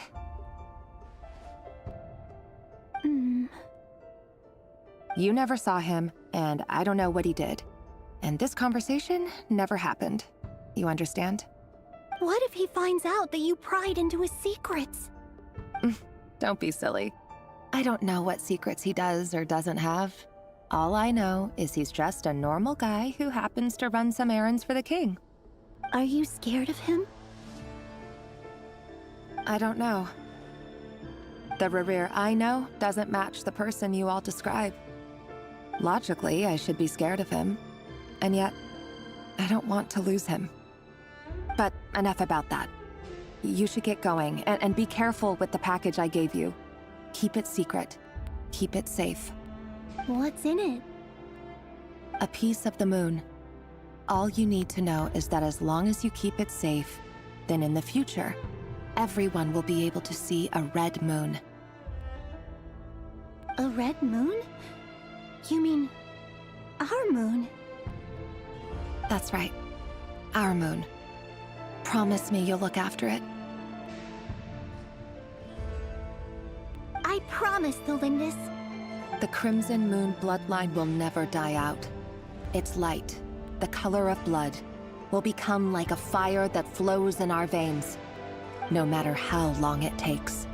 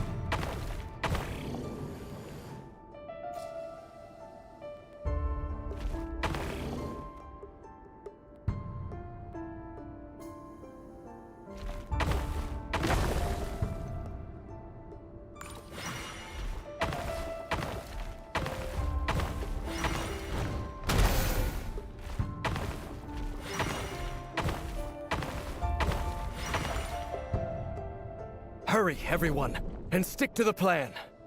Sir Dainsleif, what are you? Is this treason?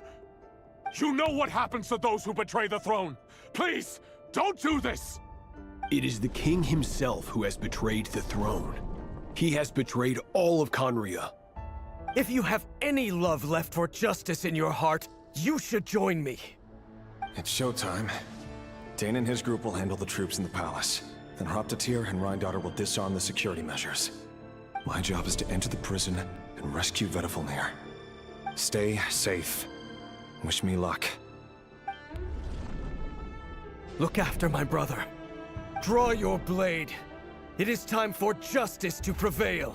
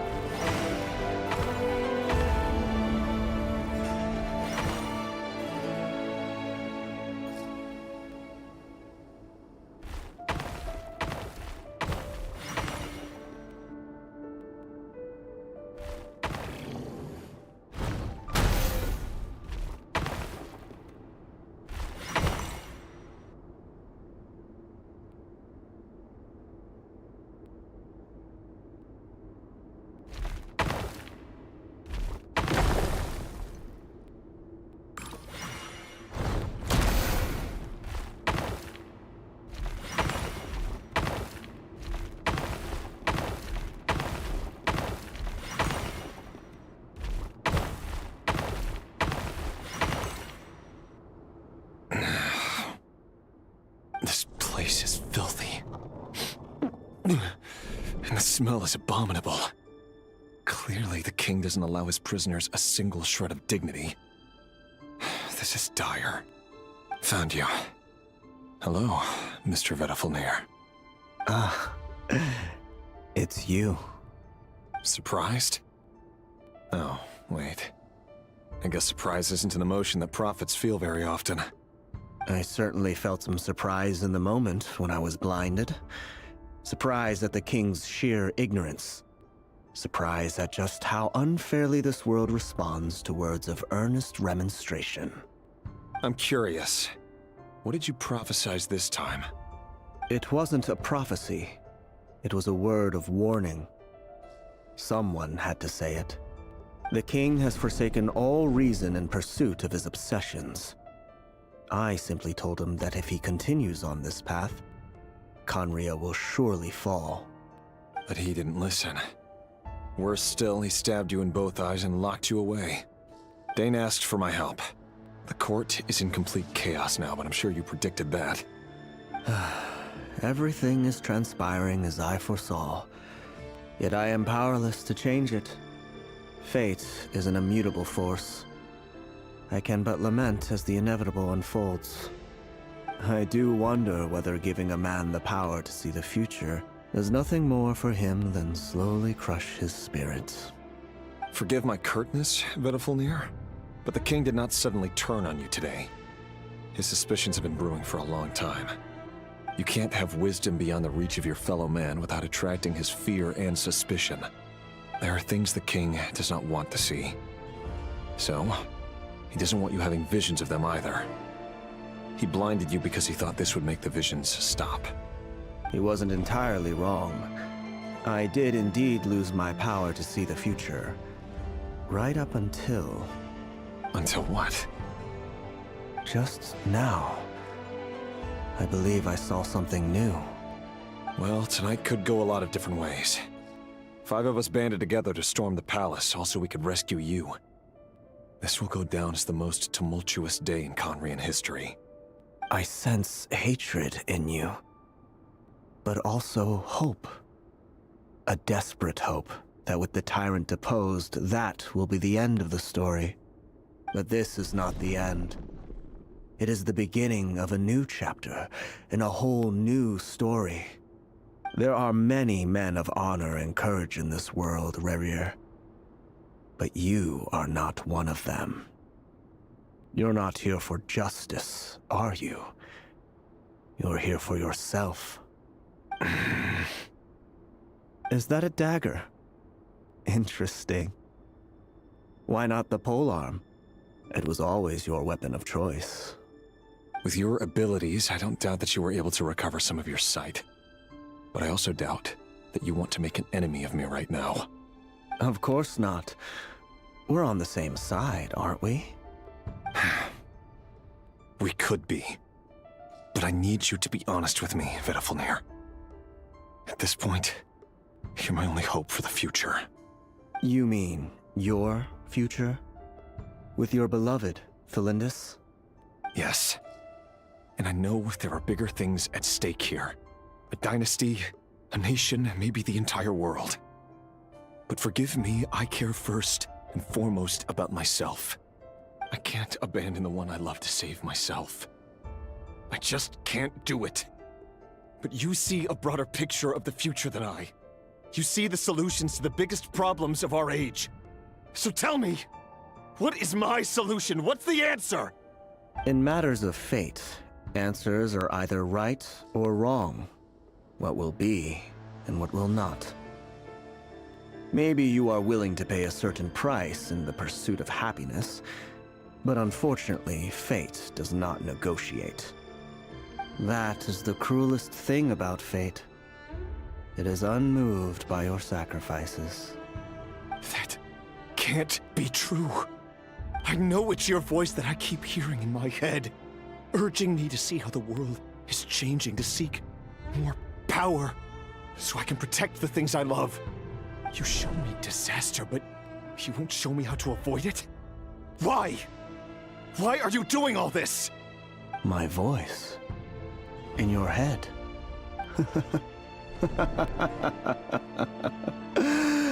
So, you hear it too?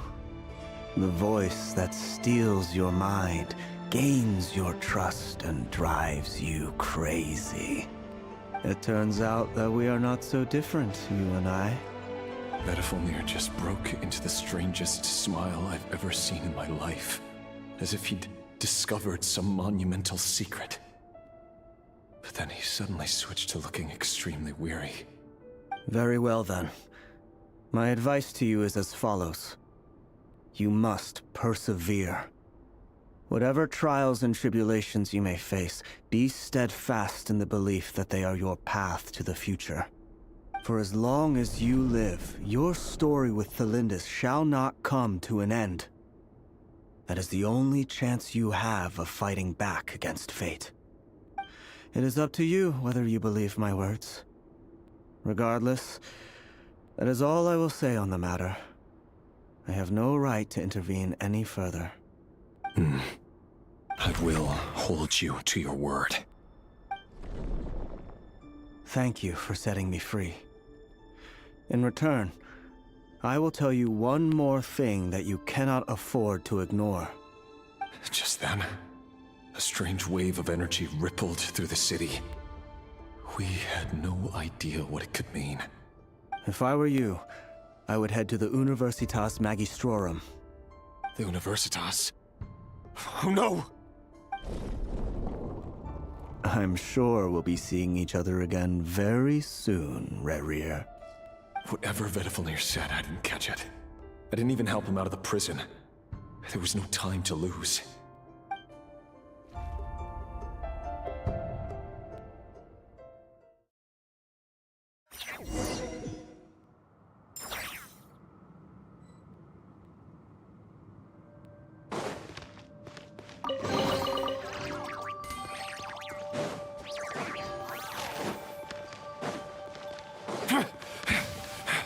Monsters? Is this Rhine daughter's doing? By the Universitas Magistrorum. Out of my way!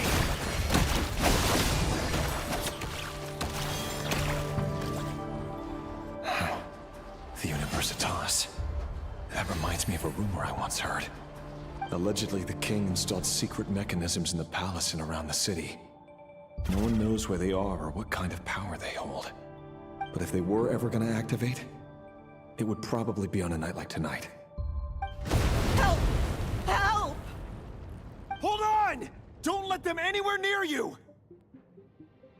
Save me! I can't! Ah! That sounded like an explosion. So, the rumor is true? The king really went through with it? What other means does the king have at his disposal? They must run on power from the Abyss. And given it's a major center of Abyss research, anyone over at the Universitas will be in grave danger. I have to hurry!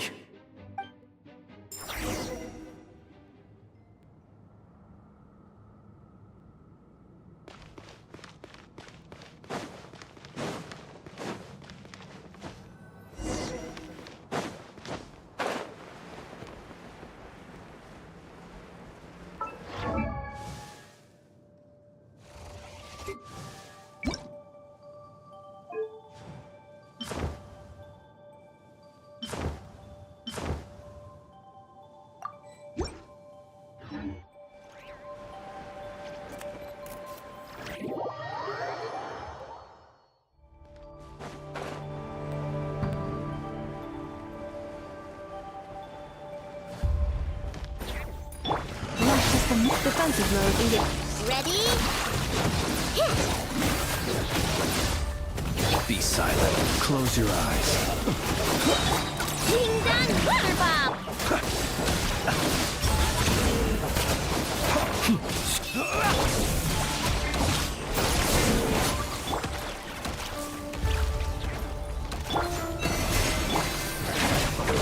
Cleanup sequence initiated.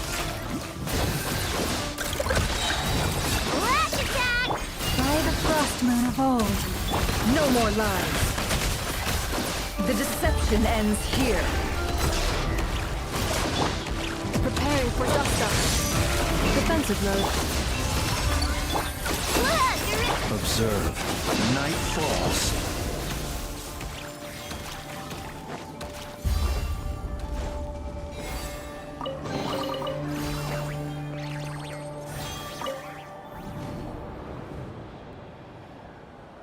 Monsters! At the Universitas Magistrorum? Why now? Oh no! They're coming! It's no use. The table won't hold out much longer. The weapons. Where are the weapons? Of course. All the lab equipment was upgraded after the inspection last week, but the new weapons haven't been allocated yet. I'm done for. Is anyone there? I need help! Ah!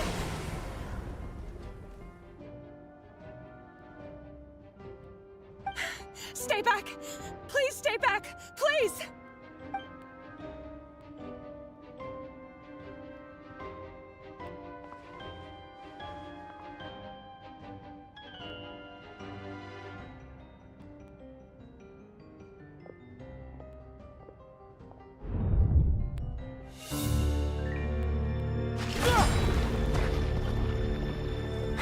What's that? Reverie! So the rumors about your work are true. What? No! Listen, something happened at the palace tonight. We have to leave! You don't need to lie to me anymore. What do you mean?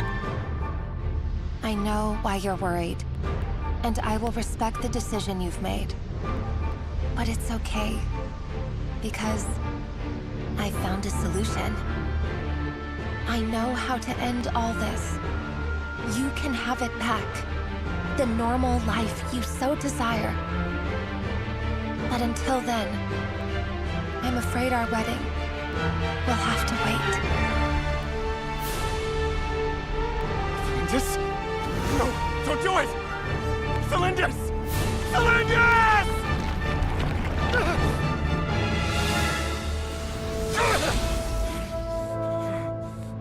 I told you, Reverie.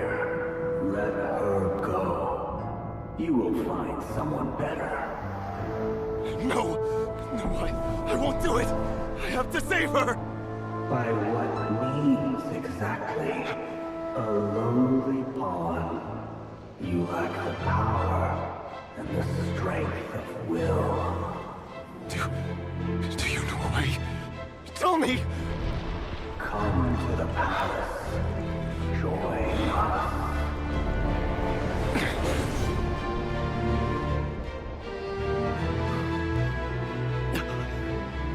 Reverie, thank goodness we...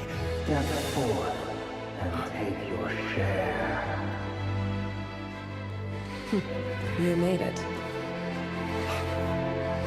Not you too.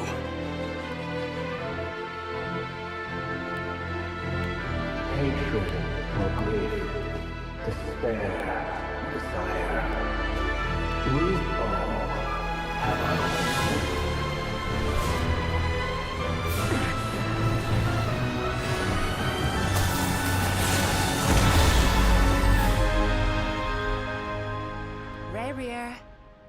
Reverie.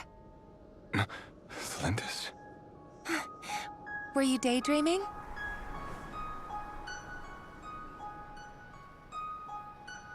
You still remember, Reverie? That question you asked me a couple of weeks ago? Oh. You mean the proposal? Yeah. I'm wondering, where do you think would be a good place to discuss it? Maybe in the garden? Or were you thinking a fancy restaurant? It's your choice.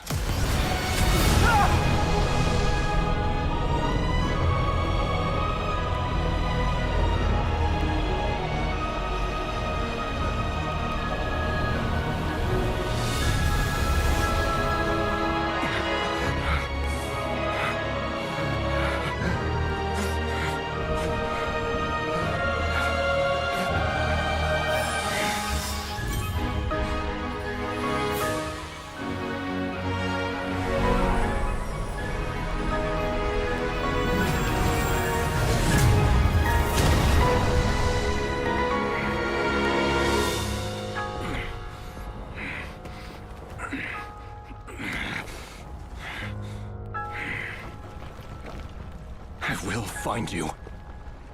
And then, you can give me your answer.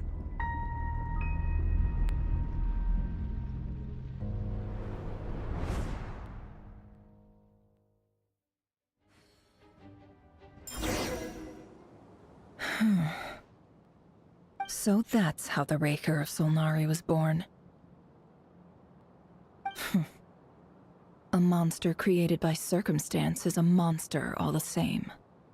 Viewing other people's thoughts for too long can get uncomfortable. Right now, I'm feeling a strong sense of loathing. In a nutshell, the story of Conria is what happens when the truth falls by the wayside. Everyone tells little white lies, and before long, you have a huge pack of lies that destroys everything. Whew. Time to get back. His past is filled with sorrow, but the tale of any fallen civilization is one of endless tragedy. Cruel as it may be, that was Conria's fate.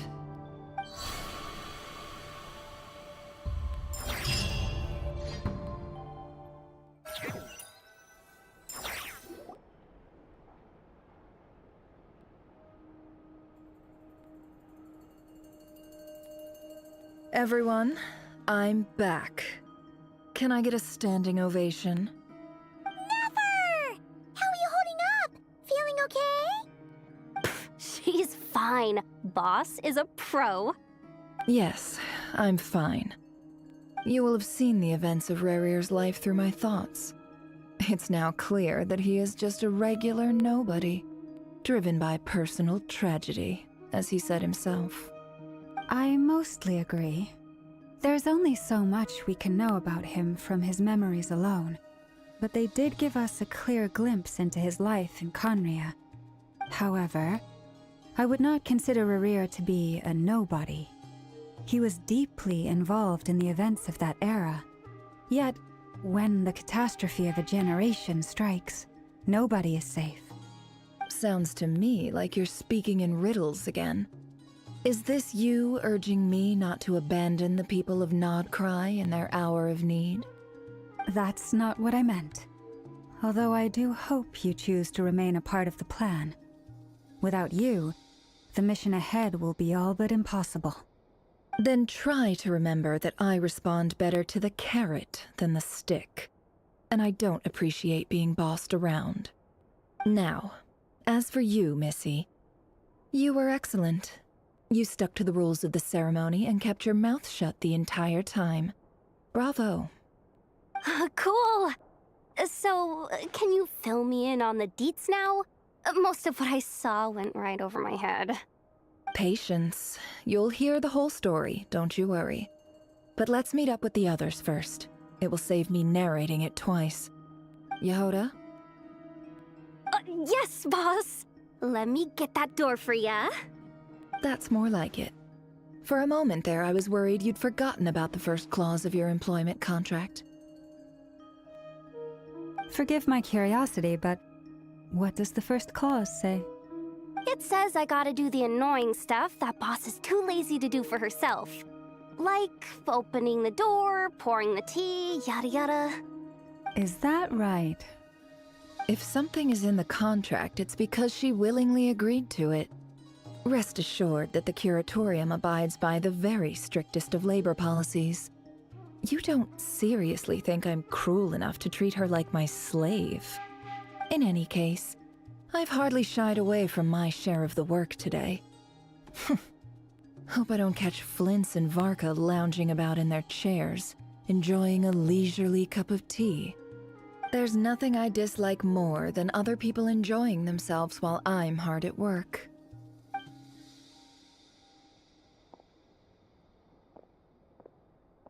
Oh no.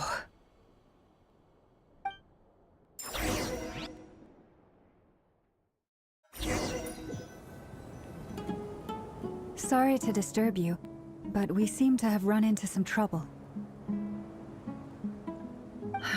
Evidently so. Don't worry, I'm not about to leave you to fend for yourselves. I'm not that kind of boss. And it would go against the Curatorium's labor policy.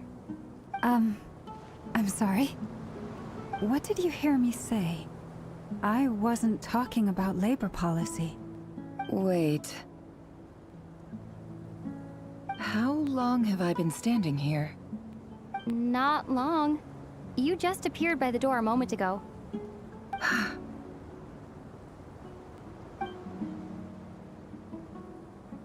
Boss, what's wrong? You look like you've seen a ghost.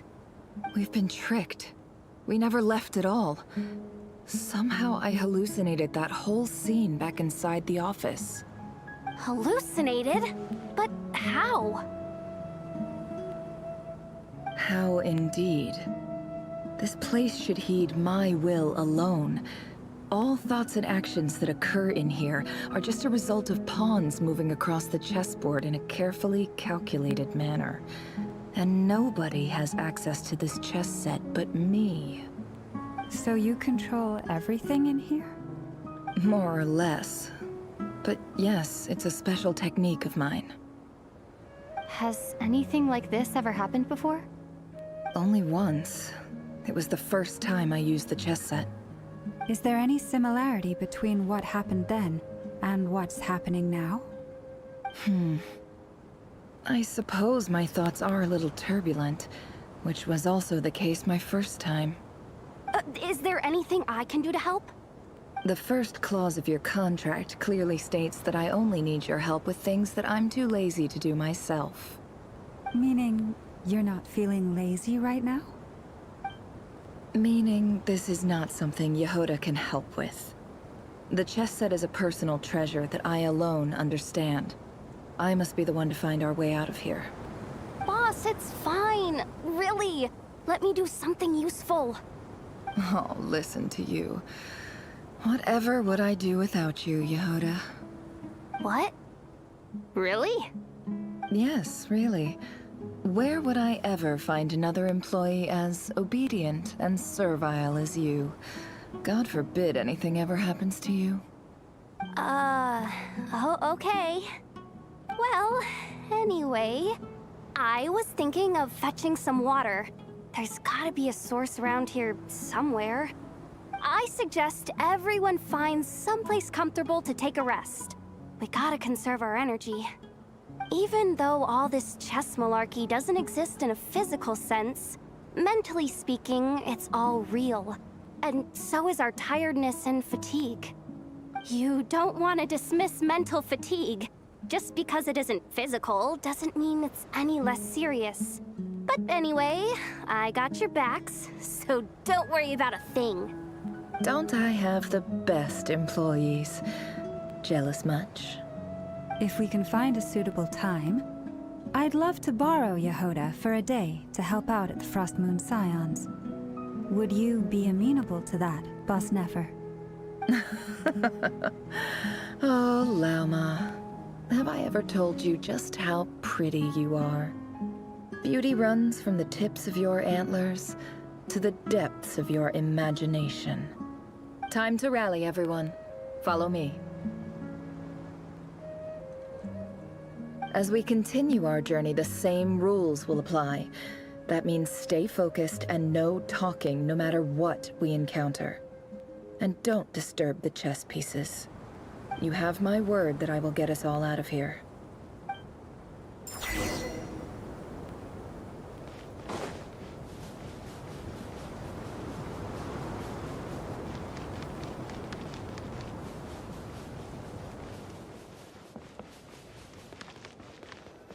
This place looks familiar. That's not a good sign. I wasn't expecting visitors at this hour. Wait, is that?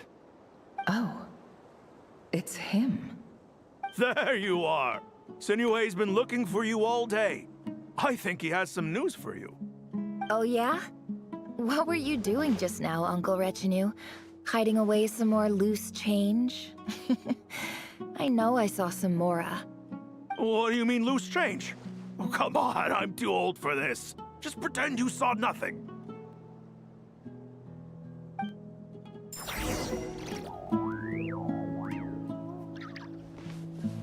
Hey,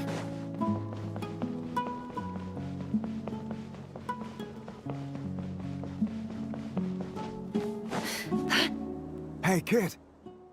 Mind telling me what Sinuhe's been up to recently? I'm trying to get in his good books and I need a way in.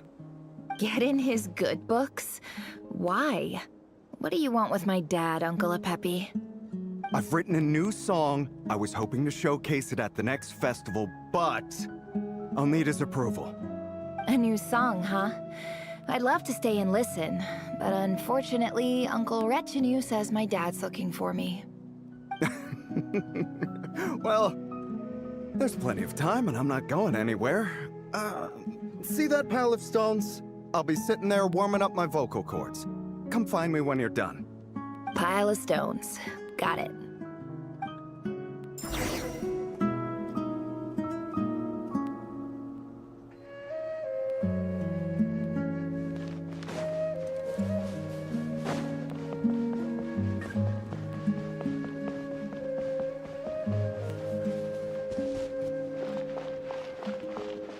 Hi, Dad. Uncle Retinue said you were looking for me. Ah, there's my little princess. If you'd gotten back just a little sooner, you could have shared the spoils of war with me. Spoils of war? Who were you fighting against, Dad? It was just a figure of speech. The aftermath of a sandstorm is no time to be waging war. I was talking about our war against thirst. I went out to fix our water supply problem, and now I'm back. Which means... We have a well again! That's right. I found a new one and brought back as much water as I could carry. It should last us for a good while. If it wasn't for these blasted sandstorms, our wells wouldn't be caving in. You wouldn't be spending all your time out searching for new water sources. As the chief of our tribe, I'm supposed to be leading us out of hardship and poverty, onto better things. You know how prosperous our ancestors were. I've told you all the stories. And look at us now, squeezed into these hovels. No one would choose this, if it wasn't for the endless wars over the years. But things are looking up. I started working with some folks from the academia a few months back. They gave me some contacts in return for my assistance in the desert. So you're the academia's helper now? Special ambassador, they call it. Think of it as a partnership. It's nothing bad, okay? We've been isolated here in the desert for too long. Seeking opportunities elsewhere is the best thing for us, and the fastest way to progress. So, do you get anything good out of being a special ambassador? Of course. My luck's improving all the time. One day, I swear I'm gonna lead us out of this place. We'll find somewhere new. Somewhere better.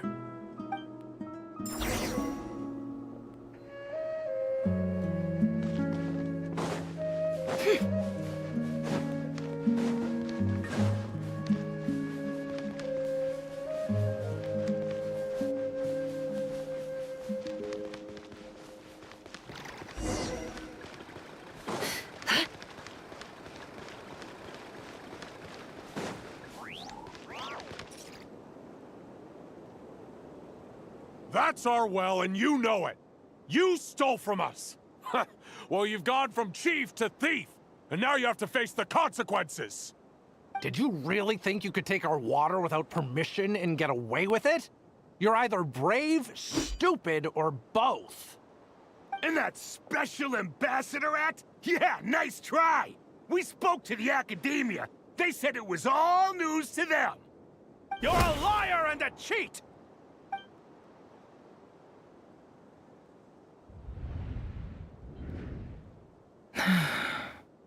I heard Yehuda gasp, but I don't blame her. Most people are terrified by the sight of blood. Corpses strewn across the ground. The wounds are clearly from scimitars and daggers. The desert dwellers' weapons of choice. There's a handwritten note on the ground. Let's see what it says. Halil, this is Sinuhe, chief of the Shimti tribe. Surely you remember me.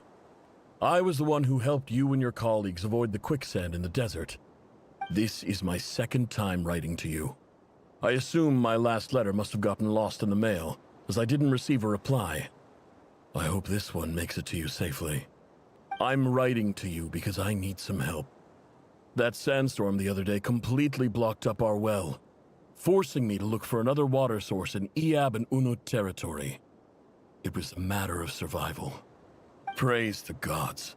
The well of the Iab tribe was intact. It was my last resort. I drew what water I could and left, but not without being spotted. I fear they will retaliate. You told me to write to you if I ever needed help. You said you'd be my ally in the academia. I urgently need you to formally recognize my title of Special Ambassador and send some of your people to assist me for a few days. It's the only way I can convince them that this was the academia's decision and prevent them from retaliating. This is an emergency. Please send help as soon as possible. Looks like this letter never got sent. The writer died a grisly death, and the letter was trampled into the ground. It's badly defaced. Some parts are barely legible. What a ridiculous lie the surviving Shimti tell. Their whole village was butchered over a sip of water.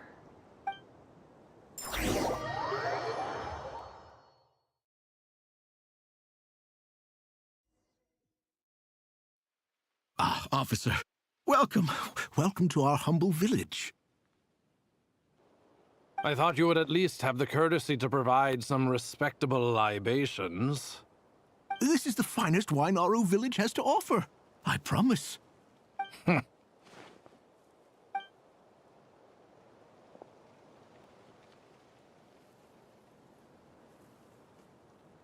The Academia has agreed to reserve a single space for a candidate from your village. But I remain skeptical of this entire endeavor. I highly doubt anyone in this desert possesses serious academic potential. Please, have faith. If not in us, then in our god. The child we found shows great promise. I beg you, take her away from this place. Give her a chance. Don't let her talent go to waste. I don't recognize her. New arrival? She showed up here a few days ago and we took her in. She's a really bright kid. Please help. I'm begging you. So, where are you from? Nowhere special. Just a sand dune. What about the rest of your family? How many of you are there? Just the one. It's only you? Correct. So, no brothers, no sisters, no mother or father? Any who have slept on a bed of sand, I call my brothers and my sisters. Apart from that, I have no family. All right. Get over here. Sign your name on the form.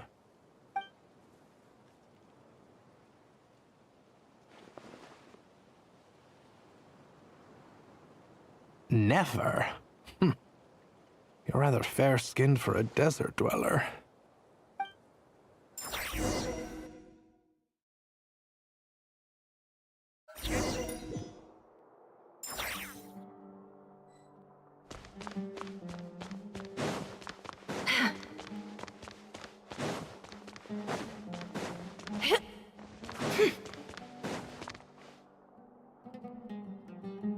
Nefer, this term's assignments have been issued already. Please read through the materials thoroughly, conduct your own additional research, and then write an essay on the topic. Yes, Professor, I'm aware. I just had a couple more questions I wanted to get your perspective on. Oh? Please, ask away. Well, I saw the other students' problem sheets, and I couldn't help but notice that my assignment is much easier than theirs. Do you really think I'm a weak student? A weak student? Goodness, no. Quite the opposite. You have a sharp mind, almost too sharp. I think what you're saying is, a weak student wouldn't have noticed the discrepancy. And if they did, they certainly wouldn't complain about the lighter workload. You see, sharp as they come. You see things the way they are, and I'm sure you know why they're like that. Because of where I come from. Because I'm different. I'm sorry, Nefer. I don't like it any more than you do. It's just... Anyway, you said you had a couple of questions. What's the other one? I wanted to check. If someone sent me a letter to the academia, where do I go to collect it? Ah, your family wrote to you. As long as they put your name on the envelope, someone should hand it right to you. Not exactly. It's not even a recent letter. I was just curious where the mail would end up if no one collects it. The House of Dana, I expect. I know there's a box for unclaimed mail somewhere in there, probably sitting on a shelf. Whatever you're looking for, that'd be the place to start. Okay, got it. Thank you, Professor. Oh, don't mention it. Honestly, I feel like I failed you. I'm supposed to be your teacher, but I haven't taught you anything. Hey, don't say that. You're a great teacher, and you do your best for all your students. But the rules are the rules. You're not allowed to teach students like me. It's not just the academia either. The whole world bends over backwards for the successful, and leaves the losers to suffer and die. Oh, my dear child. Don't tell me you've given up on life already. I haven't. I just think that if you want to make it in this world, you have to find a way to become successful.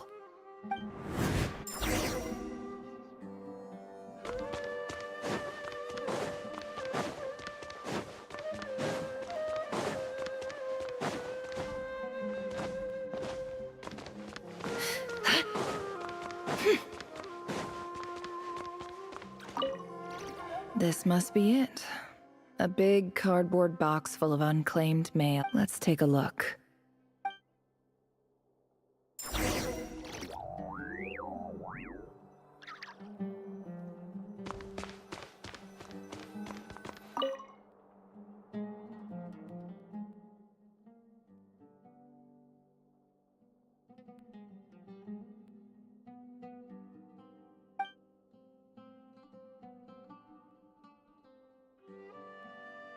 A dilapidation survey from Port Ormos. Looks like it's from a Core of 30 representative. What a strange thought. A bunch of mercs losing sleep over rundown buildings.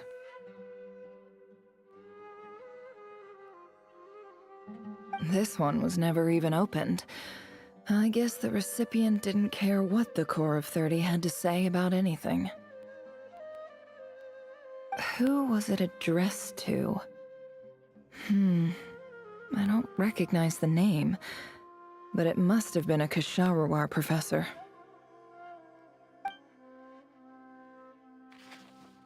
This one is addressed to the Immorta Sage. The title is Changes Observed in Satyavada Life Symptoms. Why do all these letters read like full-blown dissertations?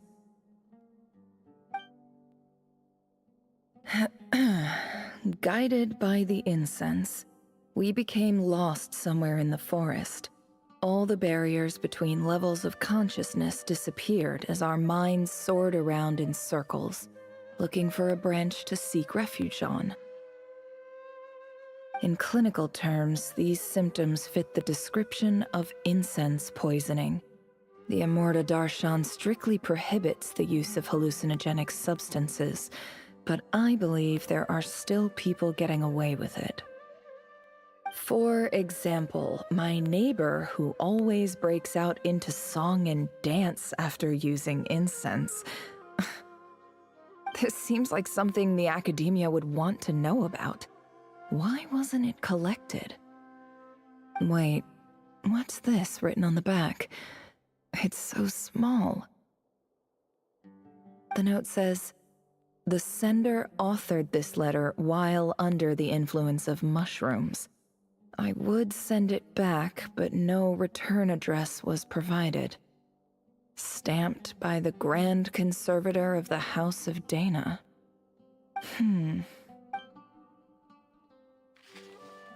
This next one is addressed to Grand Sage Azar. A few words of protest regarding recent changes in Sumeru's educational policy.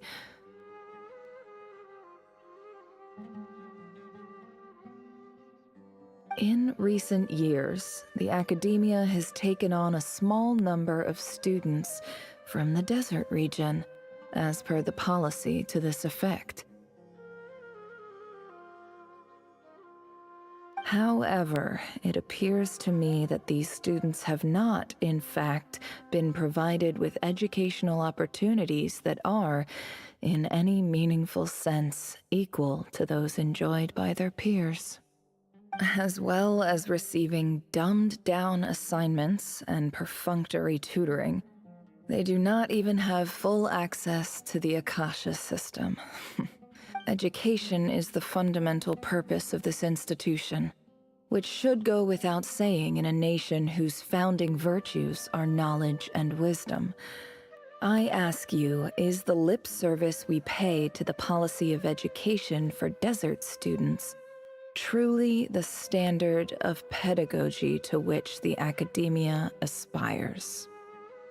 As Grand Sage, policy decisions are your prerogative, but do not forget your roots. You and I were once students too, as was everyone else in this institution.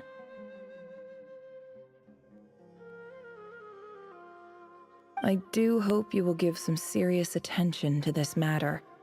I encourage you to discuss issues like this with myself and others, and listen to some alternative opinions. Great letter. Shame it didn't get to where it needed to go. And the sender is... Huh? Sage Cyrus of Spontamod. I didn't realize anyone else even knew how bad students like me have it in this place. So this is where letters from the Sage of Spontamod end up? Nice one, Grand Sage. Really enlightened leadership. Whatever. This isn't what I came here for. Moving on. I'm not exactly holding out hope that a letter sent from the desert would even make it here. But if it did, where else would it end up if not in this box? I can't believe how much discarded mail there is. Must have been years since someone last went through it all. And this is just one box. The whole House of Dana is boxes on shelves. I don't believe for 1 second that any human being has sat down and read through all the documents in this place. Who has that much free time on their hands? Wait, could this be it?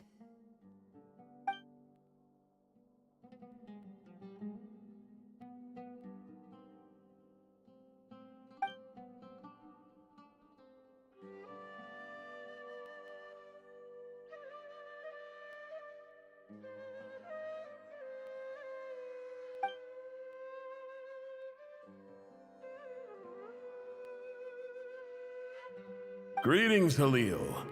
My name is Sinuhe, chief of the Shimti tribe. I was the one who came to you and your colleague Zaid when you ran into trouble in the Great Red Sand.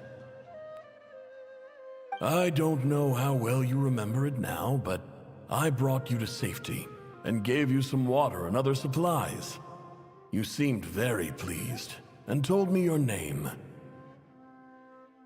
In my tribe, learning a person's true name is serious business, and I therefore see you all as friends.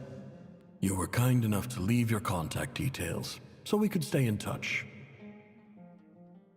The Shimti tribe lives a harsh, nomadic existence in the desert. You were sympathetic towards my plight, promising to make me a special ambassador of the academia and help us find a way to make a better living. This brings me to my reason for writing. Our tribe has fallen on particularly hard times. and I would like to ask for your assistance. There was a terrible sandstorm a few days ago, which blocked up the well in our land. To ensure my people's survival, I had no choice but to venture into Iyab and Unut territory in search of an alternate water source. The Iyab and Unut are descended from the Thamudians. While we trace our ancestry to Tulatala, we worship the Lord of Flowers and have had relatively good relations with our fellow tribes up until now. I found a well belonging to the Iyab tribe. They declined to help us, but I really had no other option, so I took some water to keep me and my tribe alive. My actions are certain to incur their wrath. When we met, you assured me that you would be my ally in the academia. I would like to take you up on that offer, because I really need your help. I wonder if you could send an academia representative to meet with me. That aside, the last time you were here, you mentioned that the academia had started accepting students from the desert, and I told you a little about my daughter, Nefer. We have next to no resources here in the desert, and my power and influence are limited. Would you consider enrolling my daughter at the academia? She is a smart girl. I know she won't disappoint you. From the outset, the academia never took you seriously. Those things they promised were just empty words. I doubt they even remember the name Sinuhe. And you were so emphatic that your luck had finally changed for the better. You swore you'd lead us to a better place one day. You spoke with such conviction, like you were the most powerful chief in the whole desert. You liar. You lied about everything. You promised the world and delivered on none of it. And who fell for it? Just me, by the looks of it. Despite your best efforts. Which makes you a pathetic liar. You weren't even any good at it. I think I'll take over from here. Let me show you how it's done.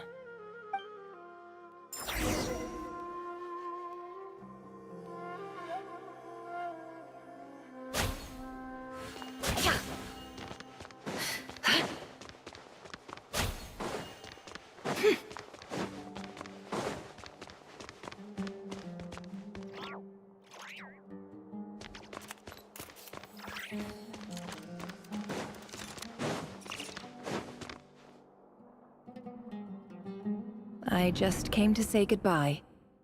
Thanks for everything you've done for me in my time here. Nefer? You packed your bags. Where are you going? I'm quitting. Something's come up in my hometown. Gonna head back and deal with it. Huh? But this was a hard-won opportunity for you. You know that better than I do. It was. But it doesn't matter. I have more important things to deal with, and they can't wait. Oh, and I didn't want to overfill my bags, so I left some incense on your desk.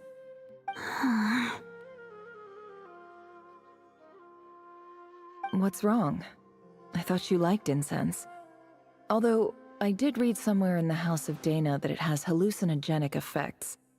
Don't use it all at once, all right? Isn't this the stuff you brought from your hometown? You're just letting me have it? But you said it's a rare and valuable commodity. Yeah, about that. I lied. It's not rare at all. There's this bunch of ruins near my hometown that are practically overgrown with this plant. It's not worth much. Keep it, it's fine. But Nefer... All right, that's all from me. You take care.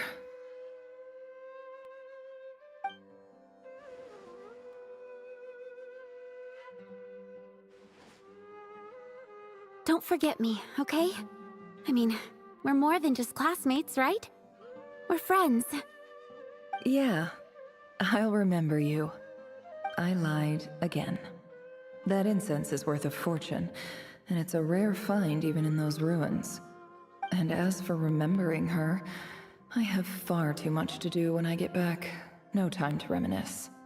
I'll be lucky if I even make it through this alive. But either way, I expect I'll forget you pretty quickly.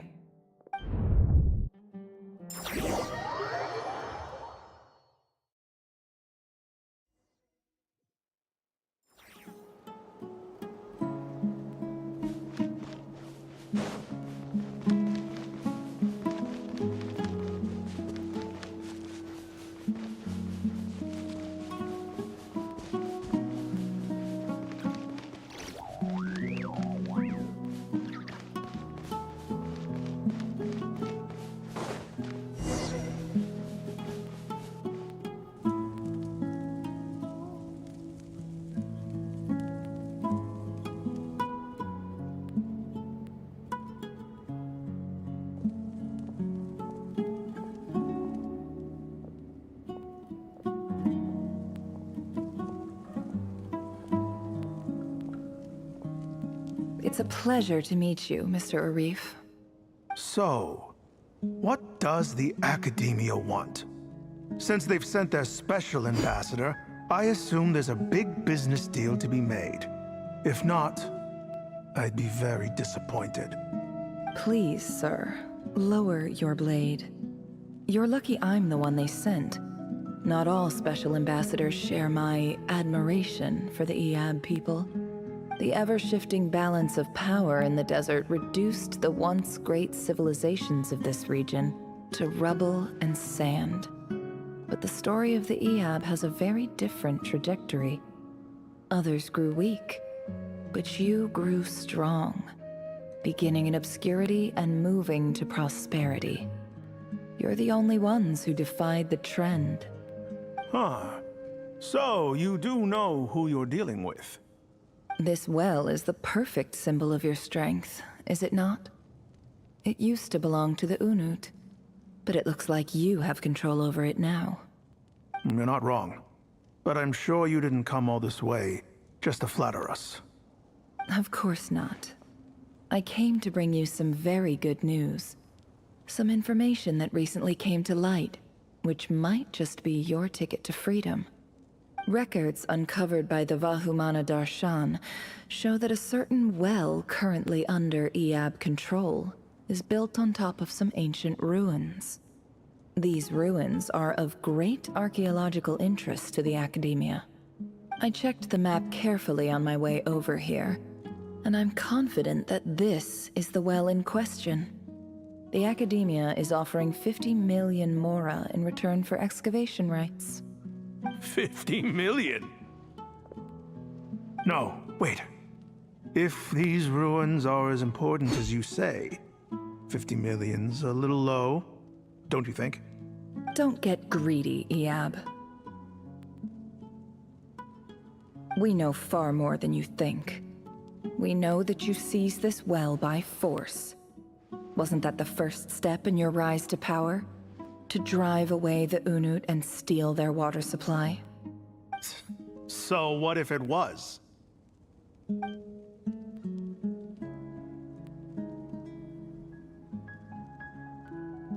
Don't worry.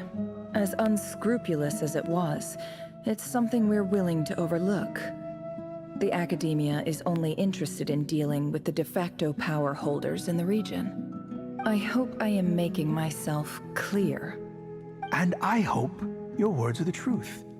If I find out the Academia is trying to play me, I'll hunt down every one of your people and make you watch as I cut their heads off one by one. I assure you, Chief, that would not be in your long-term interests. You don't want to make an enemy of the Academia. You see how I'm dressed, don't you? I appreciate that you've never been to the rainforest, but surely even you recognize an ambassador's attire when you see it. And what does a barbarian like you have to lose anyway? You really think the Sumeru Academia would bother to come all this way just to lie to you? We have more important things to worry about. All right, I take your point. The Academia is the highest authority in the land. I'm sure you're trustworthy people. In that case, we have a deal. We will sell you the excavation rights. I'd like to thank you, Ambassador. This is good news indeed. Excellent news. In fact, it calls for a celebration. Would you do us the honor of staying a while and enjoying some Eob hospitality? Gladly. I am partial to wine myself, and I trust you are as well. So let's indulge in a few drinks together, in celebration of this momentous occasion.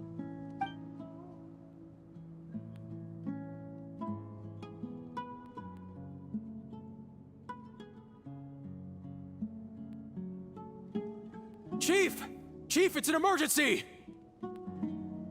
It's the Unut. They've taken the well. What?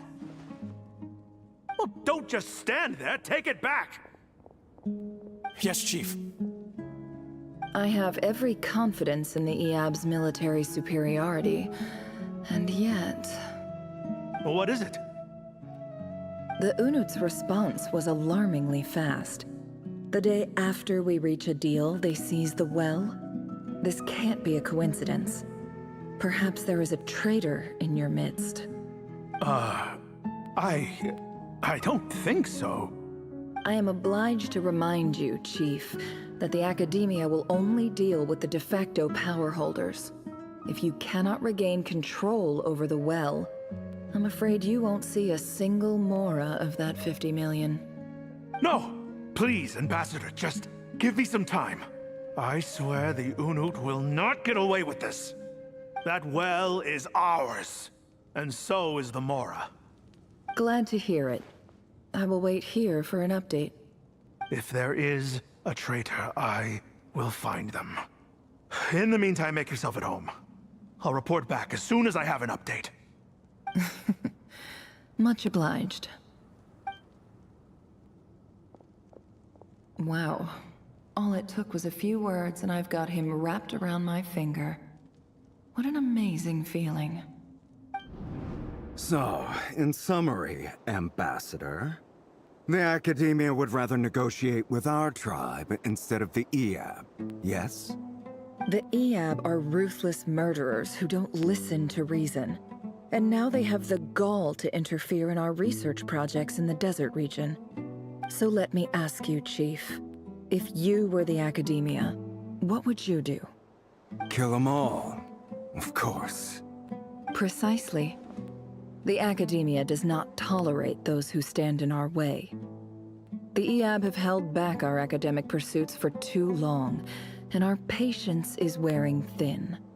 At the same time, there is simply no way that the Academia can be seen to be intervening in desert affairs.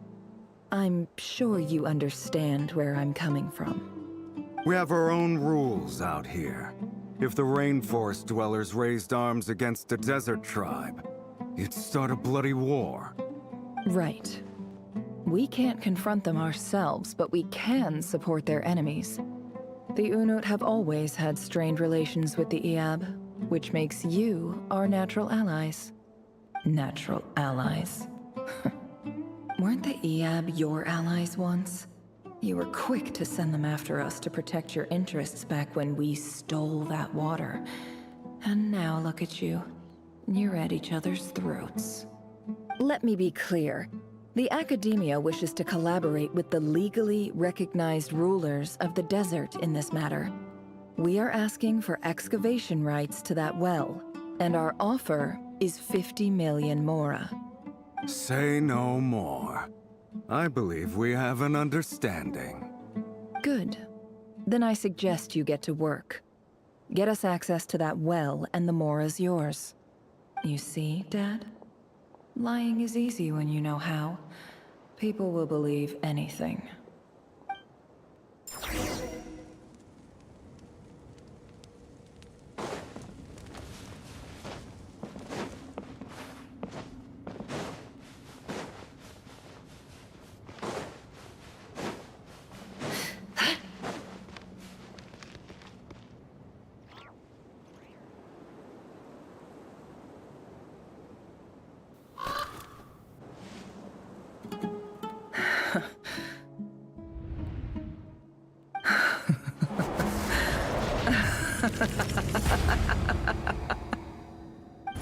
at yourselves.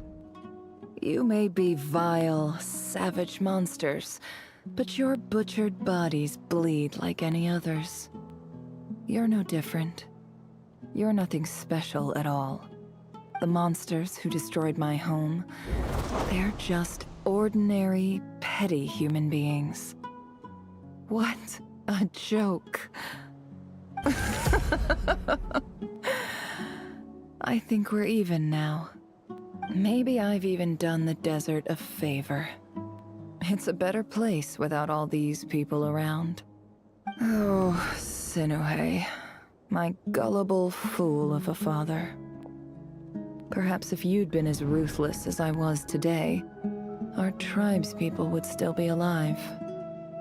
In this dog-eat-dog world, a chief needs to be tough to survive. But you couldn't do what had to be done. So I did it for you. Nefer, it's okay. All of this is in the past now. I believe I remember you promising to remain silent. Yeah, but even so... Yehoda, is there anything you can do to ease the tension? Alright, time for a sharp turn onto a completely different topic. So, anyway, that's enough of that. When are we getting out of this place? Feels like we've been walking forever. I'm getting pretty tired. Oh, Lauma, you tired? Yes. If we can find somewhere to sit down, I could certainly do with a rest. It's not far now. There should be a temple just up ahead. Yes. Really? A temple? That's where this story ends? I guess that's how things go in the desert. Desert dwellers can never escape their destiny. Or so everyone says. I never wanted to believe it, but looking back now, I'm as desert as they come. You mentioned a temple. What's waiting for us there? My biggest trade secret of all. Ah. Then I'm guessing it's where you got your power from. The power to peer into other people's minds. I didn't know you were clued up on any other religions. I'm no expert in the history of Sumeru, but since you come from the desert, I would imagine it has something to do with King Deshret. Sounds impressive. Oh, I know who you mean. General Mahamatra Sino. The spirit of Hermanubis dwells within him. That's Boss Neff for ya. She knows everything. Sino's hardly a figure of obscurity, but I know about Sethos too. What about him? Is he a big deal or something? Well, he's not a small deal, let's put it that way. Please, this is the bare-bone basics. Save the flattery. Thanks for your patience, everyone. I'm sure it's been a lot to take in. With any luck, that's our exit just up ahead.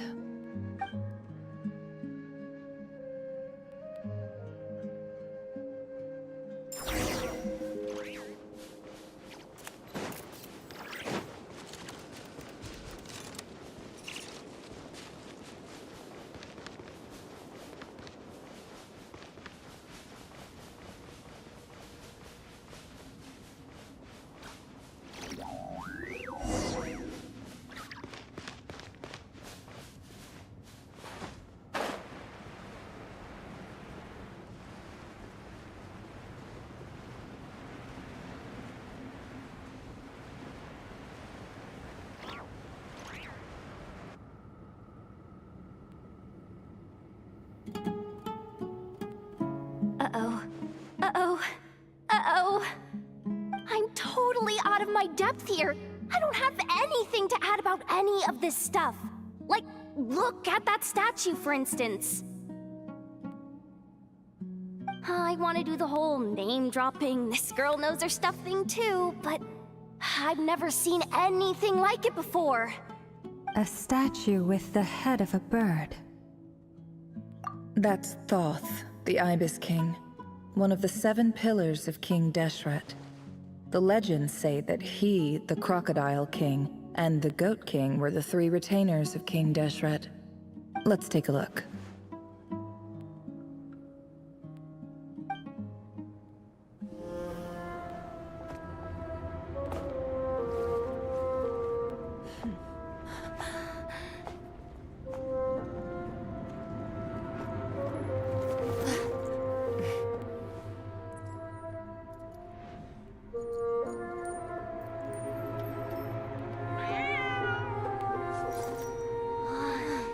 It's just Ashru.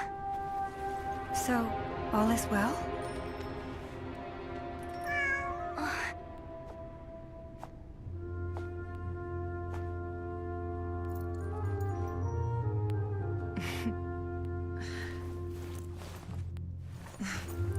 Typically speaking, at this point, the world disintegrates. Then we find ourselves back in the outside world. Besides, these are my memories. There's nothing to fear. You're sure? Of course. It's almost over.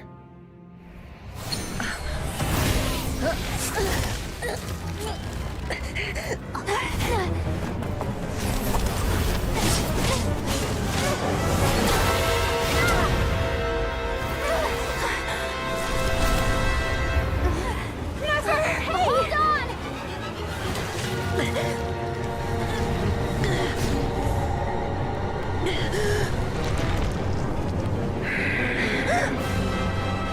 Knowing too much is always a death sentence. Speak for yourself.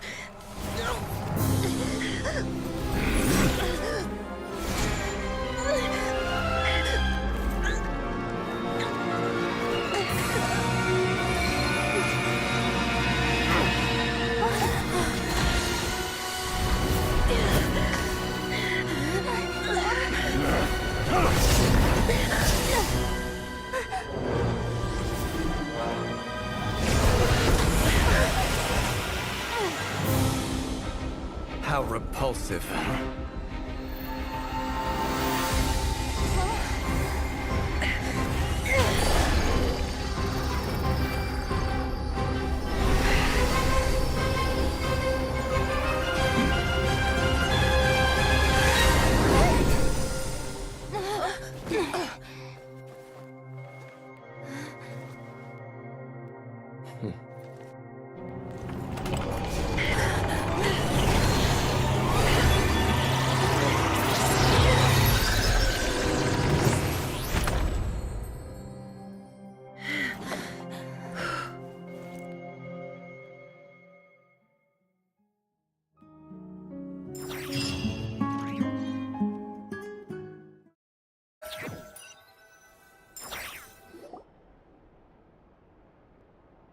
Timed that pretty well, didn't I?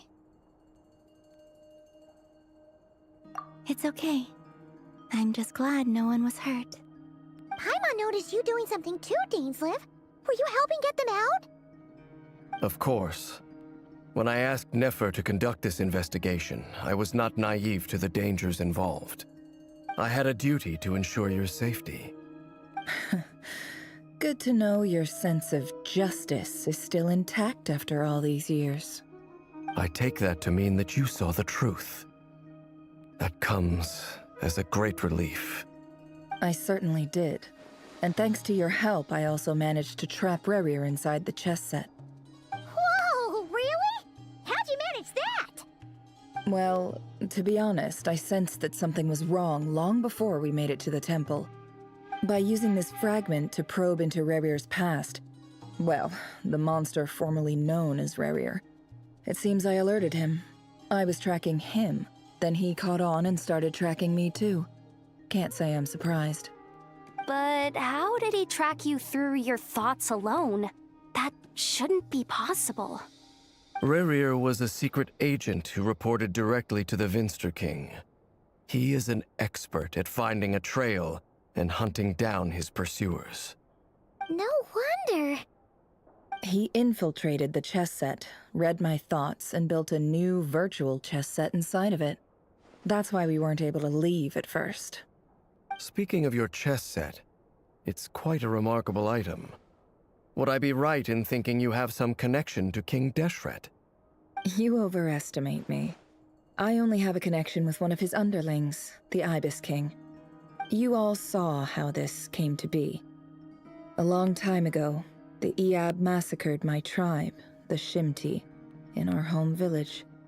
A few years later, I enrolled in the academia, where some new information came to light. The Unut and the Eab fought a bitter battle over the rights to a well, all for the sake of a non-existent 50 million mora.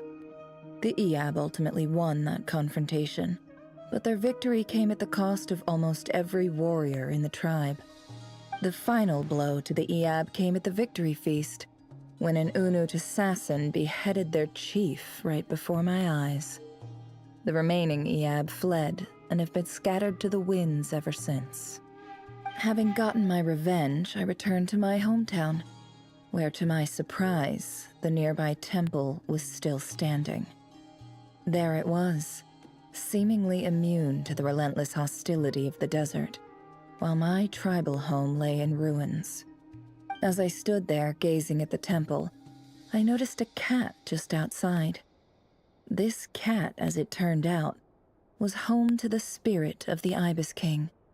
He led me to a gate deep inside the temple, and there he made a deal with me.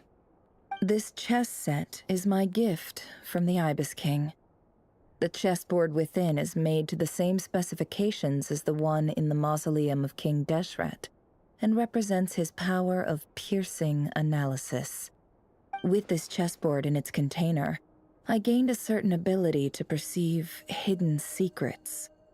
Now, you could conclude that the Ibis King simply wanted to give the people of this world the power to seek the truth, but I don't believe that's the full story. Every god plays favorites. Their hearts are as fickle as any human's, full of secrets, perversions, egotistical tendencies. But precious few gods are willing to admit this. It is the same with all powerful forces, including fate itself. Their gaze falls preferentially upon a select few. As you rightly point out, this is an act of favoritism. If you're alluding to the Abyss, then yes, I agree. Gather the others. It's time to share everything I've learned.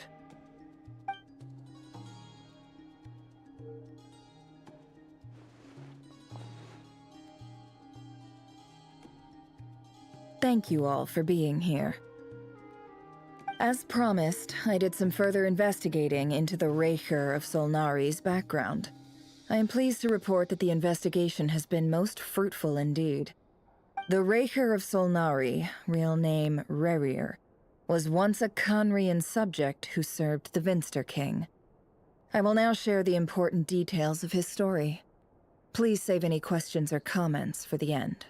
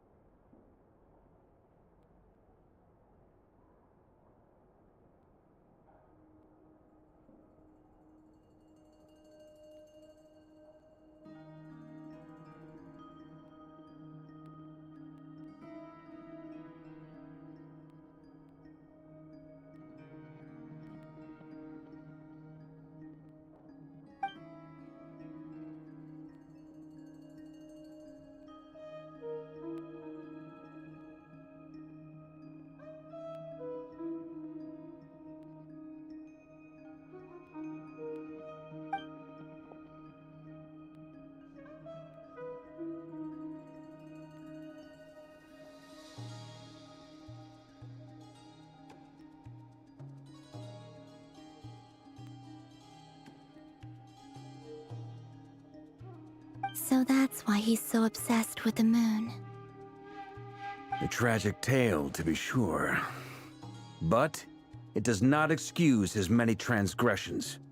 No matter how much Rerir suffered in the past, the fact remains that he is what we know today as the Wild Hunt, wreaking havoc upon innocent lives in Krai.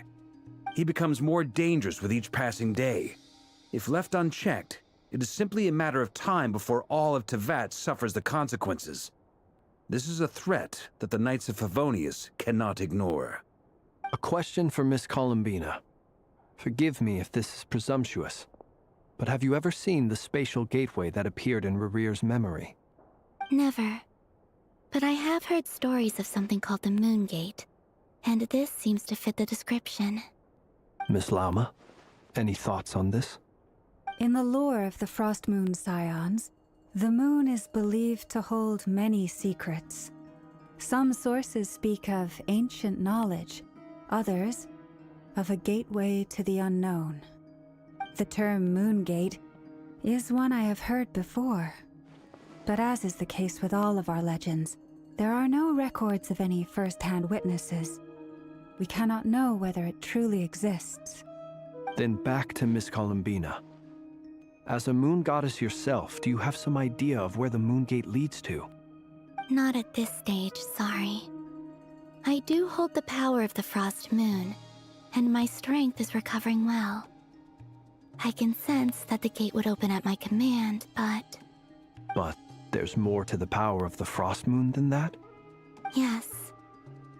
A moon goddess has the right to open the Moon Gate, since it is a path to the moon. But as never mentioned, holding open a spatial gateway takes a huge amount of power. And right now, I need to conserve my energy to fight the Raithir of Solnari. I'm afraid this is one mystery we may have to leave unsolved for now. I agree. Better to save your strength. But if you'll humor me for a moment, I have a bold conjecture of my own regarding the world beyond the gateway. I highly suspect that neither Tholindis nor Rerir made it through unscathed. The evidence pointing to this is the fact that the Raithir of Solnari exists in the form of countless fragments. With the abyssal power he wields, no ordinary foe can touch him, let alone tear him to shreds. And yet, the Wild Hunt proliferates wherever his scattered fragments lie, drawing hordes of monsters to many different locations across the land. So your theory is that Rerir was physically torn to shreds by some powerful force? Hence, why the Wild Hunt is a distributed phenomenon, rather than a unified one? Makes sense to me. Explains why the Wild Hunt is so pervasive, and why he's been trying to piece himself back together. He was whole to begin with, and he wants to be whole again. Without the power of the Abyss on his side, he almost certainly would have perished the moment he was torn apart. But the Abyss, much like a curse, has kept him alive. I could not agree more. The power of the Abyss is most surely a curse. It is a compelling explanation, and one that accords with my present understanding of Abyss creatures. Whether the life form in question is primitive or advanced, if a curse has extended its lifespan unnaturally, it will continue to survive in spite of everything. This raises some interesting questions. I will run some experiments and see if there is any validity to my suspicions. That being said, regardless of whether my research bears fruit, I would like to thank Miss Nefer for conducting such a thorough investigation. Already, it has greatly enriched my understanding of the entity we face. My pleasure, Mr. Albedo. I too hope that the information I have shared today proves useful as we look to formulate the next stage of our plan. Hey! What is it, Dainsleif? You look really upset! It's just... when I think of the man I once knew as Rerir, I struggle to understand why things had to turn out like this. The two of you used to be friends, didn't you? I don't know if these words will bring any comfort, but my heart goes out to you. Mine too. We can never know all the hows and whys of the way things are. The moon and stars are full of untold secrets and lies, and the skies are host to many more mysteries than these alone. Yet, none of that can begin to compare with the complexity of human life. Those are the first comforting words I've heard in a long time. Thank you both. Well, I think this is a good place to end today's meeting. I'm sure Nefer needs some time to recover. She's been through an awful lot today. That's very thoughtful of you, Lauma. Of course. Sounds good to me. Take some time to rest and digest before we reconvene to nail down a plan.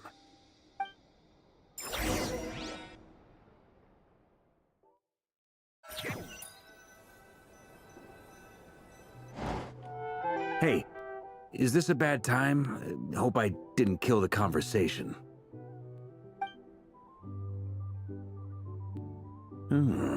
Nice room. Oh, I'm not coming in, though. Why not? It's just a hotel room. If it's all the same, I'll just stay out here. I might not look the part, but I'm technically a knight. Barging into people's private quarters isn't the kind of thing we do.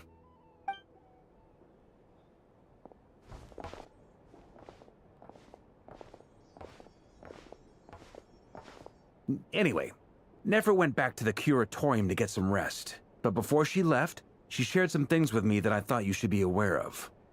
Firstly, although she managed to trap the Raker of Solnari inside her chess set, there's no guarantee that the power of the Ibis King is any match for one of the 5 sinners. Their powers are beyond our comprehension. It's only a matter of time before he finds a way to break out. We have to come up with a plan and take care of him before that happens. Honestly, my mom figured that might be the case. So, how long have we got? Well, I asked her that same question. She talked for a long time, but for the most part, it seemed like she was trying to convince me how precious her chess set is. What a long and storied history it has. It felt like some kind of sales pitch, you know? The kind where you end up handing over Mora against your will? Anyway, after all that, she finally answered the question. 2 days, at most. 2 days? Holy moly! Can we even recruit enough help in that time? That remains to be seen. Which brings me to the second issue. Dainsleif is obviously conflicted about this whole thing. But given how little time we have, there's no way we can pull this off without his help. You have some history with him, right? Do you think maybe you could talk to him for us? Great. I appreciate it. All right, on to item 3. So, Albedo, Durin, and I put our heads together and came up with a plan. Can't promise it's gonna work yet, but at least it's a start. We figured we'd bounce the idea off you first. We'll explore it further once everyone's recovered. Oh, Paimon's dying to hear this. All right, so here's what we're thinking.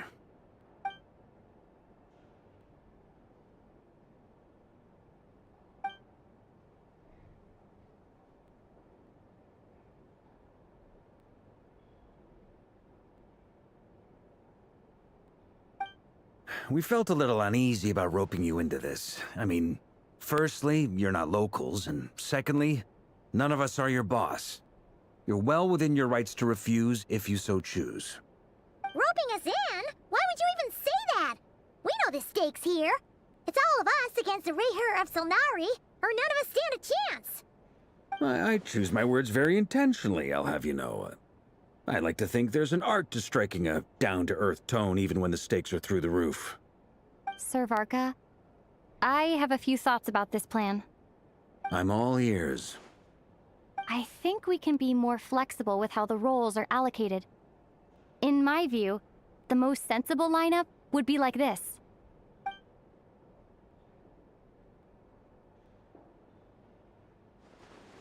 I see your point, yeah. But if that's how we're going to approach this, you'd better make sure you're ready.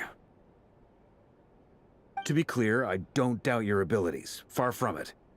I just want to make sure. Are you really willing to take all this on? I want to do everything within my power. The Raher of Solnari is a truly fearsome opponent, And if I do my part, it'll greatly reduce the risk for everyone else involved. Well, that tracks with what I've heard. Jean's mentioned in her letters that you're so diligent it's almost abnormal. As in, most people weigh up the risks and rewards in situations like this. But you seem to just march towards danger without a moment's hesitation. Of course, everyone appreciates a fearless pioneer. But all that aside, I'm the Grand Master of the Knights of Favonius, and you're our honorary knight. I want to make sure your courage doesn't come at the expense of your safety. Thank you, Sir Varka. I should be the one thanking you. It means a lot to have you on board. I'll give some serious thought to your suggestions.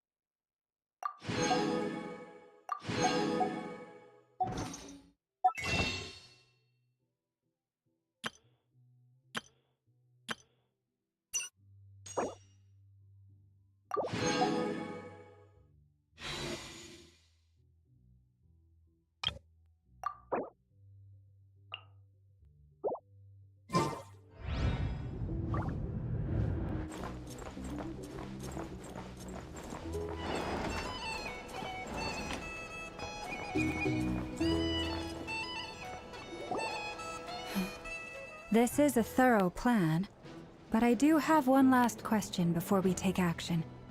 How can we be sure that our enemy won't leave the designated area? Great question. Albedo's been hard at work analyzing Rerir and the Wild Hunt's behavioral patterns. His conclusions are as follows. Firstly, from the earliest known confrontation until now, Rerir has never displayed any ability to manipulate the dimension of space. So it's unlikely he has any power in that domain. Secondly, he seems to have a particularly strong vendetta against our group. If we put him in a fight-or-flight situation, he'll choose to fight every time. Thirdly, finally, and most importantly, he is consumed by hatred, both for the moon and for his enemies. Turns out, we tick both of those boxes. We have a reincarnated moon in our ranks, and a spy who accessed his private memories without permission. He'll be baying for blood, not looking to escape. As someone who's had their fair share of interactions with the Wild Hunt, those all seem like valid observations to me. Understood. Then I will defer to the verdict of the group. Well, everyone, that's the plan in full detail. Albedo and Durin are carrying out their part as we speak. Plan approved. Scheduling.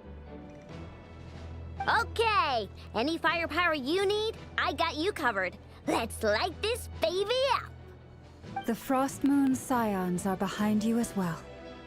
And the rest of you?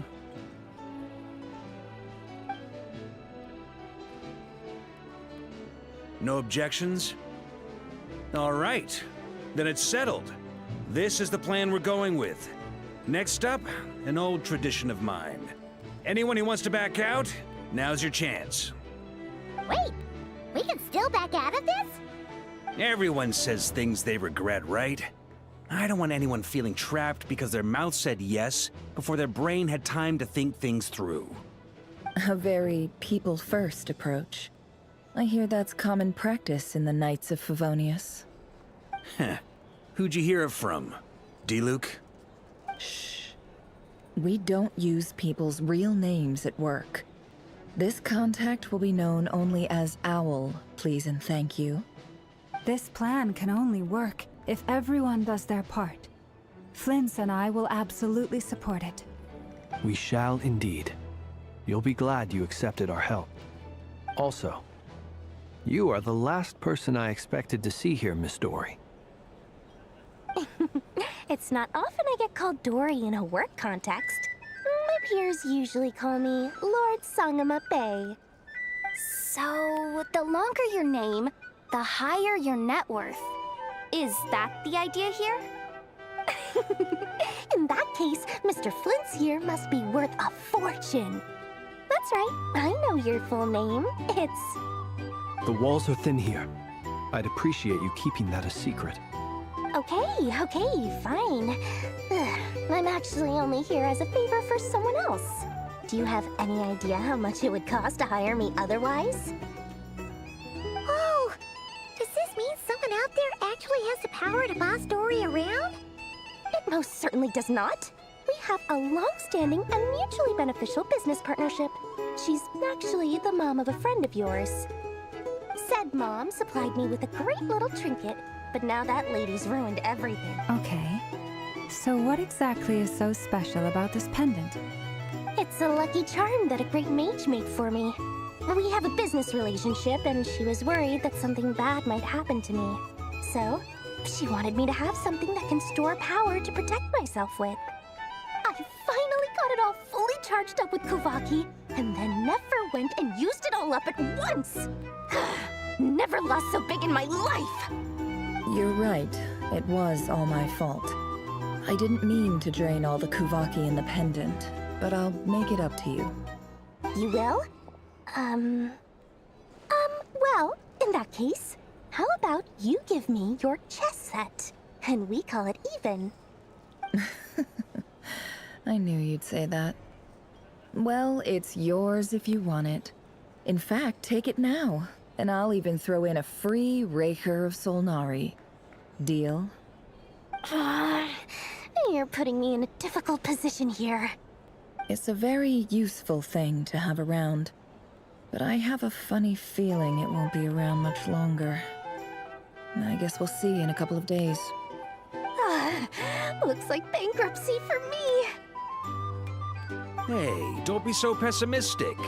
See this through and you never know. You might find a new business opportunity on the other side.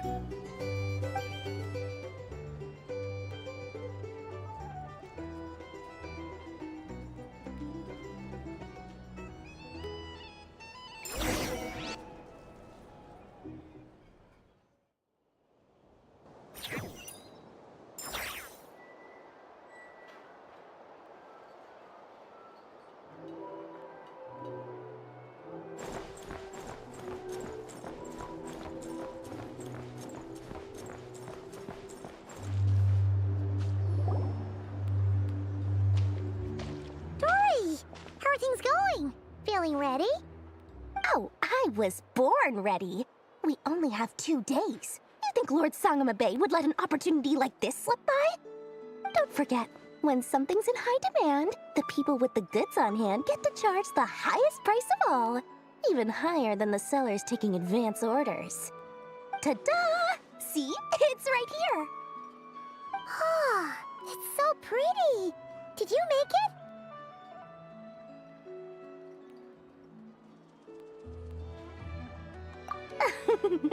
No, I have a supplier. We go way back, so he made me a very attractive offer. Aha! No wonder you were talking about lucky charms at the meeting. You've been getting Kave to make them for you.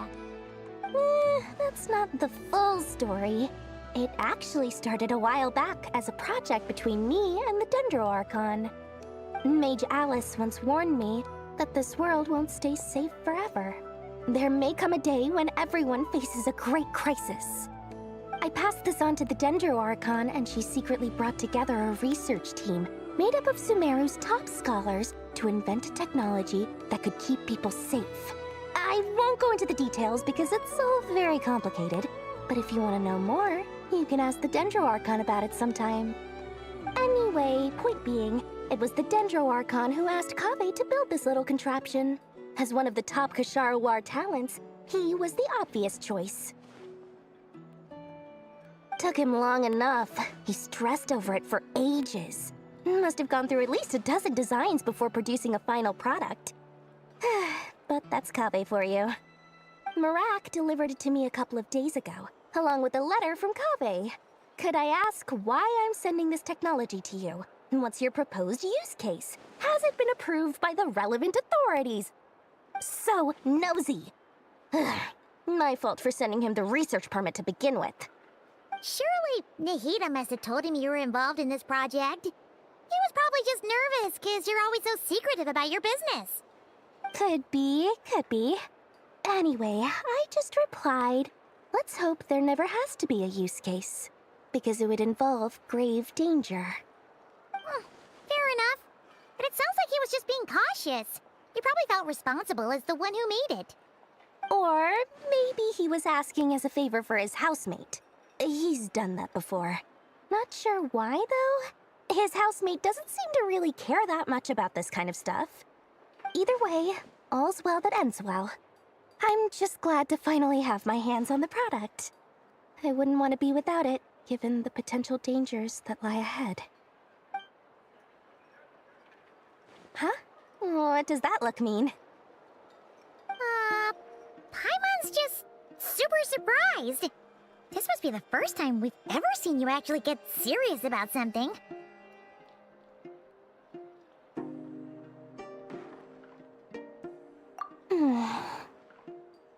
Well, a long time ago, I made a promise to myself. I promised that I was gonna live every day of my life with a big beaming smile. Obviously, Mora plays a big part in that. But there are always gonna be times in life when you have to give something back. That could mean paying back a debt, returning a favor, or showing some kindness. Alice has been a huge help to me over the years. She was the first investor I ever had. And I want my investors to know that Lord Sangamabe is the best in the business. And more than that, no one knows what the future will bring. Whatever happens, I want to make sure the Dendro Archon and all of Sumeru is prepared to face whatever comes. Oh, that? I was just making sure Nefer and I are square. Don't be thinking it was some sort of benevolent act. I'm no saint, so don't treat me like something I'm not.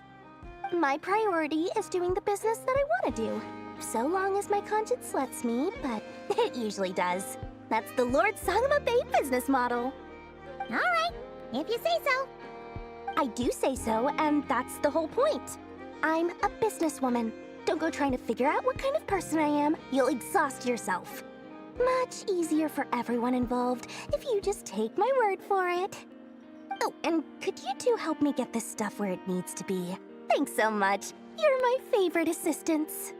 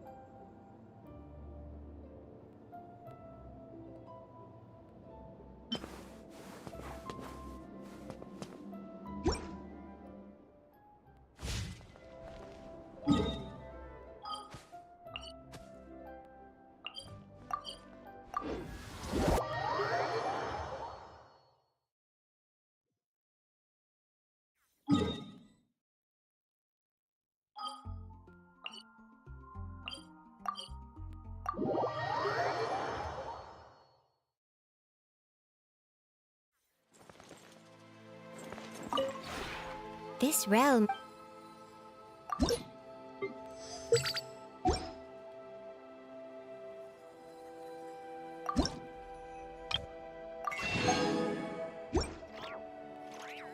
If you ever...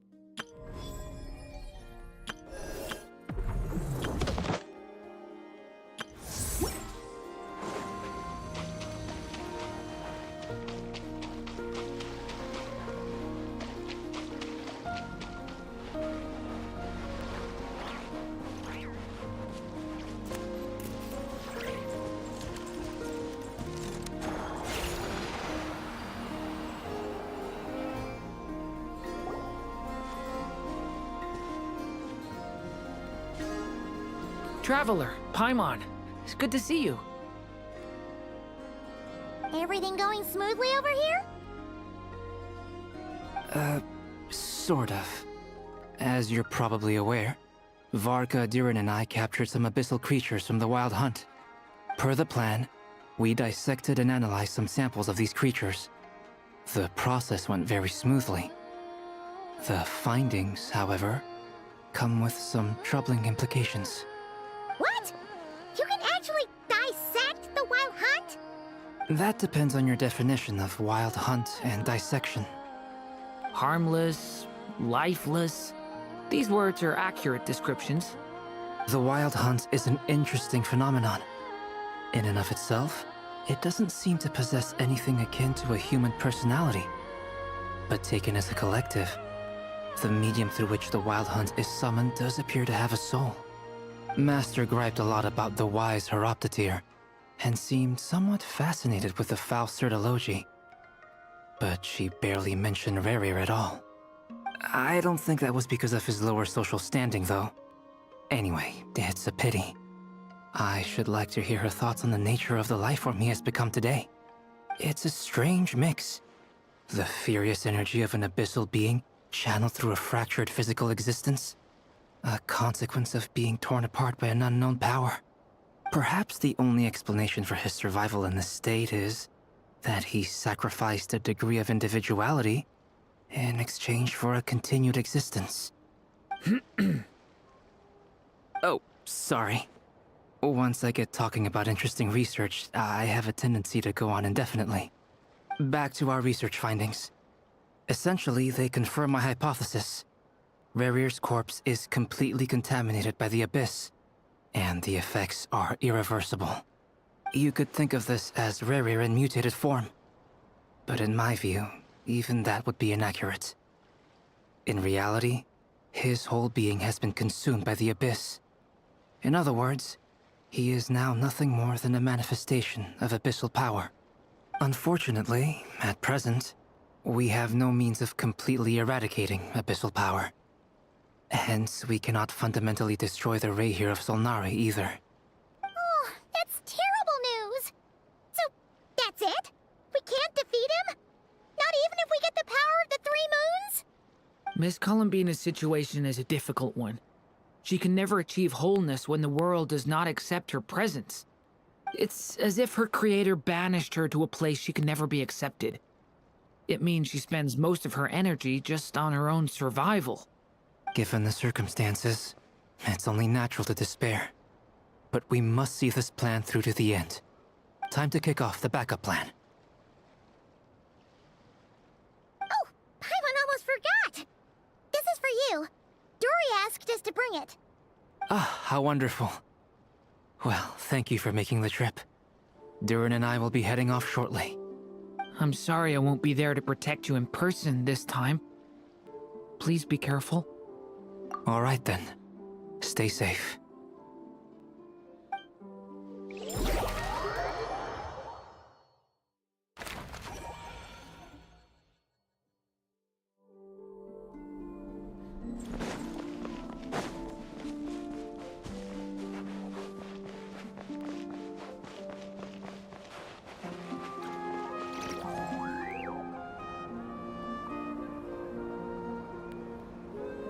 Miss Lauma, is everyone here? Yes. The fate of my flock is in your hands, Grandmaster Varka. Please keep them safe. My lady, what are you saying? Within the next 24 hours, we will face the biggest crisis the world has ever seen. This is not a burden that we deserve to bear, but I believe that we reap what we sow in this life. So I intend to act. I must do what I think is right. For me, that means fighting for the future of Krai. This gentleman is the Grand Master of the Knights of Favonius, Varka, Knight of Boreas. In my absence, please follow his lead. Hey, everyone. Guess I should introduce myself. Well, to start with, I know my way around a battlefield.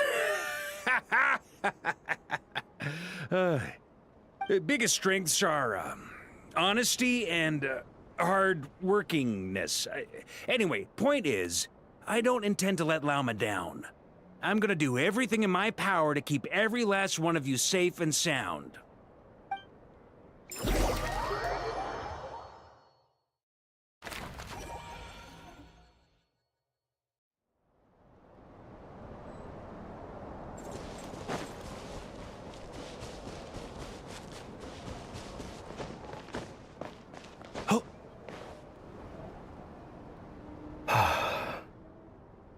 Something on your mind? Miss Columbina, was it? I believe that's how the others addressed you. That's right. Names are funny things.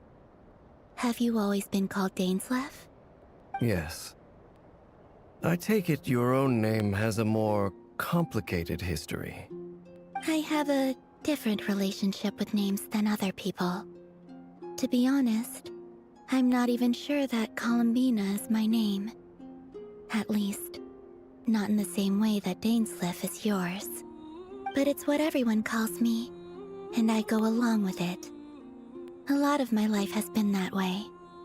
I get so used to things that I forget to question why they are so. I never used to think much about where names come from, or what they mean to people. Maybe something's wrong with me. You're different from other people. I sensed it the first time we met. You're more perceptive than most. I'm sure your long life and rich range of experience explains that. Do you ever find yourself missing Conria, Mr. Dainsleif? Difficult to answer. I have dreamed of the past many, many times. Sometimes I'm fighting tooth and nail. Other times I'm lying on the ground, defeated. I don't recall any happy moments from that time. It has been too long. Is that because hatred survives longer than love and affection? That would not be for me to say. I make no excuses for the grudges I bear. But whatever the reason, I remember little that was beautiful or sentimental. Thank you for your help with the Rerir situation. Without your efforts, I never could have learned the hidden truth of his story. You're welcome. I know he's your friend.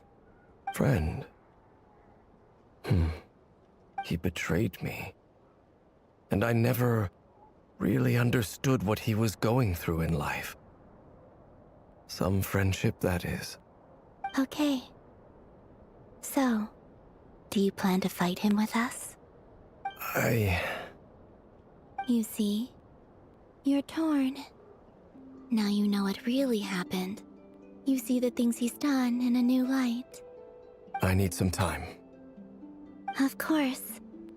I completely understand. Anyone else in your position would feel conflicted too. Actually, I went through something similar myself recently. Something happened that changed my perspective on a situation. A situation I took for granted at the time, but now I feel very grateful for it. You mean the Harbingers who still support you, even though you've left the Fatui? Yes. I always thought they were only helping me because Harbingers are forced to work together. But then I abandoned them. A warrant was even put out for my arrest. And even now, they still support me. Which means I was wrong about them all along. Clearly, they view you as a friend. I feel a little guilty now. I regret not seeing her help for what it was, and not treasuring it. I see the guilt that you're feeling now, because I feel it too. Hopefully, talking about it will do us both some good.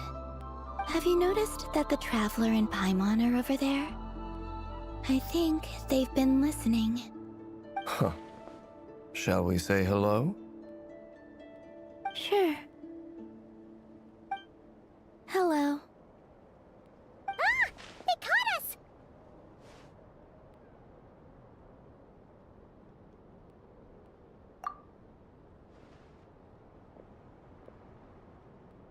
I apologize for making you worry.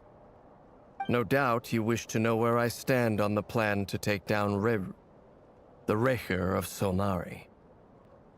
I'm afraid I need a little time, but I will seriously consider joining you. You will? Oh, thank you so much! Everyone will be so grateful to hear that! They needn't be. This was something that I was going to have to face up to eventually. That doesn't matter to them. They're grateful to you regardless.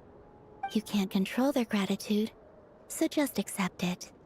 And then, have a think about whether you're willing to join us.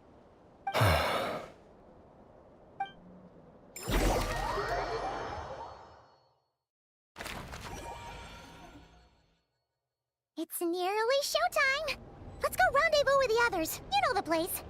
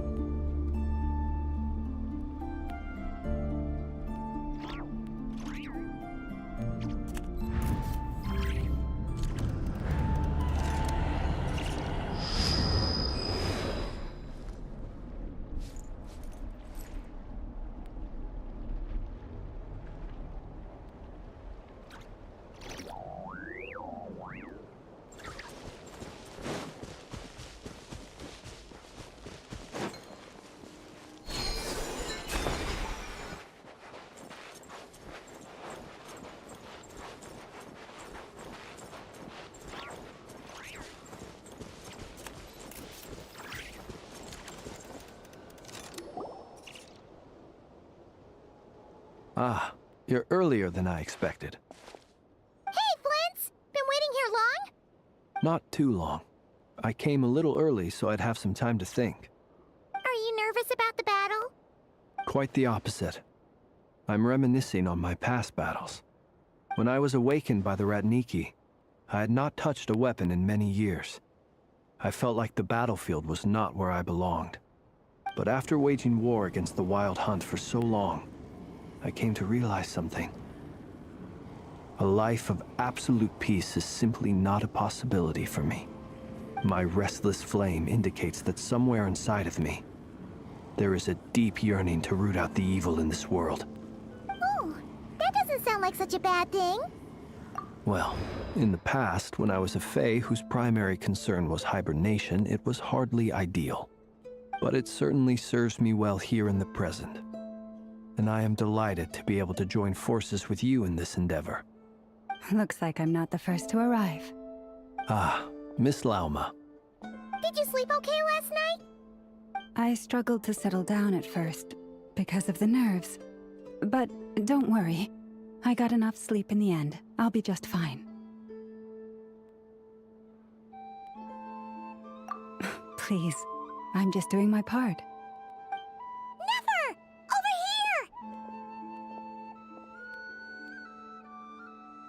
here! Ino asked me to relay a message. She said Anefa will be on high alert and keep a close watch over all secondary districts where defense is required, providing support as necessary. Meanwhile, Ino herself will provide range support to us directly, using her latest invention. Excellent. My thanks to all involved. The chess set's looking a little unstable. It won't hold him much longer. We should be prepared to engage at a moment's notice. No sense sitting around waiting. Let's make the first move while we still have the option. I agree. Paimon, find a safe hiding place. Got it! Be careful, Traveler! I will.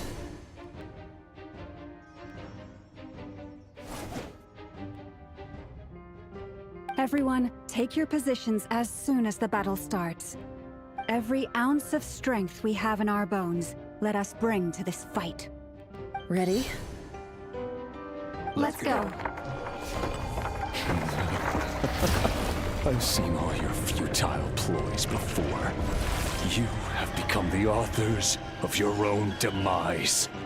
I wouldn't be so sure about that. You are merely a moment of sport before I tear down the moon.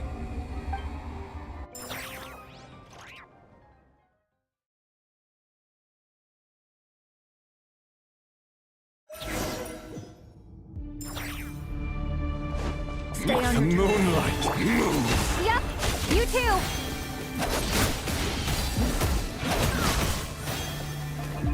Let me help The moonlight! is this! Move! You pull. The moonlight betrays you! Time to come clean. Move! Seek within. For the everlasting quest. Leave this place. Let's see what you're made of. The moonlight is futile. Observe. Keep your distance. Hunt him down! It all adds up.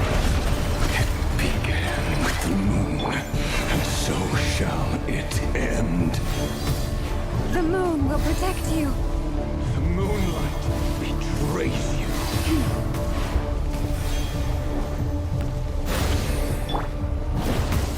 Be silent. Steady now. Do you see now? Can't hide the truth. From here. When will it be as you foretold?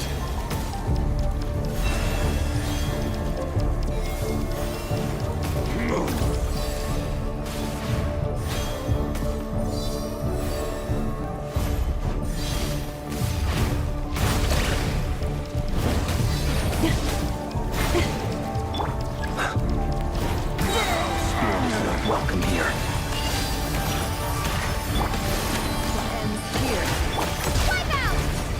The night cometh. Close your eyes. Be silent.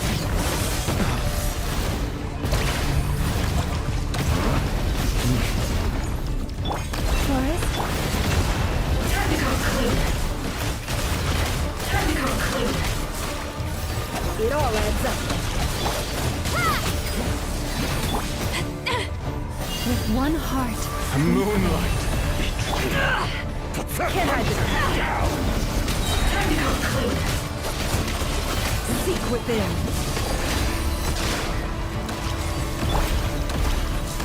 Poor last lad.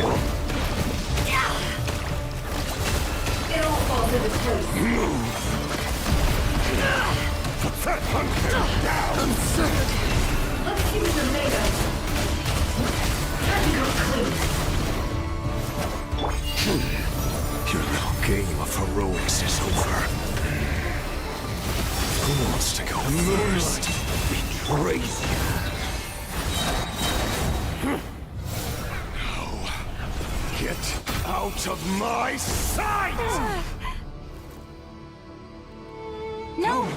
We've been separated. You okay? Nefer, where are the others? Stuck outside the barrier. I guess he really doesn't like us. I told you before. Knowing too much is always a death sentence. Be careful what you wish for.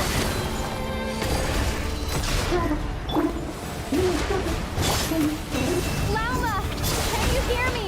Hold on, please. Silence. Voices are gone. But at least I know they're still there. And you need to Destroyed. remember when just stall him. If I can stall him for long enough, the moment will come.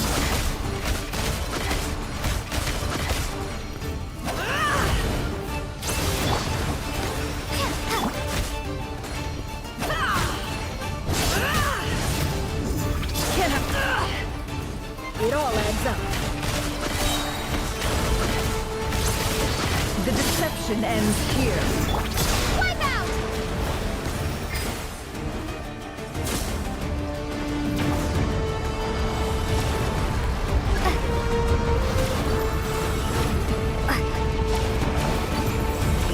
I've got this.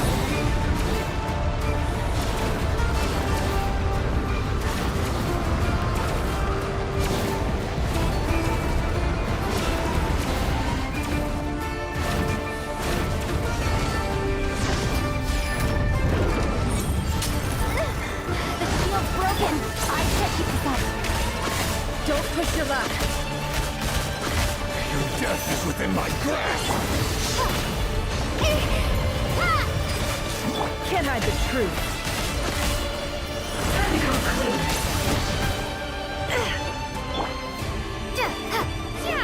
Go! It all adds up. Time to go clean. The mystery unravels. Can't hide the truth. No more lies.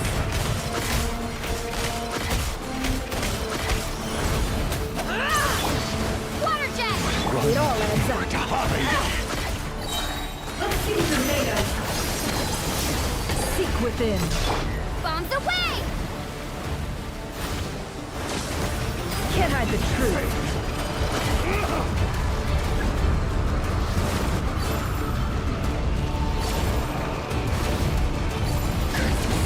There's no other way.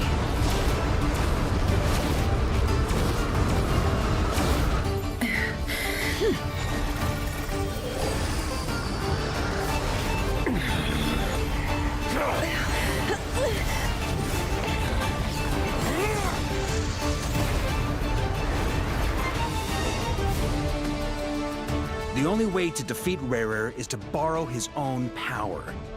That means Columbina will have to disappear while you two bear the brunt of his attacks. You have to hold on. Find a way to keep him focused on killing the two of you.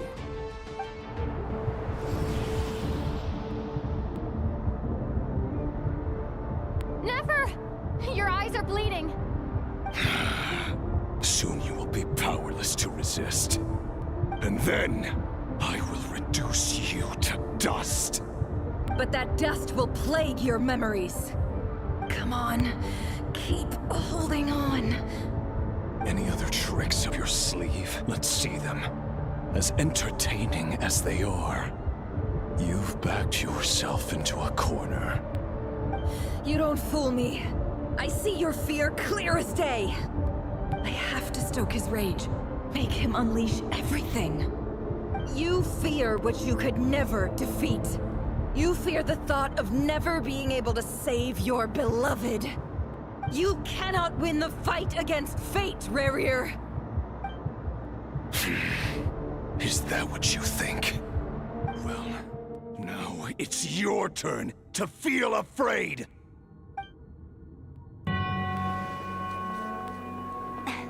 You fear the sound of your own name? Is it us you hate? Or is it what you've become? Let's see what becomes of you!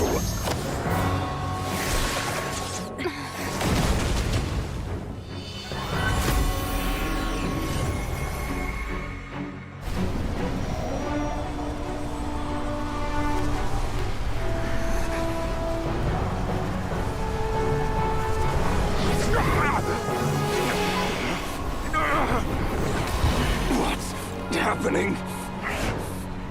That power. I've seen it before!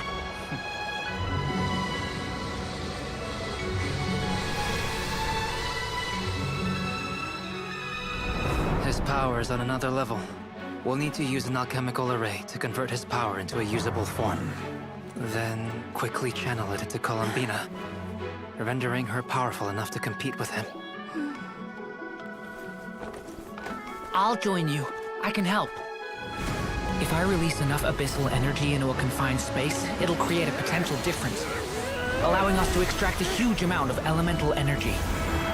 Next, I'll synchronize with everyone's minds using pyro, then give you temporary access to their abilities and fields of view. But it won't last long. Can you see? Well enough.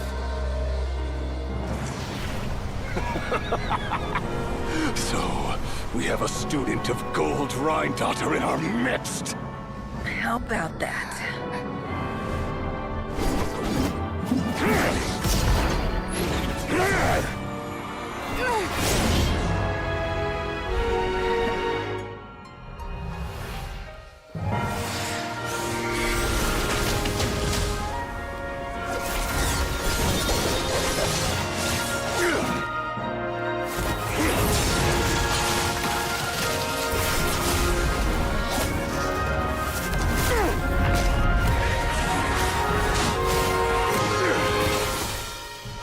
You use my own power against me? Just like how you stole Kuvaki. Look familiar?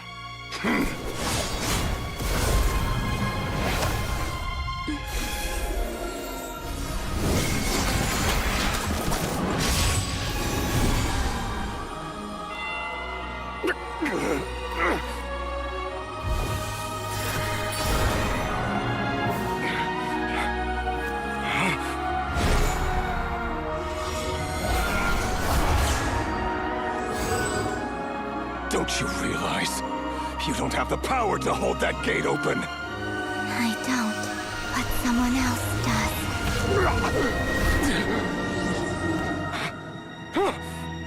Goodbye, Rarier.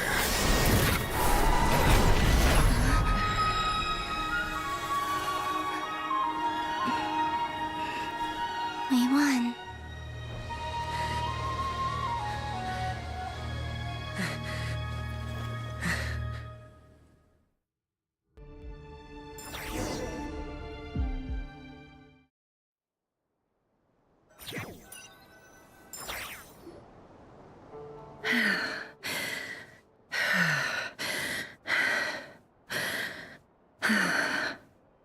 Nefer, how are your eyes? They're fine. Apart from the blindness, of course. It's not too late. Let me handle it.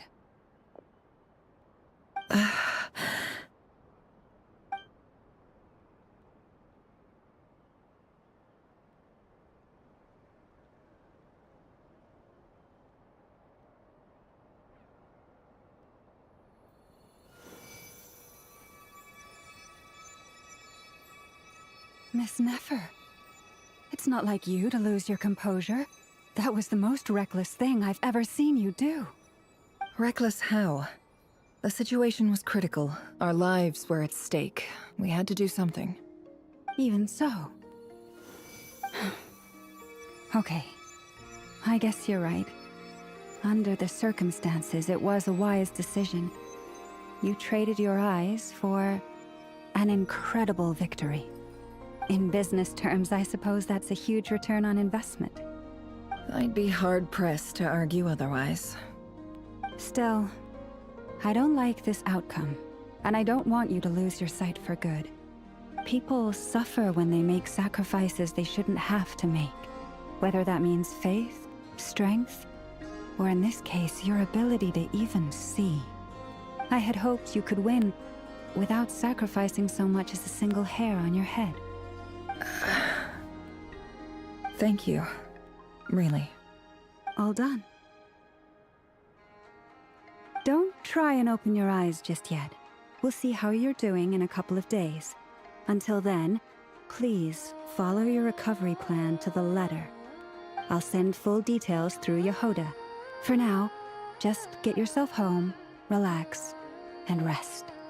My dear friends, we have fought bravely and achieved a spectacular victory. A dark cloud has been lifted from the skies of Krai. All in this land will be grateful for what you have done. The moon will remember this day. Thank you both.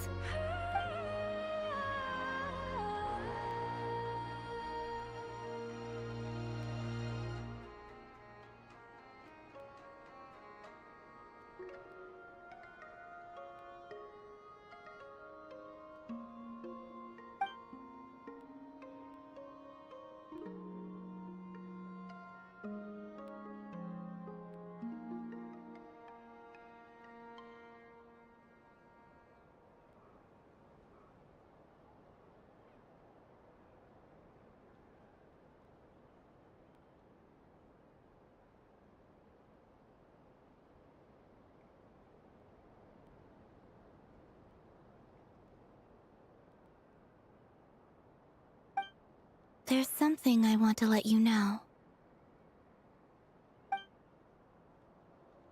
What is it?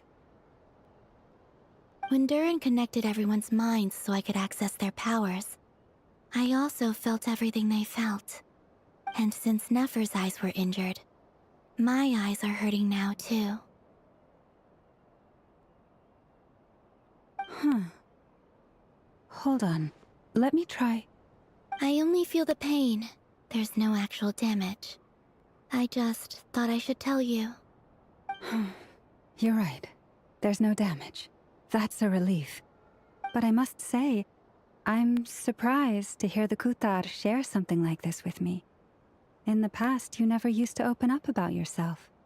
Things are a little different now from how they were. I'm learning to share how I truly feel with my friends. Friends? You have no idea how glad I am to hear that.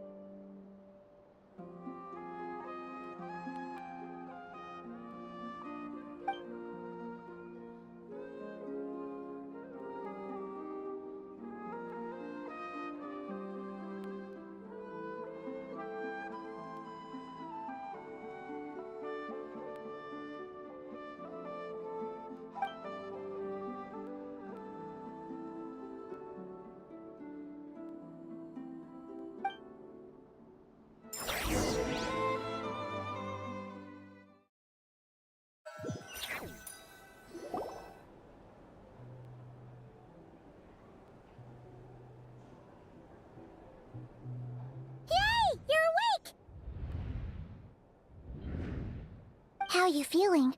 Any aches and pains? Did you sleep well? I'm doing all right, Paimon. No need to worry about me. Phew! Well, that's good. Paimon's been sitting on the edge of the bed worrying about you for ages. You slept a whole day and night. Poor Paimon had to eat all by her lonesome. Glad to hear you didn't starve. How is the food? Well, it wasn't the same without you there to share it. Honestly, Paimon just can't relax when you're not your usual self. She couldn't enjoy the food and settle down to sleep. Well, I'm back to normal now. Oh yeah, and Albedo swung by earlier. He said to tell you to head to the tavern when you woke up. Varker and the others are organizing a victory feast and they want to celebrate with you. He also dropped off some medical supplies, but you seem fit as a fiddle, so guess you won't be needing those. If you're feeling up to it, let's head over now. Wouldn't want to keep them waiting.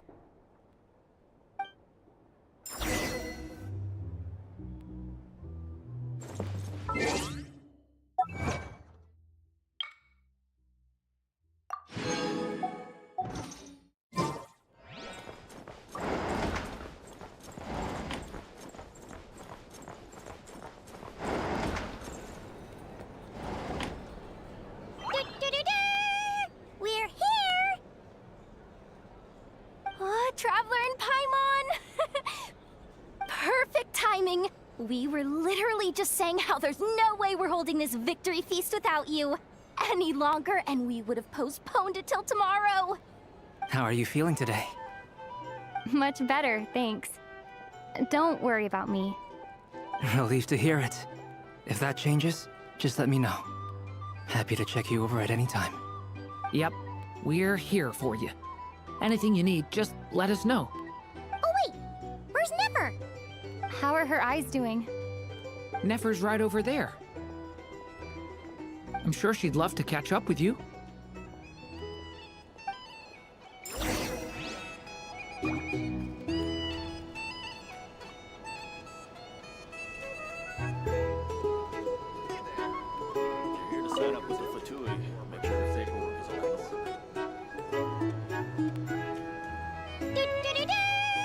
We're here! Oh, Traveler and Paimon! Perfect timing!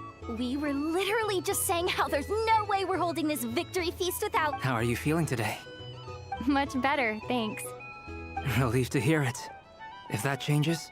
Yep, we're here. Oh wait, where's Nefer? How are her eyes doing? Nefer's right over there. I'm sure she'd love—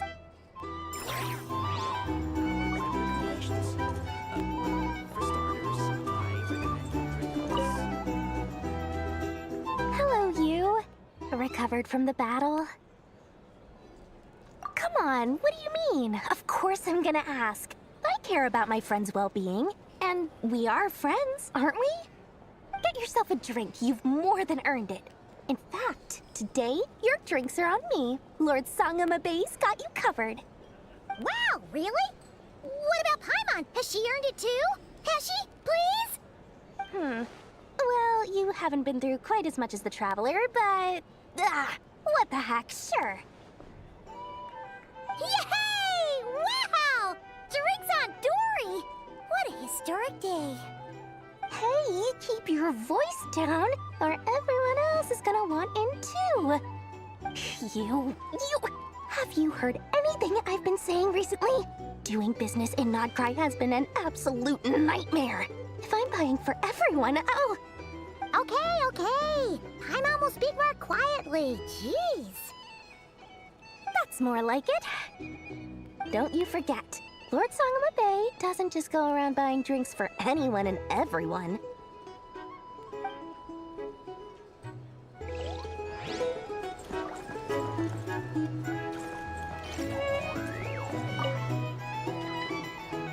I thought of 1,000 ways to congratulate you, but now you're here, words are failing me. The honorary knight stuns them speechless once again. Well said. The honorary knight showed us all how it's done. The other knights told me that Mondstadt was the first stop on your journey. All of us are truly delighted to count you as our friend. I'd like to thank you for supporting the Knights of Favonius, and also for helping us save Krai.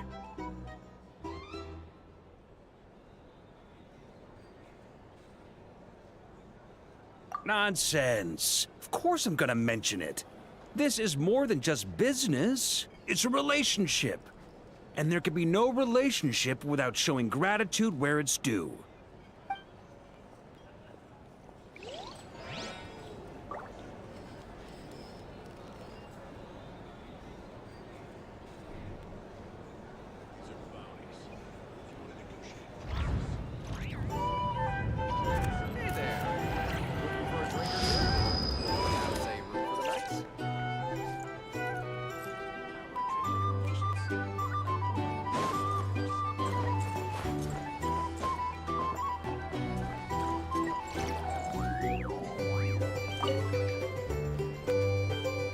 I see you've recovered.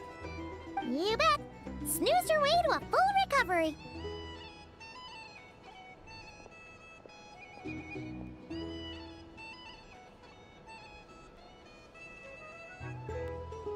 Glad to hear it. A healthy body is paramount. Nothing else in life is possible without it. So take it slow. You can't afford an injury. Paimon too! You really saved the day when you swooped in to open that gateway! I came to accept that although Rerir was my friend in the past, here and now, he was an enemy that must be defeated.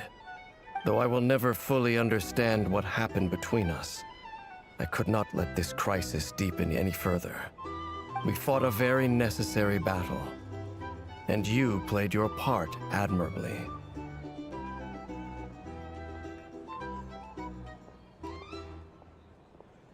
Yeah! And if you ever need to talk, just remember, we're always here. I'll do that.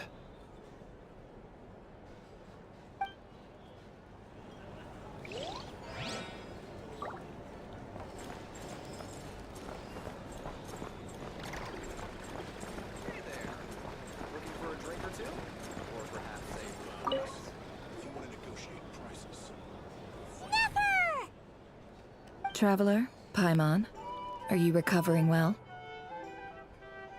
Turns out that moon chanter has some real talent after all.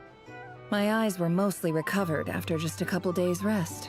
I can actually open them again now. Yeah, but you gotta be careful. Lauma says not to strain your eyes while they're still healing. Yes, thank you. I'm well aware. Yehoda, could I borrow you for a moment? I could do with an extra pair of hands.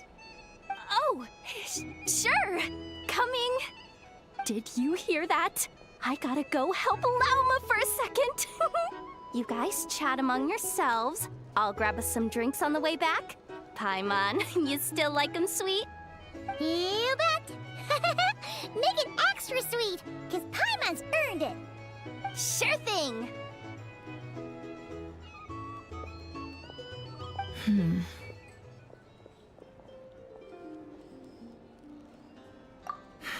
The Raker of Solnari. Kind of a snake, don't you think?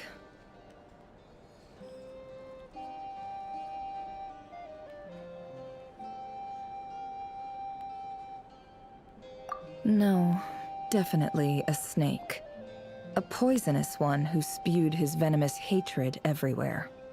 Anyone who seeks revenge out of hatred for other people has become a snake.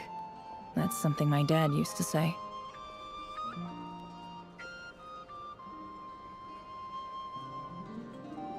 Perhaps. I'm sure it sounds like a very wise and open-hearted perspective to your ears. But me? I think hatred is a perfectly justifiable emotion. What else is left when everything you depended on in life gets stripped away? Something's gotta fuel that drive to keep on living. If you're worried about me, you can nip that in the bud. I'm not someone who gets stuck in the past. It's just... I suddenly feel like I was wrong to call my father a liar. He was just a fool. That's why the Academia turned their back on him, and why the other tribes ganged up on him. Oh, Father. How much better things could have been if you were a skilled liar. Look at the Ibis King. Thoth is a fiendishly cunning liar. And yet, strangely, he feels more like a father to me than my real dad ever was. He's never brought it up, but I'd bet he feels the same way. Why else would he give me the power to perceive the truth, while at the same time training me in the art of deception?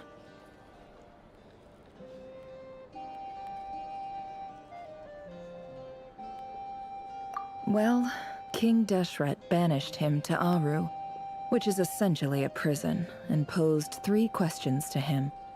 He promised that he'd have his freedom if he could find the answers.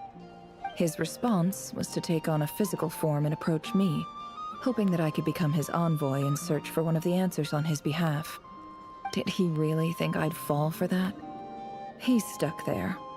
He can't make me return what he gave to me.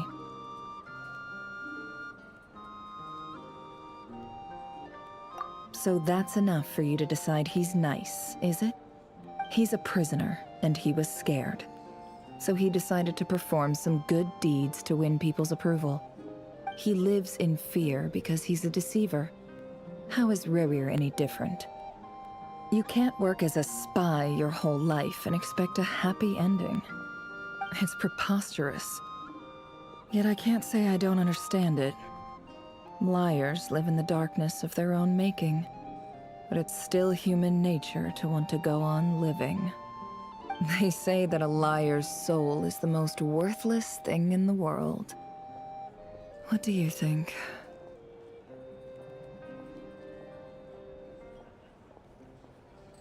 Good. If you understand that, it means you're smart, and you see things objectively. If you ask me, the soul of a liar really is worth nothing, because all they care about is themselves. For example, when something good falls into my lap, I don't go sharing the news around. Stops other people trying to steal it from me.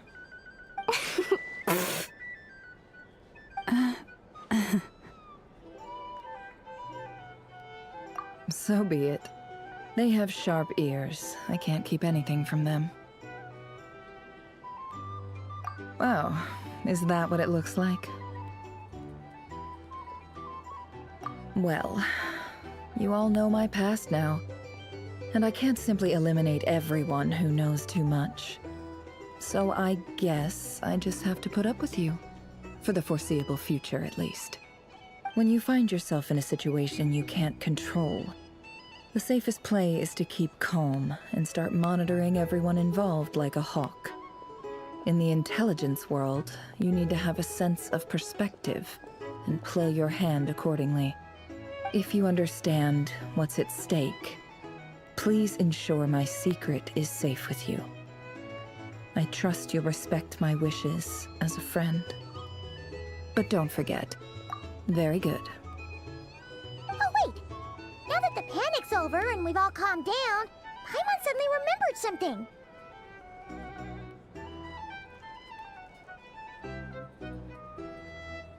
After all that build-up, our mystery ally never showed up even once!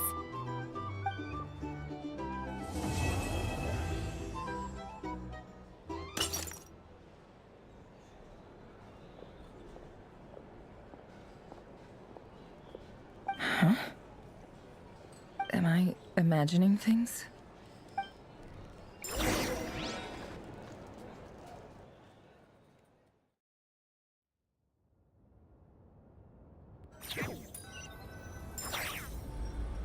So, that close colleague who stayed behind with you? What's he been up to recently? Don't know, don't care. I get more normal human interaction from hanging out with Bosco too than him. Although, now you mention it, he hasn't bothered me in a while. I wonder if... If he's disappeared without a trace, it's the biggest gift he ever gave to the world. But I somehow doubt that's what's going on. He won't lie low forever. So we'd better stay on guard.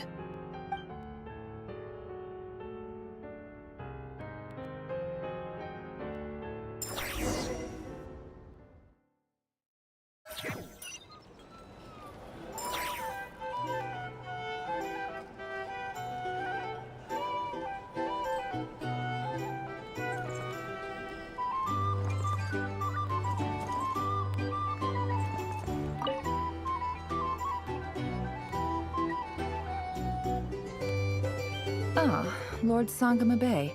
How lovely to see you. I must thank you for the device you provided. It was an enormous help. Would I be right in thinking that it was developed by the Academia? Why come and ask me when you clearly know already? I mostly came to thank you. That's more like it. A little gratitude goes a long way with Lord Sangama Bay. Play your cards right, and you might even stand a chance of becoming my long-term supplier. The chance to work with such a kind and charitable investor as yourself would be a great honor for the Curatorium. Huh? Charitable? Who said anything about charity? First time hearing about it. Let's see. The first plot of land you purchased in Krai, your desert interests, and... Stop! What do you think you're doing? Exposing my investment history! It's nothing to hide from. They're all perfectly legitimate investments. And some of the land you purchased was with the intent of building a sanctuary? Yes, I heard about that too. How did you... You're a curious case, Lord Sangamabe. You don't like people finding out about your good deeds, do you? But I'm afraid no matter how hard you try to keep things under wraps, where there's a will, there's a way. You did it for Sumeru, didn't you? It was empty land that was gonna go to waste otherwise. I figured if I built something there, it might at least get some use in an emergency. Disasters are capricious things. They strike without any warning. I've lost family to a disaster before, and I don't want to lose any friends or business partners if I can help it. My elder sister used to dream of finding a sanctuary. Somewhere with plenty of food, water, and medicine. Where everyone could live happy lives. It was something I looked into, but after discussing things with the Dendro Archon, I decided on a more effective strategy. The tech people handled the tech, and Moneybags provided the Mora. It just made the most sense. It's a pity that so few people know the truth about you. Everyone says that you view everything in terms of Mora, and all you care about is growing your own wealth. So, what's the problem with that? Everyone wants to be rich. It's human nature. So yes, I love Mora, and it's nothing to be ashamed of. But surely you have dreams of your own, beyond just making Mora. You don't get it, do you? My dream is to invest in other people's dreams. And, you know, make a nice little slice for myself along the way. Just thinking about it makes me happy. That sweet, sweet sound of Mora. Thank you. For the device? And the pendant. Oh, that. I was just returning a favor. Don't worry about it. Seems like we've both been away from home for a very long time. Yeah. So long that I barely remember what my family even looked like. That would be your mother, father, and sister? Yeah, though it's been years since my sister passed away. It's not like I want to forget them, obviously, but memory can be even more ruthless than the most calculating business person. Beyond a certain point, if something isn't helping you, it just gets rid of it. My sister can't help me now. Slowly but surely, her face is fading from my mind's eye. It's become a vague impression. Not everything will fade. When loved ones pass away, the beautiful memories are the ones that last the longest. Yeah, that's true. If you ask me, that's the one silver lining in all of it. Well, that, plus, I'm sure that life is much better now than it was back then. Oh, absolutely. I have tons of Mora, a big beautiful house, business is booming, and I'm as happy as can be. You've got a lot going for you too. Boss of the Curatorium of Secrets? I'm sure there's plenty of Mora to be made in that line of work. I appreciate the vote of confidence.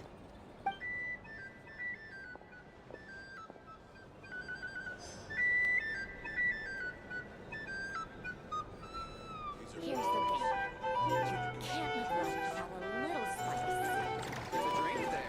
Or some information.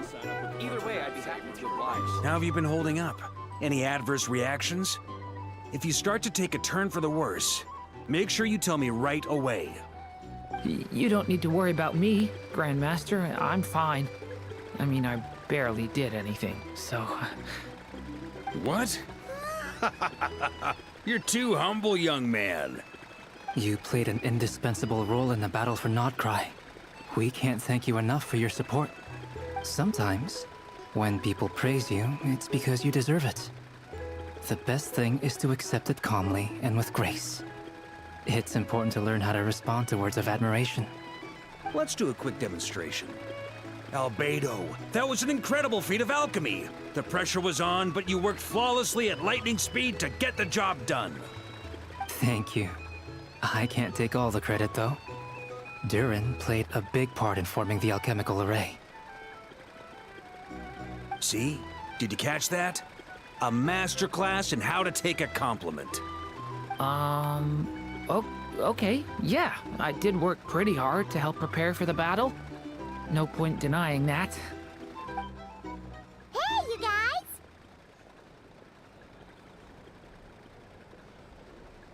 Hey, look who's bounced back. Looking good, traveler.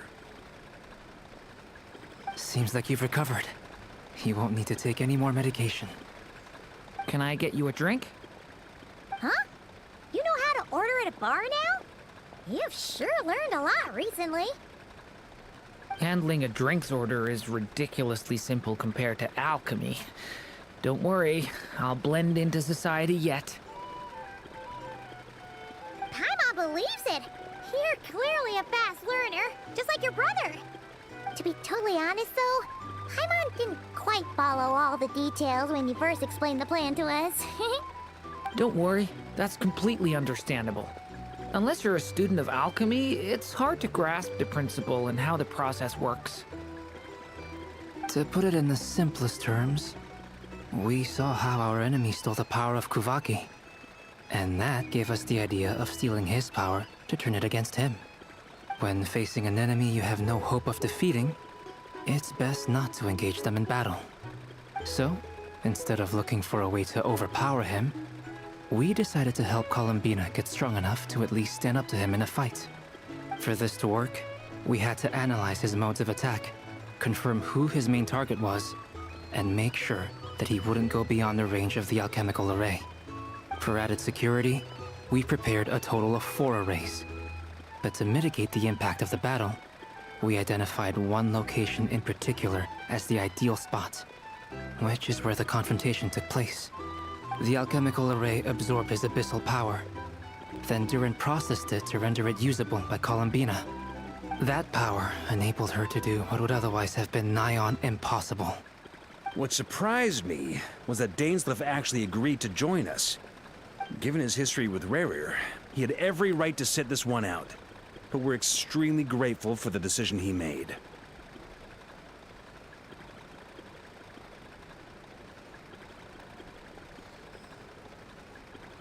It must have been a painful choice to make. But I'm sure that making a decision was far better for him than staying in limbo. Absolutely. He was torn between 2 paths, but in the end, he made his choice and stuck to it resolutely. He doesn't strike me as the sort of person who'd stay trapped in limbo for long. Anyway, however you cut it, everyone gave a stellar performance. And now, it's time to kick back and celebrate.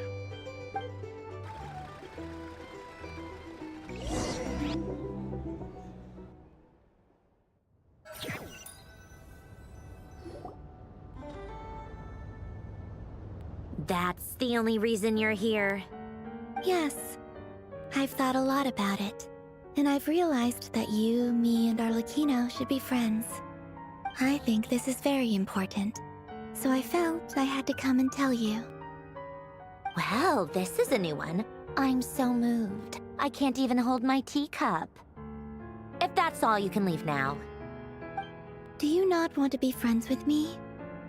Or is it that you prefer being co-workers? What is this, Columbina?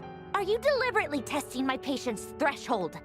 Right now, my politeness module is active. But if you say another word, I swear I'll shut it down. If your politeness module was active, wouldn't you say the word please at some point? Polonia, please see Lady Columbina to the door. Will you still invite me to your next tea party? What? Yes, I think you will. Bye-bye, dear Sandrone.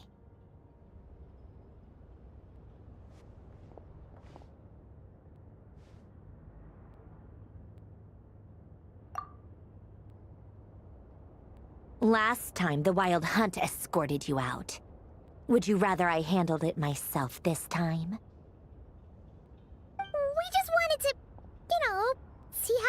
doing now that it's all over? Why? Out of concern for my safety? I hope you didn't seriously think that the Raithir of Solnari would be able to lay so much as a finger upon me, given how prepared I was.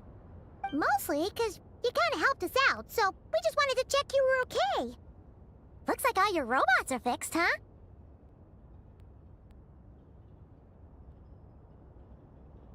Oh, don't you worry about that. Tea time is already a write-off.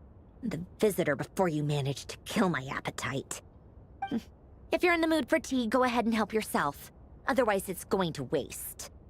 My coasters are still missing in action, though. Use this notebook instead. Whoa!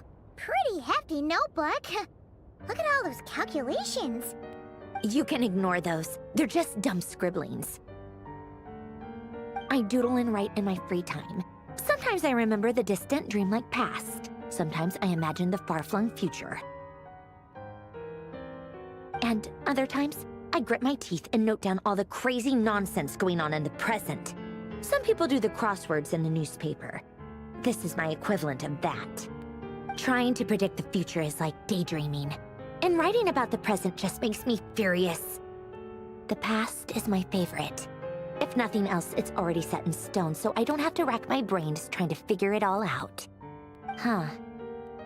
Although, having said that, the only vaguely interesting memory in my past is probably that guy they call Lord Artificer.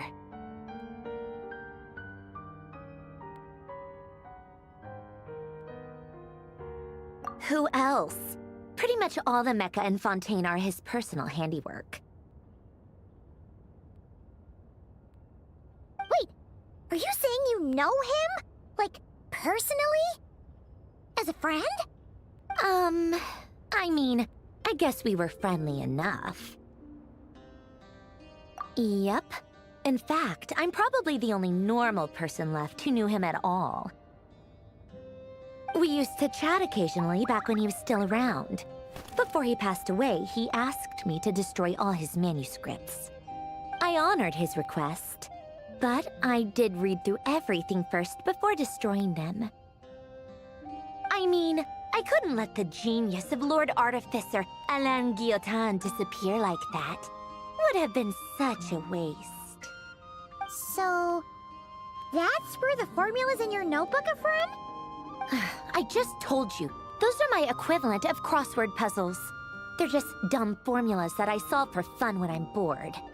Alain's work was like epic poetry. The formulas in my notebook are just silly little riddles in comparison. Not that there's anything bad about them.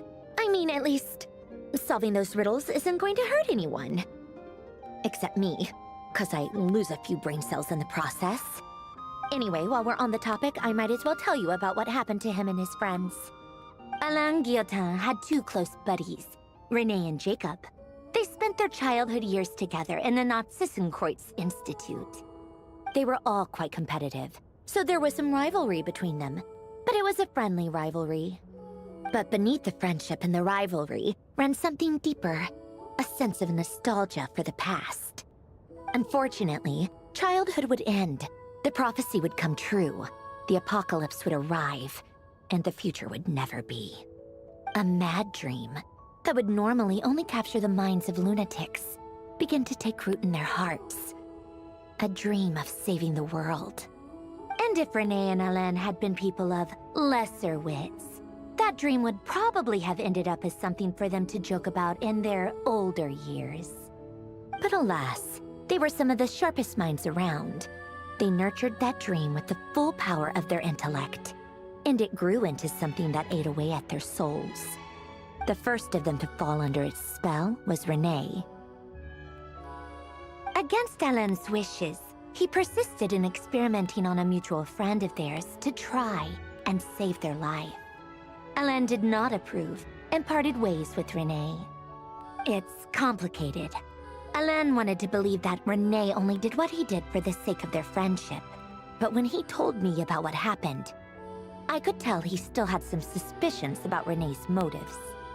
Perhaps the seed that would grow into a nightmare had already sprouted in Renee's mind. Even then. The next time they met, Renee's soul had been completely engulfed by the dream of salvation. His futile attempt to change the tide of fate only resulted in a wave that swallowed up the world, even before the apocalypse came. And although that wave died down eventually, I hear that it just recently came back with a vengeance. As I understand, Renee wanted to live out his dream of salvation once more. But I'm told that the attempted resurgence finally died out for good. At long last, Renee awoke from his deluded dream. Though of course by then it was far too late. What do you think of Renee? Do you admire his transcendent genius? His view that any price was worth paying to achieve the lofty goal of saving the world? Or do you despise him? Dismiss him as an evil madman who wrought havoc on the lives of everyone around him as he pursued his delusional dream? Same difference, really. Just a matter of perspective. Really? I can't tell whether that's because you disapprove of his deeds or because he failed. Or maybe you have some other reason. Renee no longer exists in this world, and the dream he started went on to be realized by someone else.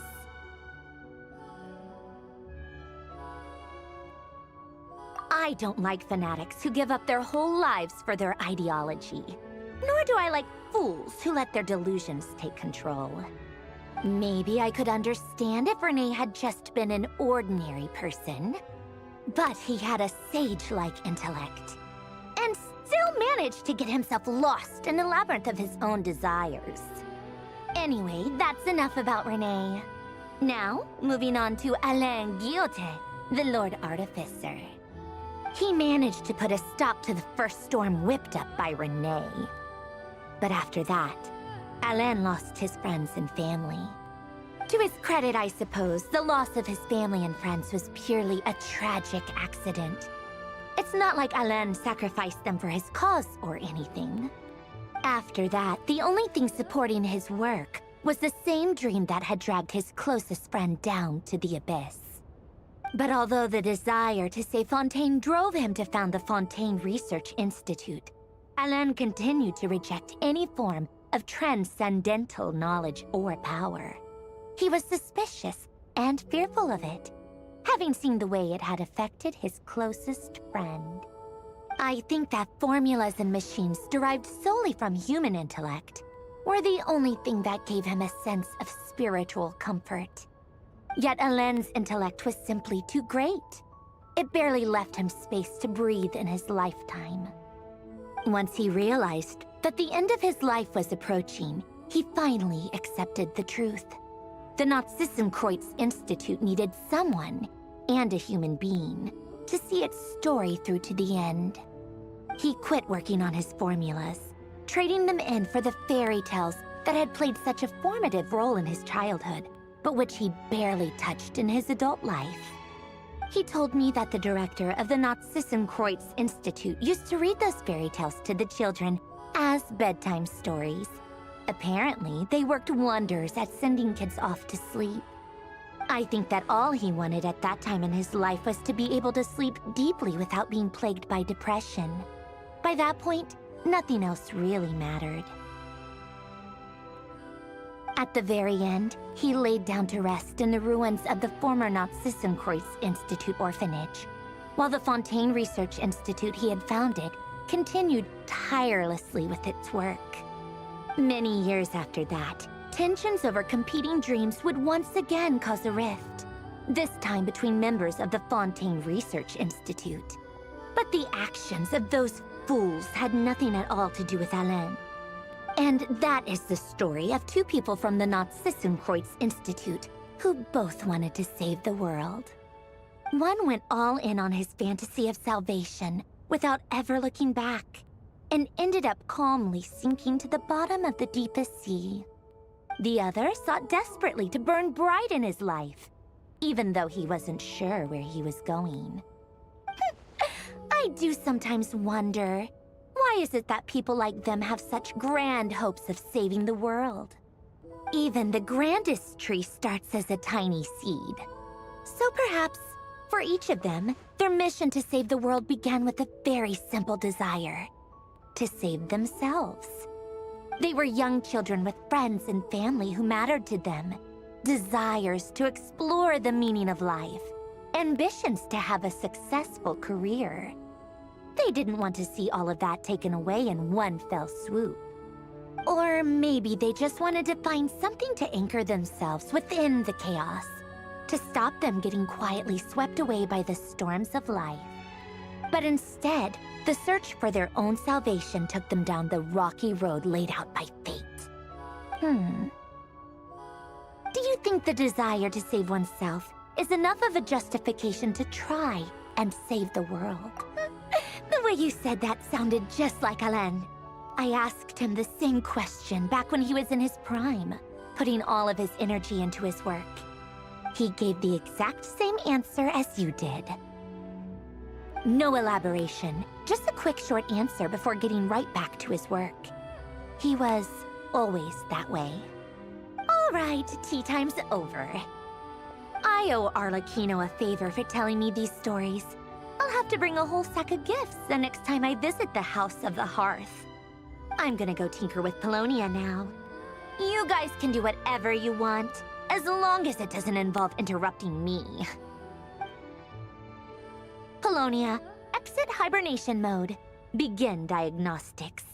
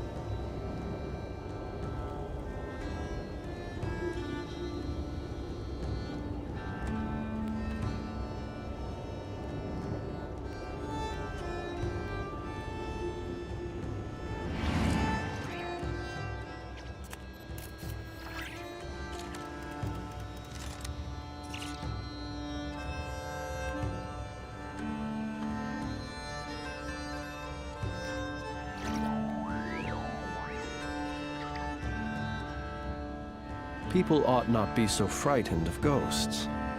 They are merely talking shadows, chattering away endlessly about their past affairs.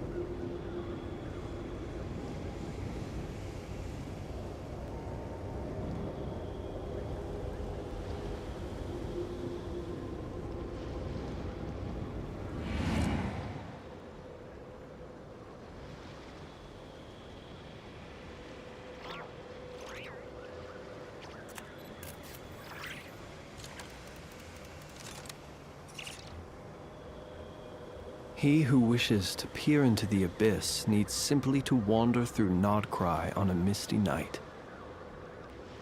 The march of the wild hunt will be sure to drag him into the darkness.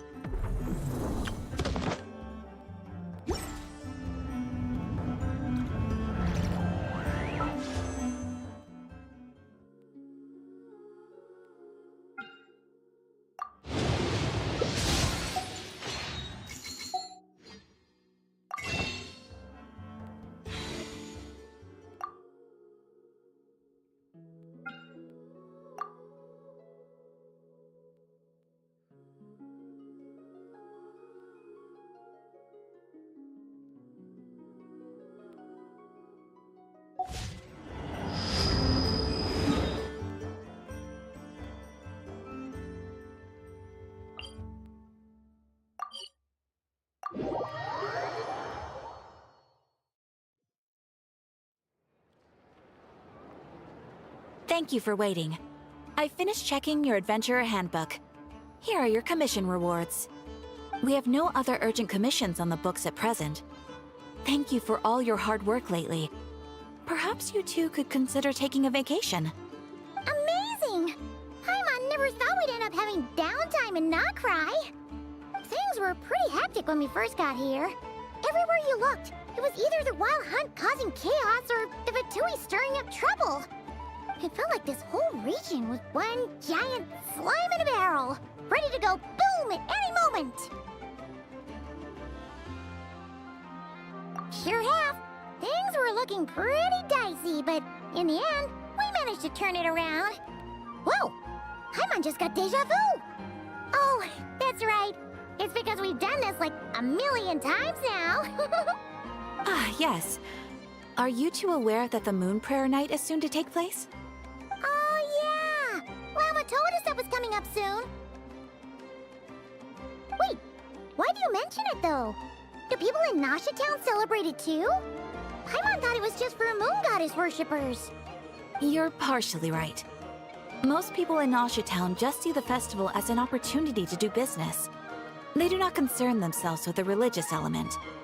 The festival was first celebrated by the Frost Moon Scions. On this day, they would wear moon prayer blossoms and celebrate the birth of the moon goddess through song and dance. They would also prepare food and handicrafts and give them as gifts to others. Over time, it became Krai's most lively festival. Oh, sounds like fun!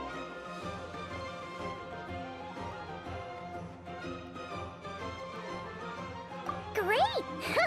Well, in the meantime, since Catherine doesn't have any commissions for us, let's focus on some personal business instead.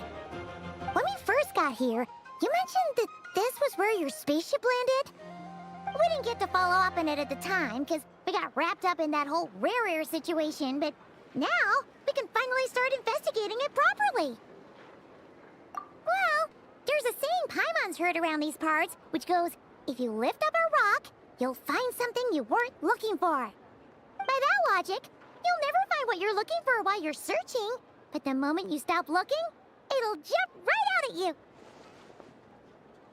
Could be worth a try though, right? Anyway, Paimon suggests we focus on other stuff we want to do for now, and just keep an ear out for spaceship-related intel as we go.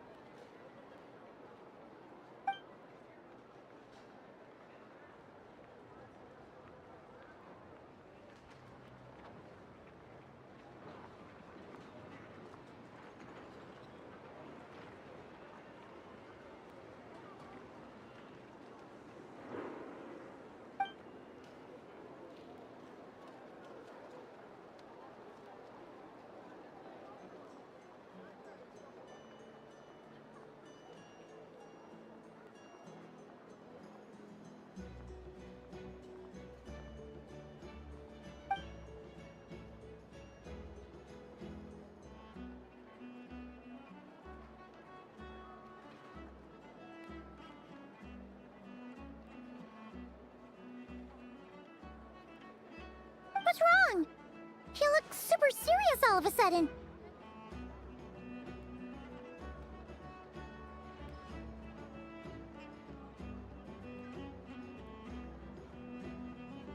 Huh? Paimon gets why you'd be concerned about Columbina, but what does the doctor have to do with anything?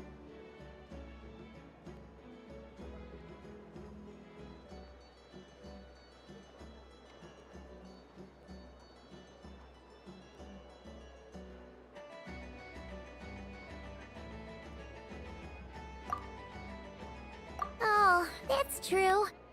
And now that you mention it, we're definitely overdue for a showdown with the Fatui. It is weird that he hasn't shown himself this whole time. What could he be up to?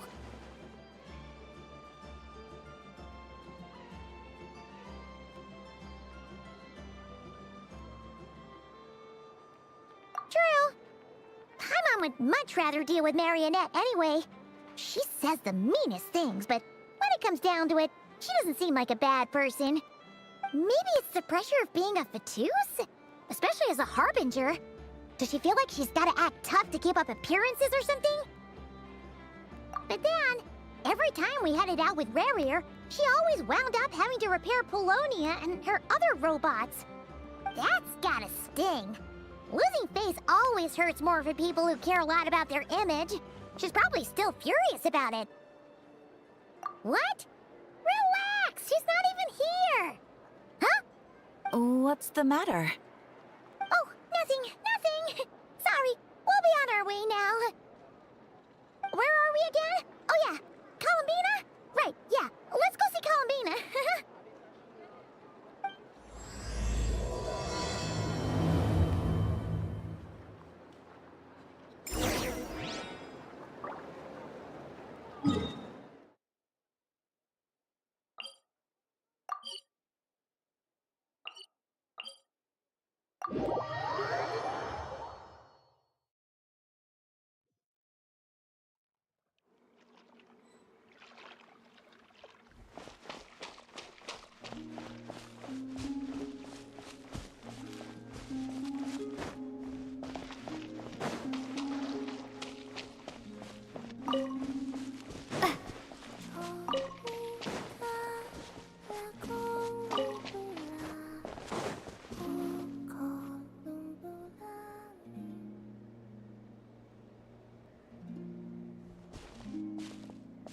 She's sitting up!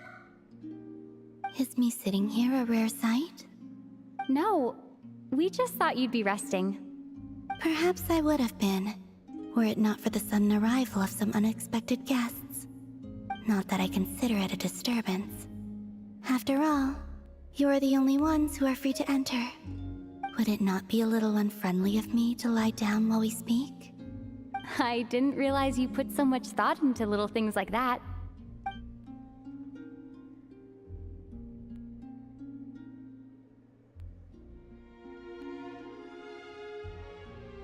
Only sometimes. There have been moments lately where I think about you and your companions.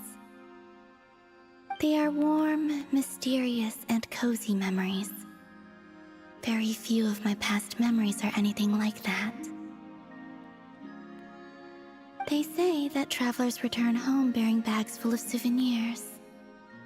But my luggage was empty, and I believed it would stay that way.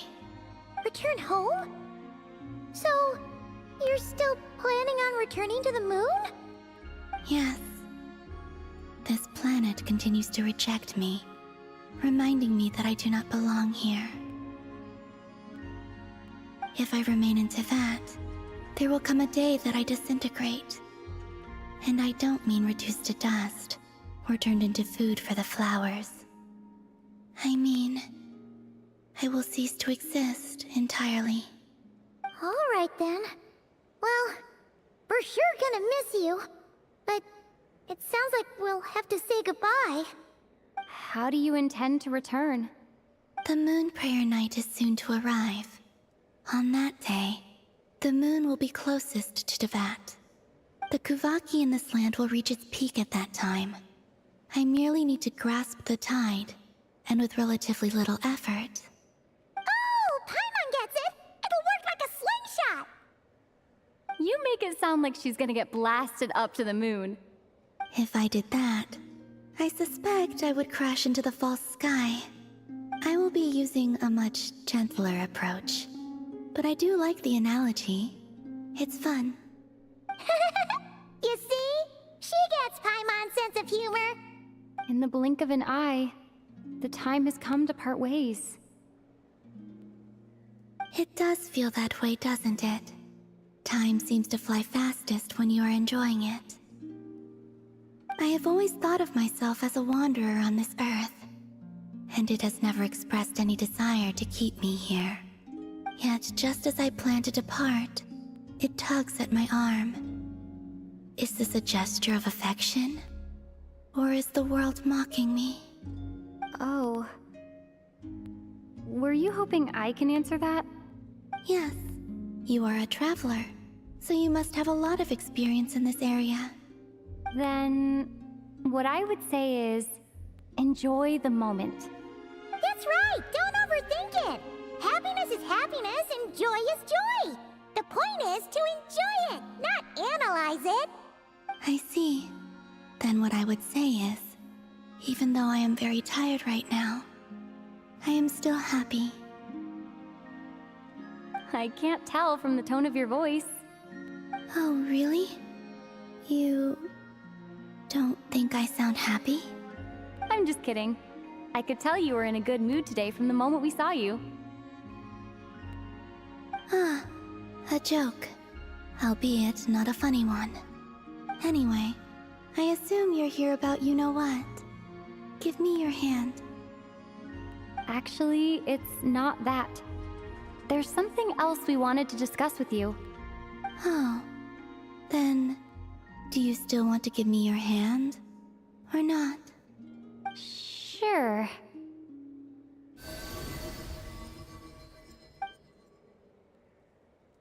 Thank you. So, I've heard that in the Moon Prayer Nights of the past, people here would hold celebrations in the Moon Goddess's honor. Since you helped so much in our fight against the Raithir of Solnari, I think you deserve a farewell party before you return home. I haven't asked everyone else for their opinions on this yet, but I'd like to invite you to join the upcoming Moon Prayer Night. I've never joined a Moon Prayer Night before. I'm not sure what I would even do. Oh, don't worry about that! We take care of everything! All you need to do is show up. Of course, there's no need to force it if you're not feeling strong enough. It's just, this kind of felt like a golden opportunity. But they call me Kutar, and the Fatui have an arrest warrant out for me. I shouldn't appear in public right now.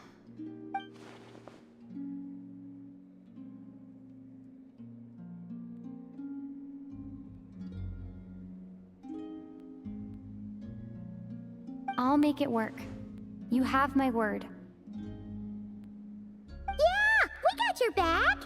Well, she does. Paimon's actually not too sure what she's planning. All right, if you're sure. I will not refuse your invitation. I suppose it wouldn't hurt to pack a few more sights from this world into my suitcase before finally learning what my homeland looks like. Oh, if you see Lauma, please tell her that my answer to the question she asked me is neither yes nor no. Rather, it is, there is no need. That was kinda cryptic, but sure. Guess it's between the two of you. We'll pass along the message. Bye for now!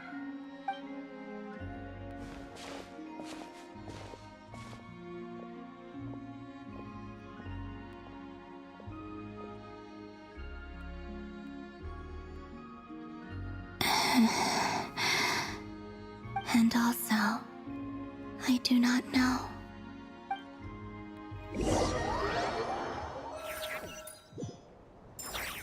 Since she's agreed to join the festival, let's go see who else wants to take part.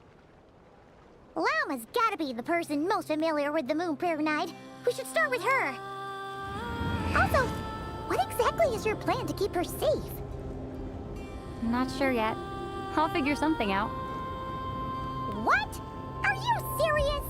And Paimon even gave you her vote of confidence back there! When did you become so sneaky?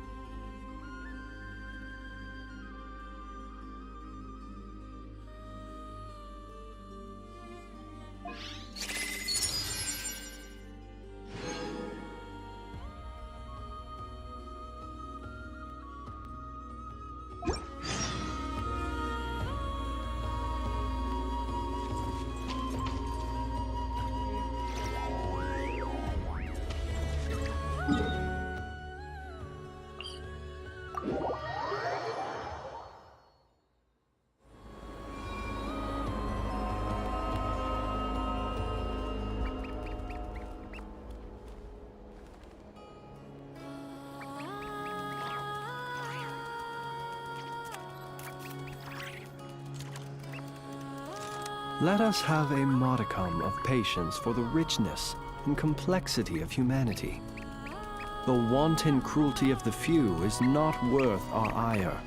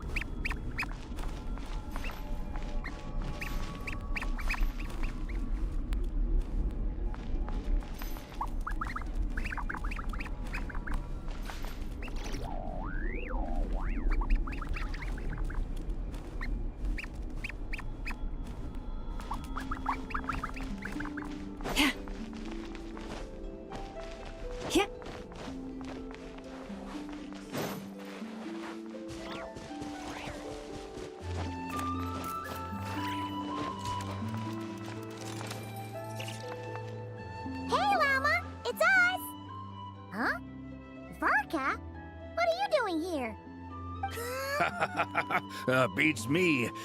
I had a bit too much to drink last night, and when I woke up, I was on Hisi Island. Mr. Varka is helping to oversee Nasha Town's preparations for Moon Prayer Night. He is here to go over some details regarding the decorations and custom cloth designs. Right, yeah, that too. What do you mean, that too?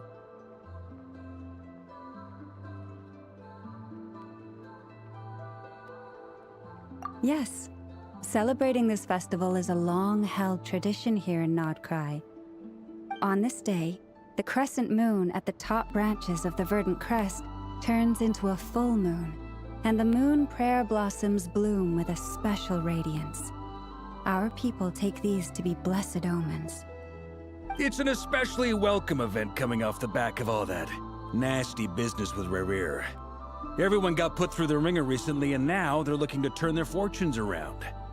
The big shots in town all agree that a big, lively celebration is just what we need to rebuild people's faith in this place. Lord Catherine said that people weren't so bothered about the religious element. That's right. It's become more of a local custom by this point. The celebrations have little to do with whether the religious stories behind this event are true or not. Even the Frost Moon Scions are eagerly awaiting the coming of Moon Prayer Night, despite now knowing that their past beliefs were founded on a falsehood. That's fair. It's a bit like the Lantern Ride in Liyue. It's a chance for people to enjoy themselves, not debate the existence of the Adepti.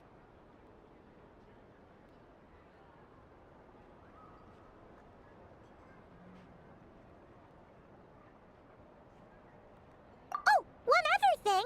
We just went to see Columbina. We went ahead and invited her to take part in the festival this time. Hope it's okay. Wait, so... you mean she agreed to it? Huh. That's quite a surprise.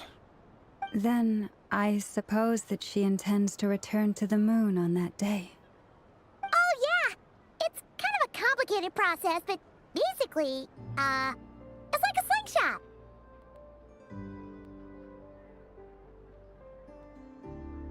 I understand. In truth, I had a feeling that she might make such a decision.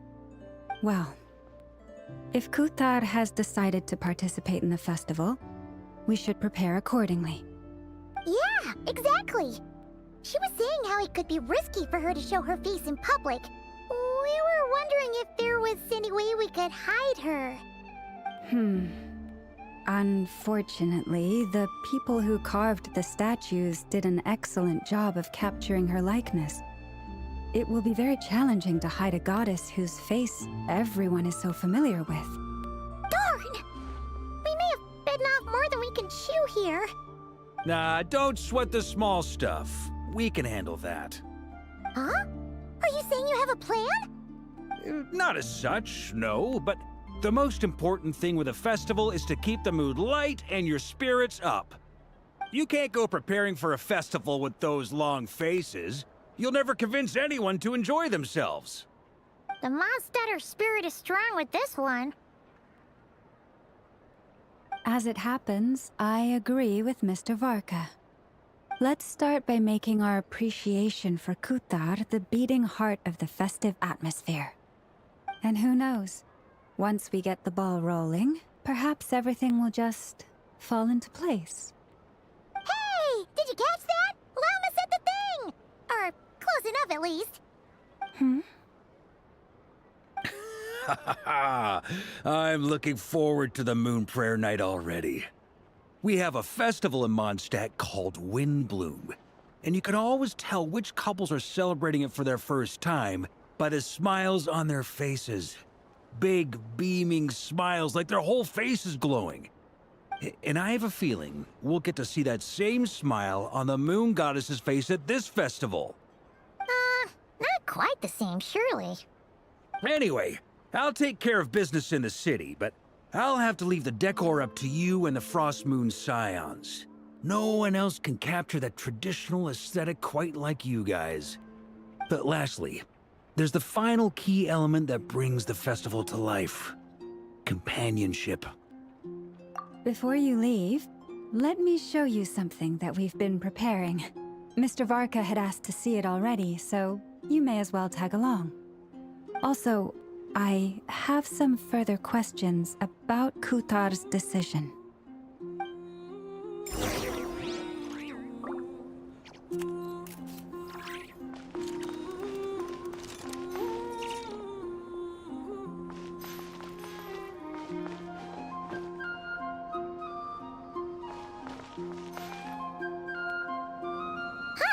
What's this?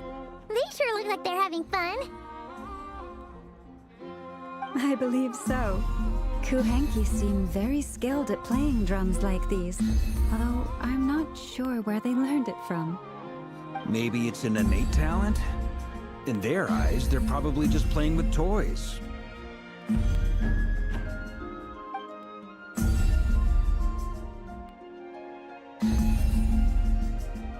Wanatar! You wanna play too?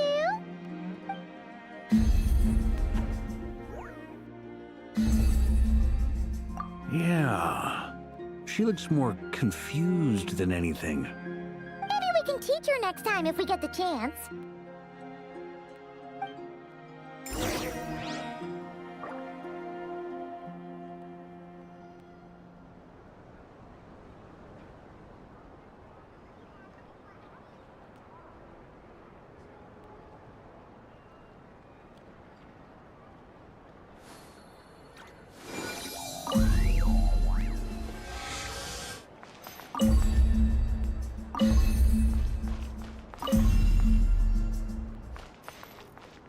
What are these floaty things? Moon veils. We hang them from buildings in the city during the festival. When you look at the sky through them, it creates a lovely misty effect.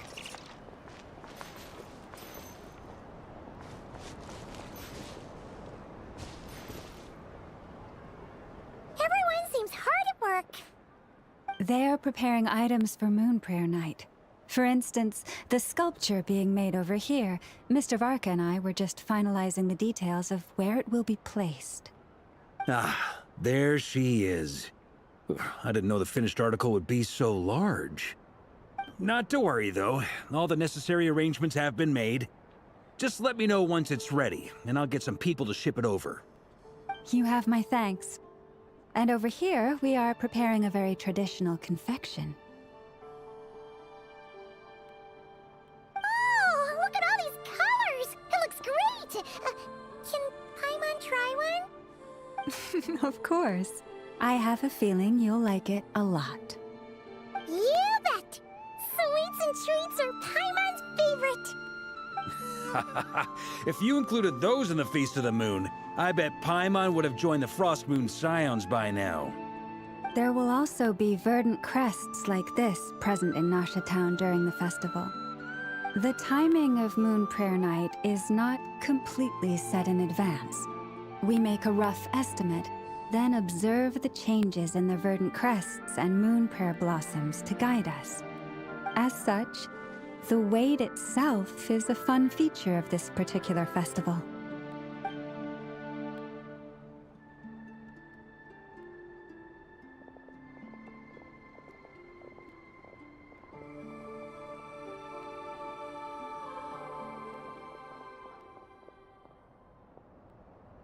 Let's talk here. To tell the truth, I am very surprised to hear that Kutar is willing to participate in the festival. I once asked her if she'd be willing to stay with the Frost Moon Scions. I could introduce her to everyone, and we could be a family to one another. She did not answer, but she has not appeared here since. I took this to mean her answer was no, but if that were the case, she would not have accepted this invitation. Ah. I see.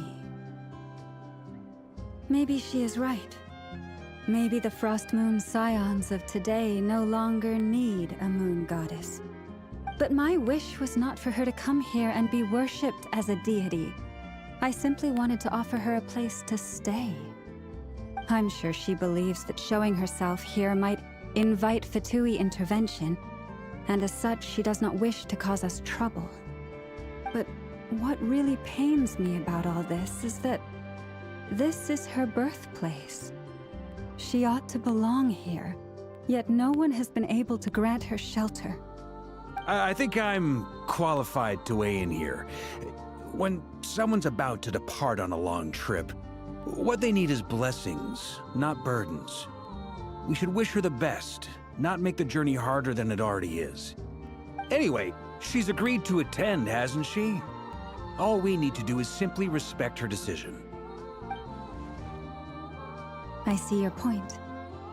Yes, she will soon depart after all. Our job is to leave her with some happy memories. Besides, who's to say her journey to the moon is a one-way trip? It's not like she can't come back and visit if she wants, right? Paimon agrees wholeheartedly. Festivals are all about having fun, so let's keep it simple.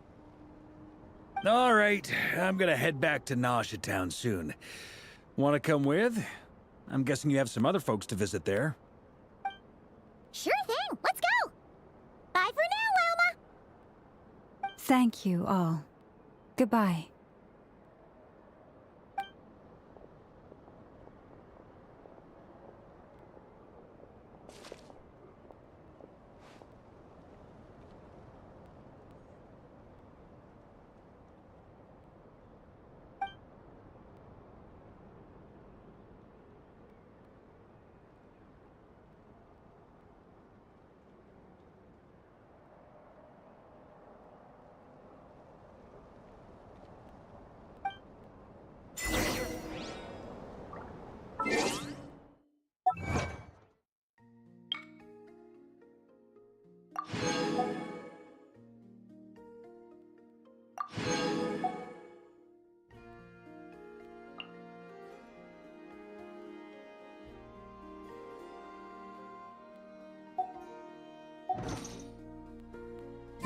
Have you decided where you will go from here?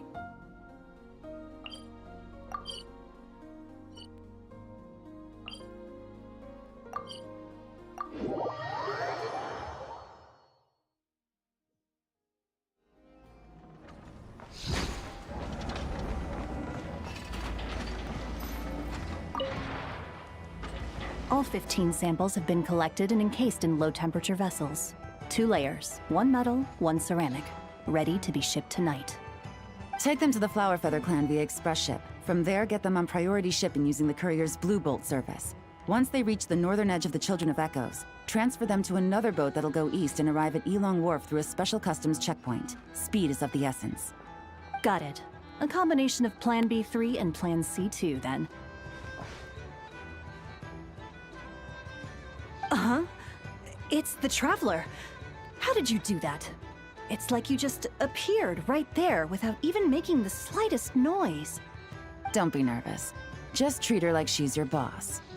Interesting timing. Traveler, meet Cyril. She's with us. I'll leave you to it then. Miss Yelan, I'll ensure everything is arranged to your specifications.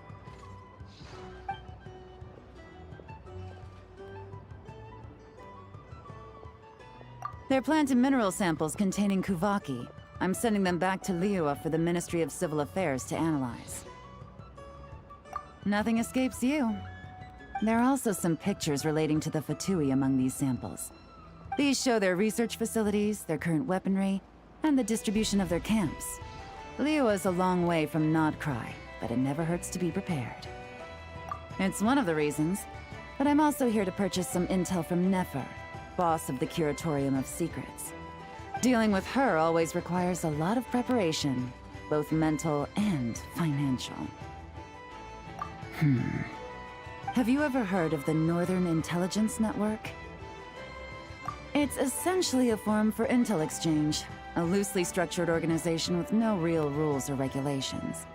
But you can find well-connected people from all walks of life there who are willing to trade information, as long as you can pay their price. Nefer currently represents this Northern Intelligence Network, and the Curatorium she operates is its primary point of sale. If intel was all they sold, that would be one thing. But it's said the network has spies planted in every region, and that they're always on the lookout for even more informants. In no small part thanks to the efforts of my colleagues, the network's tendrils have been unable to take hold in Liyue. It doesn't matter if they send official representatives or smuggle in spies. They are met with a polite but firm rejection every time. I imagine that we must be one of the very few unknowns remaining on their map of the world. Business is business, and Mora talks. She's not one to say no to a big bag of coins. Other factors notwithstanding, I'm a valuable customer. The Northern Intelligence Network has plenty of information that only I'm willing to buy. Well done for picking up on my phrasing. You're getting good at finding clues. Up until now, all of my dealings with the network have been of a personal nature. The Ministry has nothing to do with it.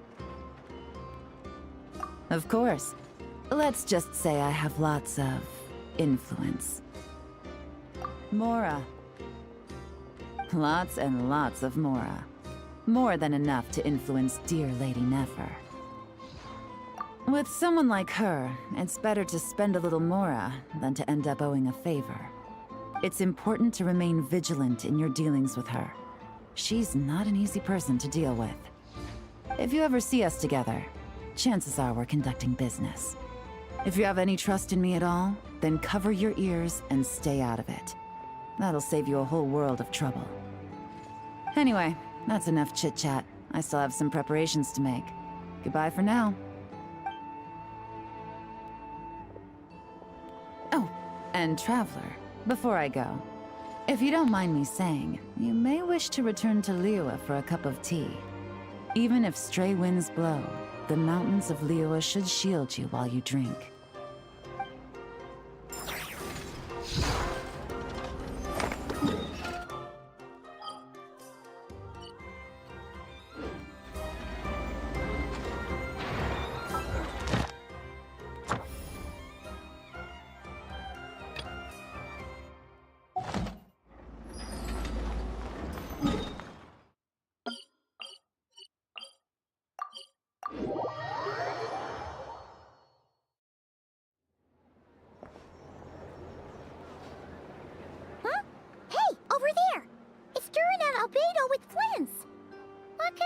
Chatting about?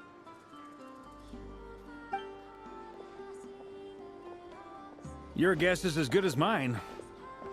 Ah, Grandmaster, and the Traveler and Paimon. Hello there. It's been a while. Perfect. We have some new volunteers for our investigation.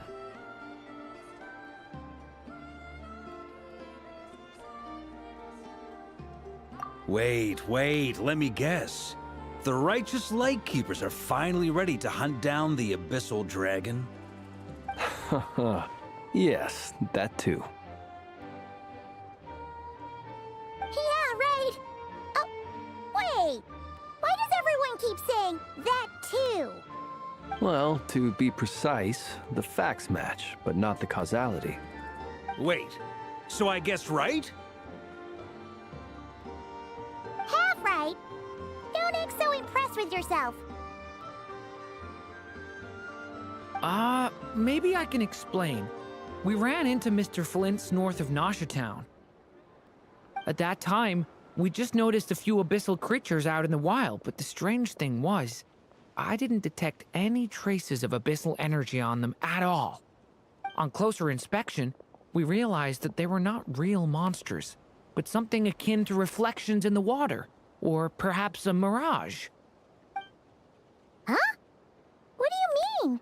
Like, you could see them, but not touch them? Exactly. It was very peculiar. They roared and tried to attack us, but we could not make any physical contact with them. I think I've heard of things like that happening in Krai before, but I don't know much about it. Yes, it's a known phenomenon. Mirage-like illusions tend to appear in Krai in the run-up to Moonprayer Night. From a distance, they appear quite real. I myself thought that Misters Durin and Albedo were locked in battle with abyssal monsters when I first arrived. But after sharing intel and investigating a little further, we can confirm that these illusions are harmless. There is no great cause for concern. All the Mirage stories I've heard are either animals, rocks, or small houses. Abyssal monsters, though? That's a first. It's a first for me, too. So I'm planning to look into it further just to be on the safe side. I intend to inspect a few more locations. What about you two? Any plans? Alice contacted me a few days ago. She'd like me and Durin to assist her with an experiment. But we lost contact shortly after receiving the message. I'm sure that comes as no surprise to anyone familiar with her. We don't know when the wind will blow, yet when the wind blows, we will know. That, in a nutshell, describes how Alice operates. Yeah, that tracks. Okay. Well, I suggest we investigate this Mirage business in the meantime. It's piqued my curiosity, and I'm pretty sure I know someone who will already be 10 steps ahead of us. Well said. Right? Whatever's happening in Krai, she always seems to be the first one to know. Let's go see what she knows. We can invite her and her staff to the festival while we're at it.